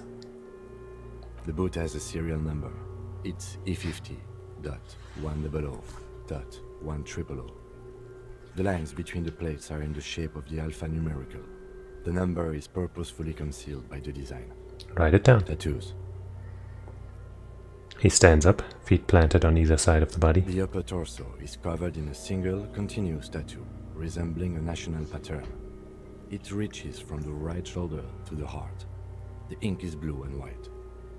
The assistant has a color photograph of the markings, to be added to the case files as document A1. The photo is taken on the scene, using a Trigat Mini. The deceased has a belt for airlifting cargo around his neck, tied with a hangman's knot. Color yellow. Length 3 meters. There is a buckle on the other end. Write it down. Well nourished, athletically built, measuring 1.8 meters. Generally consistent with age 42. Preservation is good. Ambient temperature below freezing.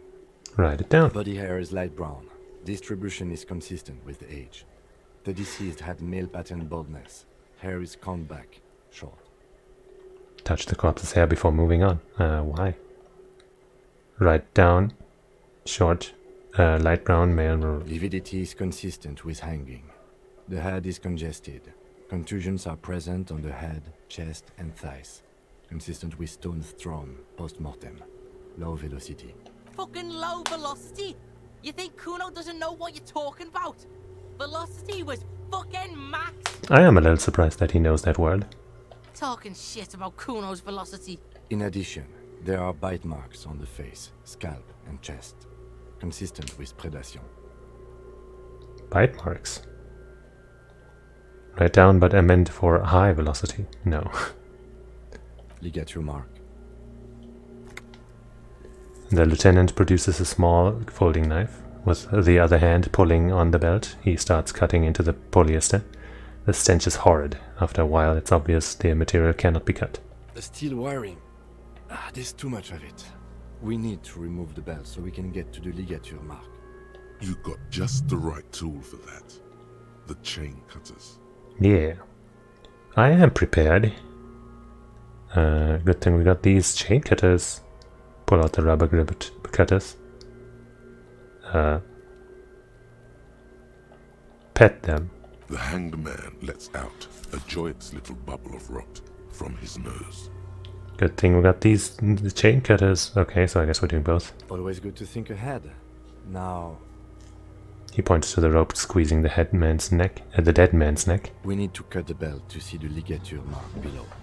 Carefully, with as much precision as you can. See, my pig is gonna fuck his head off. No, he ain't. Your pig's a boring fuck. Yes, I'm Kuno's pig, I agree. I'm not your pig, Kuno. Look for a good spot to cut. Cut the belt off. Look for a good spot to cut. The belt is equally tight around the whole circumference of his neck, swelling over the edges like white bread rising from the east. The knot is the weak spot. The chain cutters fit in there. Steady now, like a flower arranger. 2 cuts and it should come loose. Can I increase my physical instrument? I can't. Alright, I have 1 point max in these. Haha. Haha. Oh well, 83%, that's gonna be guaranteed. Might as well be 100. Definitely. After some deliberation, you sink the cutters into the knot tying the belt together. You squeeze the rubber handles together, sweat forming on your brow. Press down. Snap. The knot is slashed. Another cut and the belt falls apart like a flower bouquet, revealing the dead man's neck and the dark red ligature mark around it. So why couldn't we use these cutters to cut the belt when he was hanging there? We could have probably easily gotten up there somehow, like we could have borrowed a chair or something. Anyway.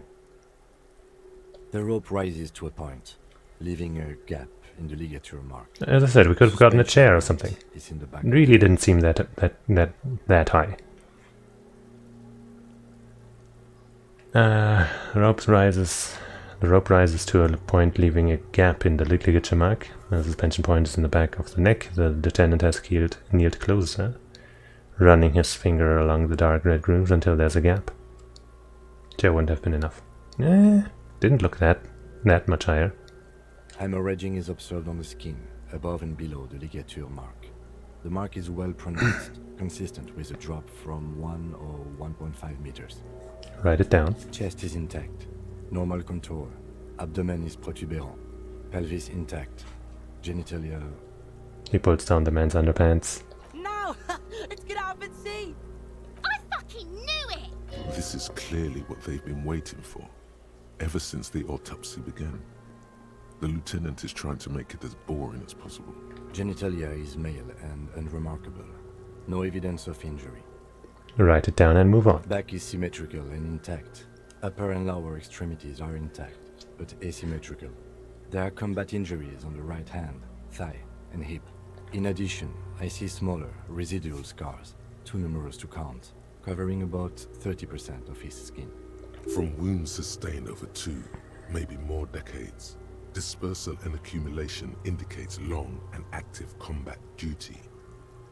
The scarring is extensive, way more than law officials. We have a real museum here. Battles, wars. Write it down. Last item, hands. He takes the man's right hand in is inspected, then moves on to the other hand. Let the lieutenant work alone. Hands are clean.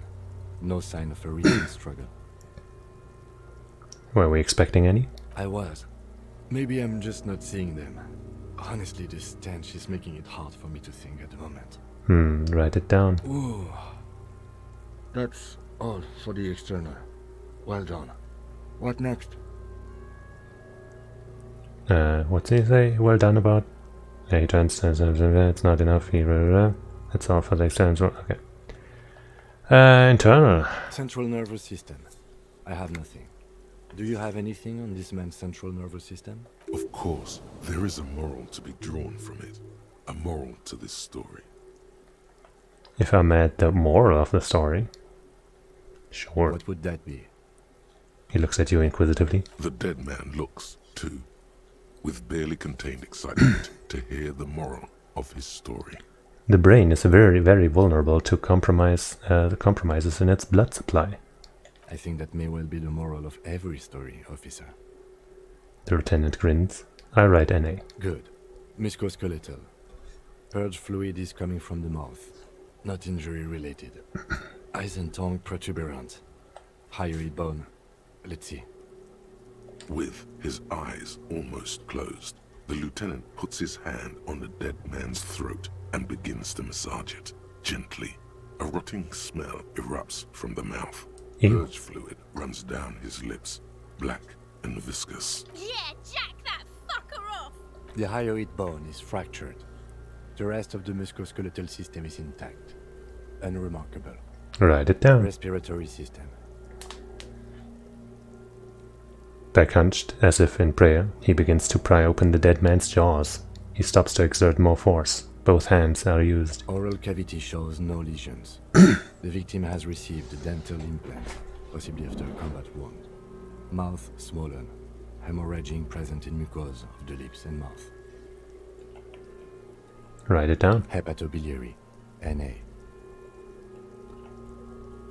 Why don't we have anything? Are you a hepatobiliary expert? He looks at the corpse's stomach with a mixture of tiredness and disgust. Hepato means liver, and biliary, the gallbladder and bile ducts. Am I an expert in those things? Nothing in your alcohol-soaked memory directs to having forensic expertise on either one.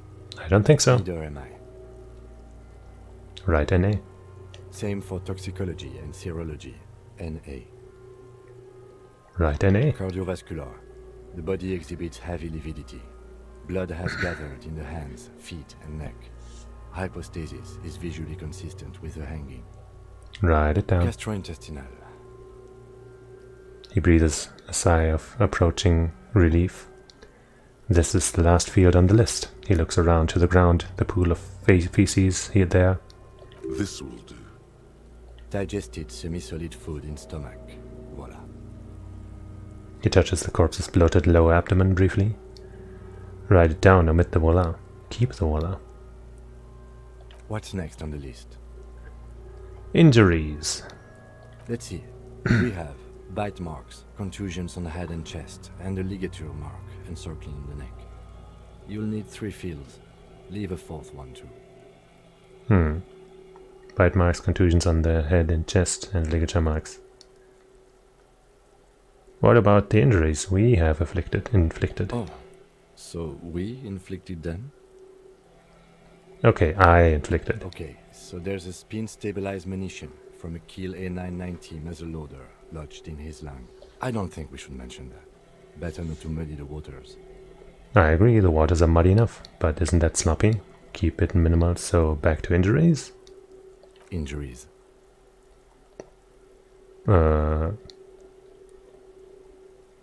Bite marks. Head, chest and scalp bite mark injuries.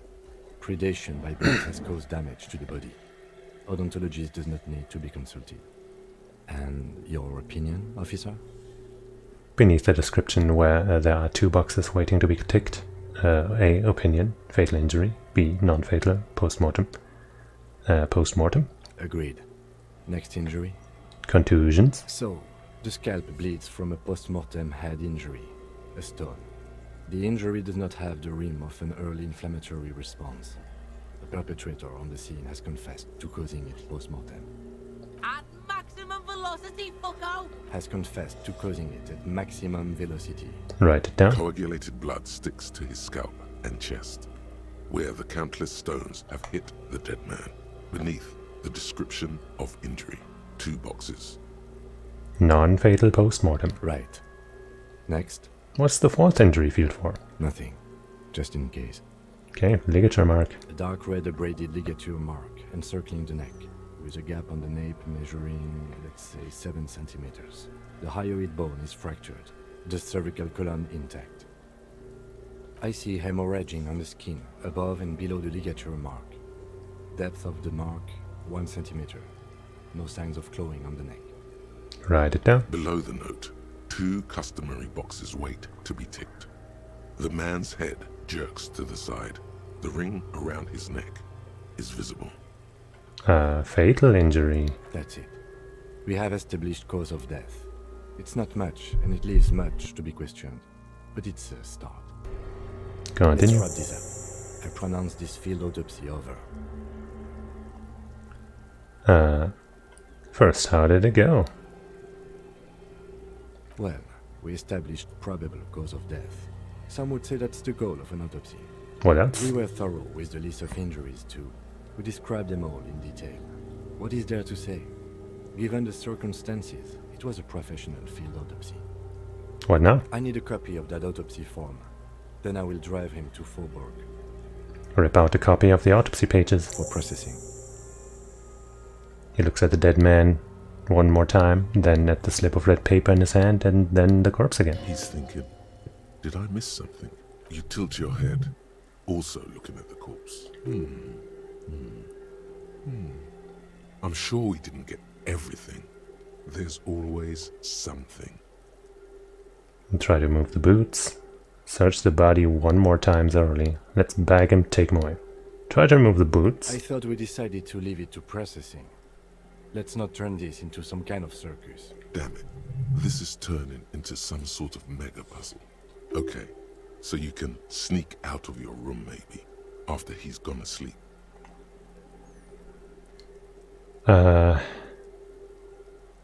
Why would establishing the probable cause reduce my chances here? Anyway, I'm not even gonna go for it. Let's bag him, take him away. Okay. I need a little help for carrying him to the holding pen of my kinema. I can take care of the rest. There go those beautiful enamel boots. May they rest in processing. Oh well, in another lifetime. What should I do in the meanwhile? Continue working here. The locals, the case, or tend to your own business. I will meet you downstairs in the Whirling in Rags tomorrow morning, 7:30 sharp. This means Lieutenant Kisuragi will leave the party until tomorrow morning.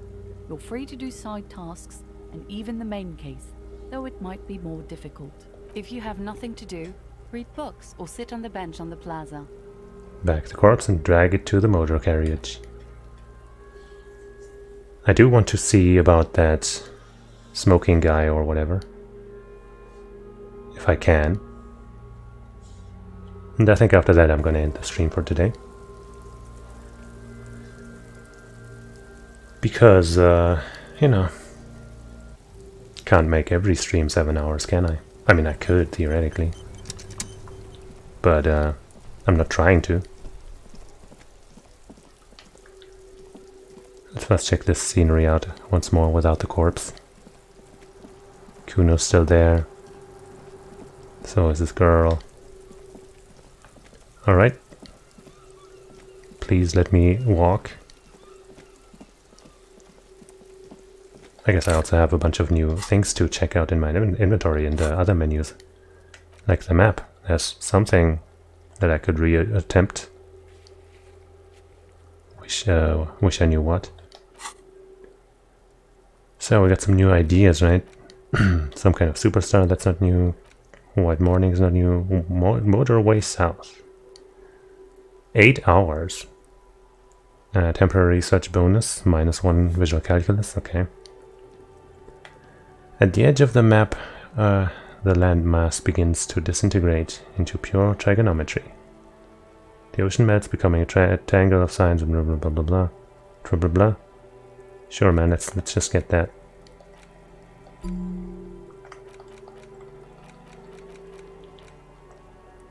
Boom. And we still have 2 points left.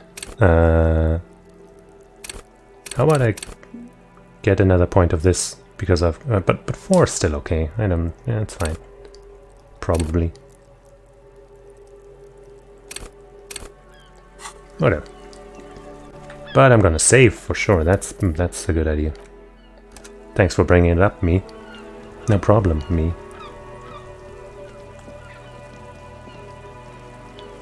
Anyway,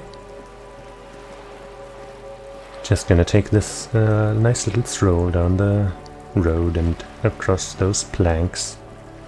Maybe I can check this wall again, now that nobody's critiquing me about it. An ordinary wall. Yeah. Nothing to see here. In the dimming light, something becomes clearer. Oh. Yeah. Damn it. Why? It's a wall. Yeah, okay, shut up. Shut up about that wall.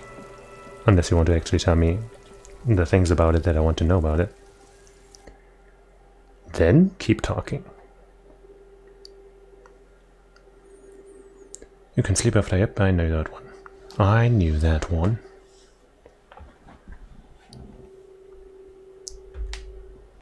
I guess I also should pay guard at some point.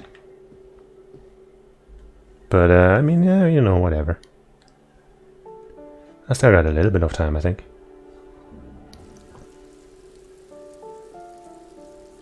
It's not just a wall, it's the central piece to this entire case. It's like 2130 or something. I'll tell you in a second. 2121. A maroon glow of light pollution rises from the east. Hey, there's that guy. Hey, buddy. Gendarmerie, you found me. The young man on the balcony gives you a bright smile before taking another drag from a cigarette. You're gonna try it right now?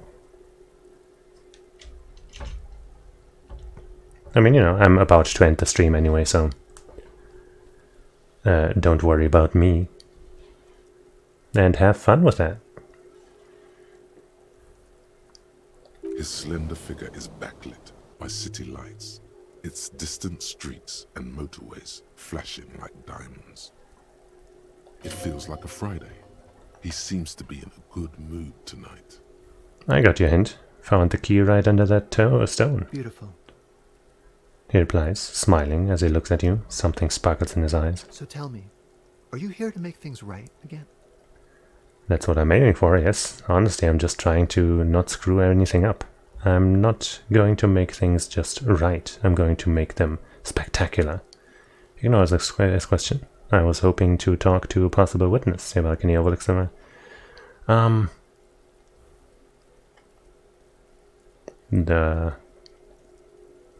That's what I'm aiming for. Beautiful. He says again. A nearby street lamp casts shadows on his chin, drawing out the slender cheekbones. I have some good news for you. My Sunday friend is visiting me tonight. I told him about you and he'd like to say hello. Step in. He's already waiting. He nods towards the door 28. By the way, I'm really digging the view here, points to the city skyline. Is it Friday tonight? It feels like Friday. Why would I want to meet your friend? Well, I'll talk to him, but first I wanted to talk to you. By the way... Mm-hmm. That's why I chose this place. Martinez is special, isn't it? Well, I'll talk to him, but first I want to talk to you. That's nice, but I don't have anything to tell you. It's my friend you're looking for, not me. He takes another drag of his unfiltered cigarette and looks around. It's getting dark and the neighboring windows have lit up, one by one. Besides, I've got to run. He's going to leave you alone again. That's sad. Something tells you you're never going to talk to an individual this cool or mysterious ever again. But I just found you again.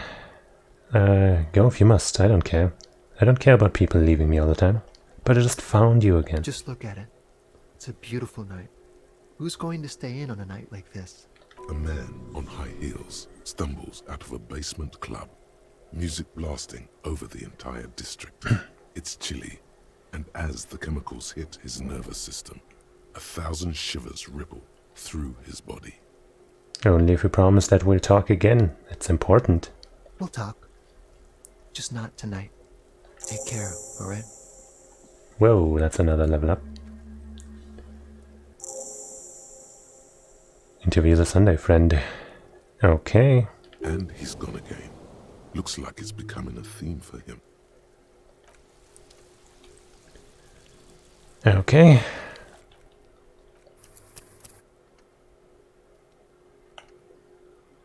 Gonna make a different save just in case I may or may not have soft locked myself by not talking to guard about the money.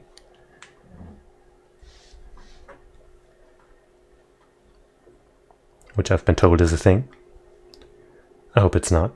At least not right now. I mean, it's probably actually a thing, but I'm hoping it's not a thing in this situation for me. A quarterly business magazine. Why, yes, I do enter buildings and look at shit before I talk to the people inside. An old photo of the same apartment. What's that? Oh, it's a kimono? Kimono? Party dragon silk robe.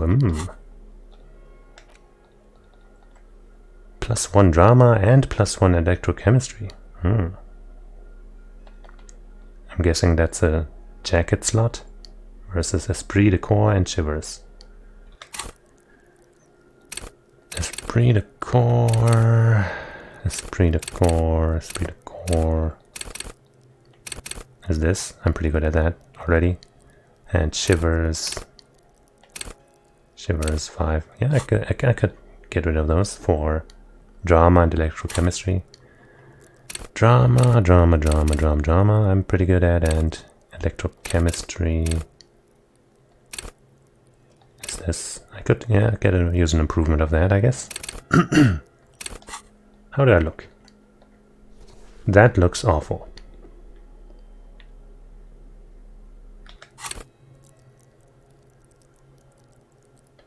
Yep, perfect. Buckets of paint on a layer of old newspapers. What's that? It's a hat? Samaran something. Conical hat, I think. +1 logic, -1 suggestion. Versus +1 encyclopedia. Encyclopedia has been pretty useful, I think. But logic, of course. And I've got 6 encyclopedia. Okay, so I could... I guess this doesn't have any minus, so I'll stick with this.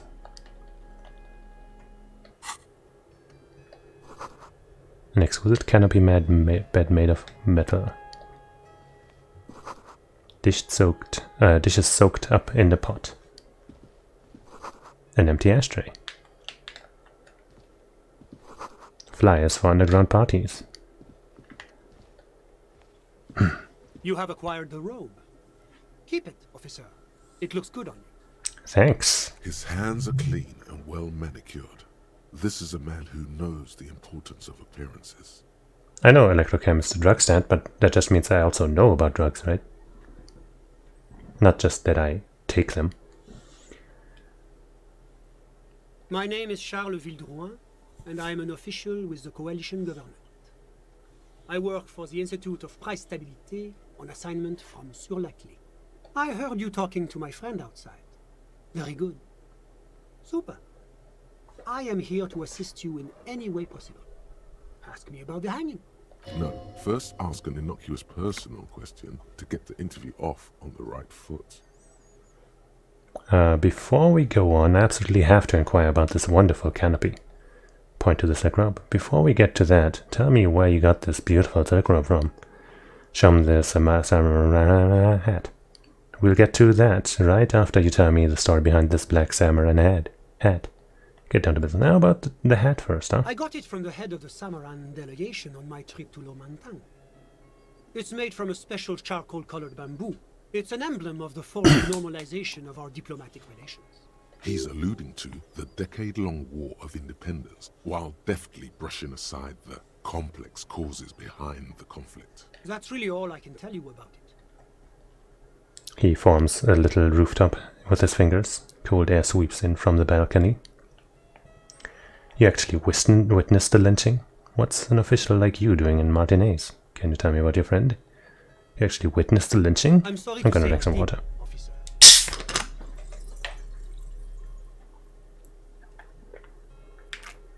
Officer, it's very difficult to describe what I saw that night. It was so surreal to me, like in a play. He holds out his hands and blossoms his fingers, like a drama teacher setting the scene. Meaning it was entertaining? No. I mean, it was so strange. I could barely believe what was happening. I was on the balcony when it happened, getting some fresh air. I remember that first they came in, carrying what looked like a body. And then I saw all the surrounding windows go dead, one by one. That's when I understood. I should not be seeing this. Who were they? Can you describe them? How many of them were there? I couldn't tell you exactly. Less than 10. Maybe 8? That's a pretty good guess. Sound familiar? That matches the prints you observed and seen. Were any of them huge, like 200 kilograms huge? Did any of them look like drummers? I don't really sure. It's a giant you're describing. No, they were all quite human, as far as I could tell. What happened I was next? back inside. Wait, so you didn't actually see the lynching happen? Officer, the yard was pitch black. There was nothing to see, but I could still hear their voices. They were threatening to kill that poor man. Were they men, women? What ethnicity were they? Were they men, women? All men, I presume. But again, I couldn't see them clearly. That doesn't quite line up. That doesn't quite comport with what you know. Don't forget the lady driver. Are you sure at least one of them wasn't a woman? It's possible, officer, but I cannot say with certainty. Yeah. It was very dark, you must remember. What happened next? Well, that's the strangest part, officer. Nothing happened. It was oddly quiet for a public lynching. What do you mean nothing happened? They lynched a guy. Eventually, their shouts died down, and that was all. There were no gunshots, no celebratory shouts, no anything. Why didn't you call the RCM? You're right, that doesn't seem that does seem strange. I'm afraid I don't have anything else to add. Can you at least tell me when it happened? All I can say is that it was late. So let me get this straight. You didn't actually witness the hanging itself, did you? No, I didn't see the corpse until the following day. Well, that was a waste of time. Those are all my questions. Thank you for your time. Well, that was a waste of... That's kind of rude, though. I mean, but that's kind of true, though. Those are all my questions. Of course, anything I can do to assist the RCM.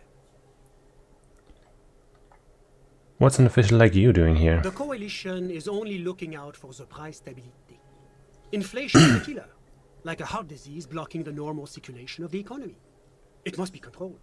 The economy impacts the entire international community, which is why it requires international oversight.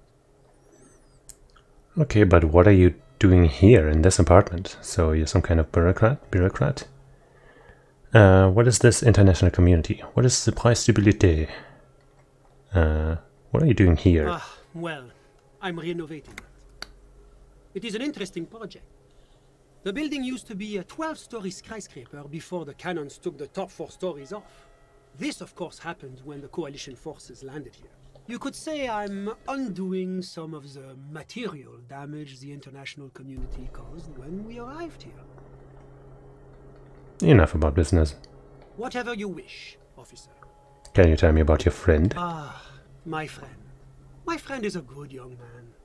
His family immigrated here from Kedra, and life has not been easy for him. But he understands the importance of education. He has taken his future into his own hands, and that's all that matters. What's Kedra? How did you two even become friends? What, you still haven't told me who he is. What are you doing in his apartment by yourself?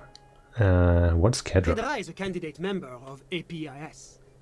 But, between you and me, their potential membership is a more contentious issue. That it's never going to happen. They entered negotiations in 21, and it's been pending ever since. What's this EPIS thing you keep talking about? But that doesn't tell me anything about Kedra itself. What is this thing? EPIS is a very special program developed by the Moral Intern to support certain Occidental nations. It began as a unified system of weights and measures, which proved to be a wild success. Nothing but kilograms and centimeters as far as the eye can see. God, yes. Sweet standardization. The backbone of rationality and commerce. Yeah. It was such a wild success that we expanded it into an economic union for the processing of steel. Another success. And between you and me, the Moral Intern feels emboldened by this success. Emboldened to take EPIS to the next level. Okay, but like, what does it stand for? Why, it stands for progress and stability, like the Moral Intern as a whole. No, what do the letters stand It's for? been such a wild, extraordinary success thus far. We are very excited to take it to the next level. You don't even hear the words I'm saying, do you? A supranational political alliance. The United States of Occident. Is it going to be like this? Is it going to be like this place here? You mean Revachol? No, it's going to have transparent democracy. Is Revachol going to be part of EPIS? It's one day going to be a candidate member of EPIS, sure. Except that candidate members never become full members, do they? Didn't you say that candidate members never become real members? No. Candidate members do become members. Why do we even have the whole system in place if they don't? It just takes time. Time and evaluation. But we were talking about my friend here, not politics. You still haven't told me who he is. Sorry. Who? The man throws a quick glance at his watch. Your friend, the smoke on the balcony. We were just talking about him. But I told you, officer. He's a bright young man here to pursue his education. Education is the foundation of our future, especially the arts. It is a cornerstone of our civilization. So all you can tell me about him is that he's here to study the arts? He's deeply enmeshed in the study of the fine arts, yes. Which arts? He's a truly free spirit. He likes all the arts. Perhaps graphic design, printmaking, who knows?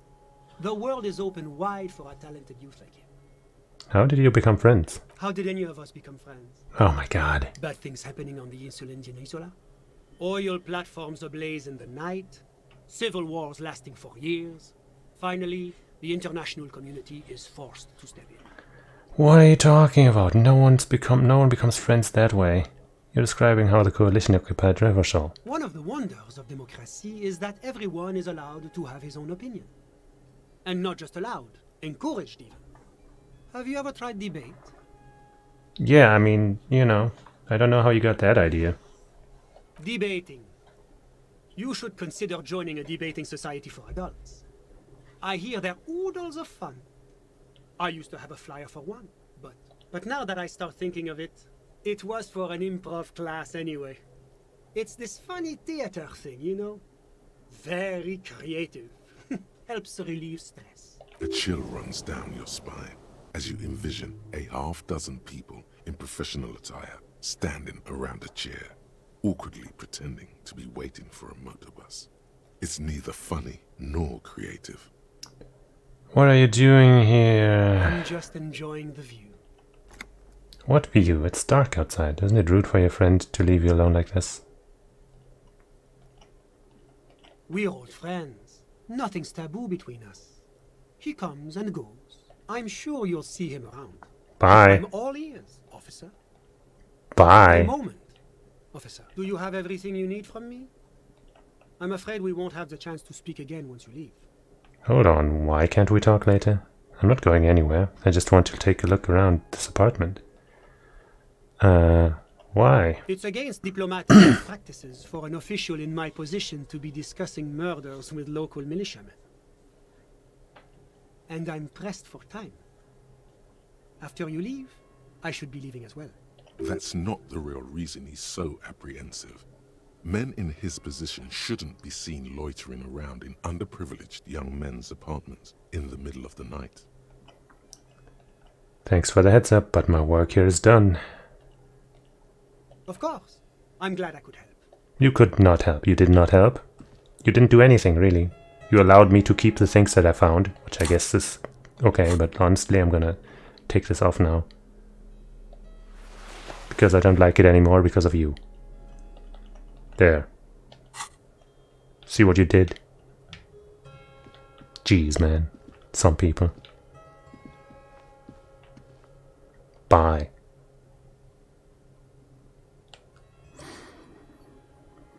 Jeez. At least I got some EXP out of this.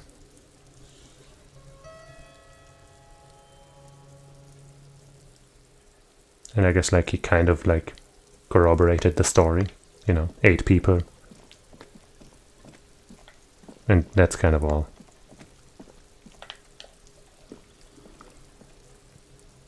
Alright. Gonna just walk, I guess, in front of the whirling whatever the fuck. And then save it there. And then that'll be the end for today. Unless I can check that wall again. I might be able to. I don't think I can, but hey, you never know. You know, that wall, there's something special about it. Could be the key to the case. Could be the key to me. To my Raphael. Something. Somebody.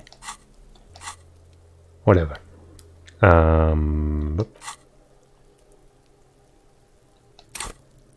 What did you want to show me, game? I guess the level up, yeah. We'll think about that next time. Let me leave. Wall or a secret? Just an ordinary wall. Nothing.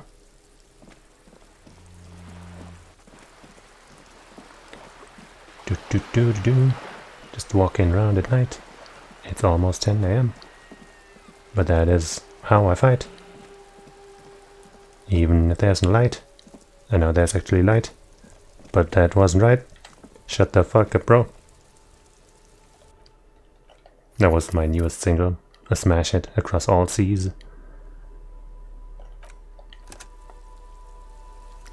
And that's the end of the stream. Send you home with a real banger. To leave you refreshed and energized. Every single one of you viewers. All the thousands and millions and billions and gazillions. Anyway. It's time to go. So that's what we'll do. Bye-bye. Wrong slide.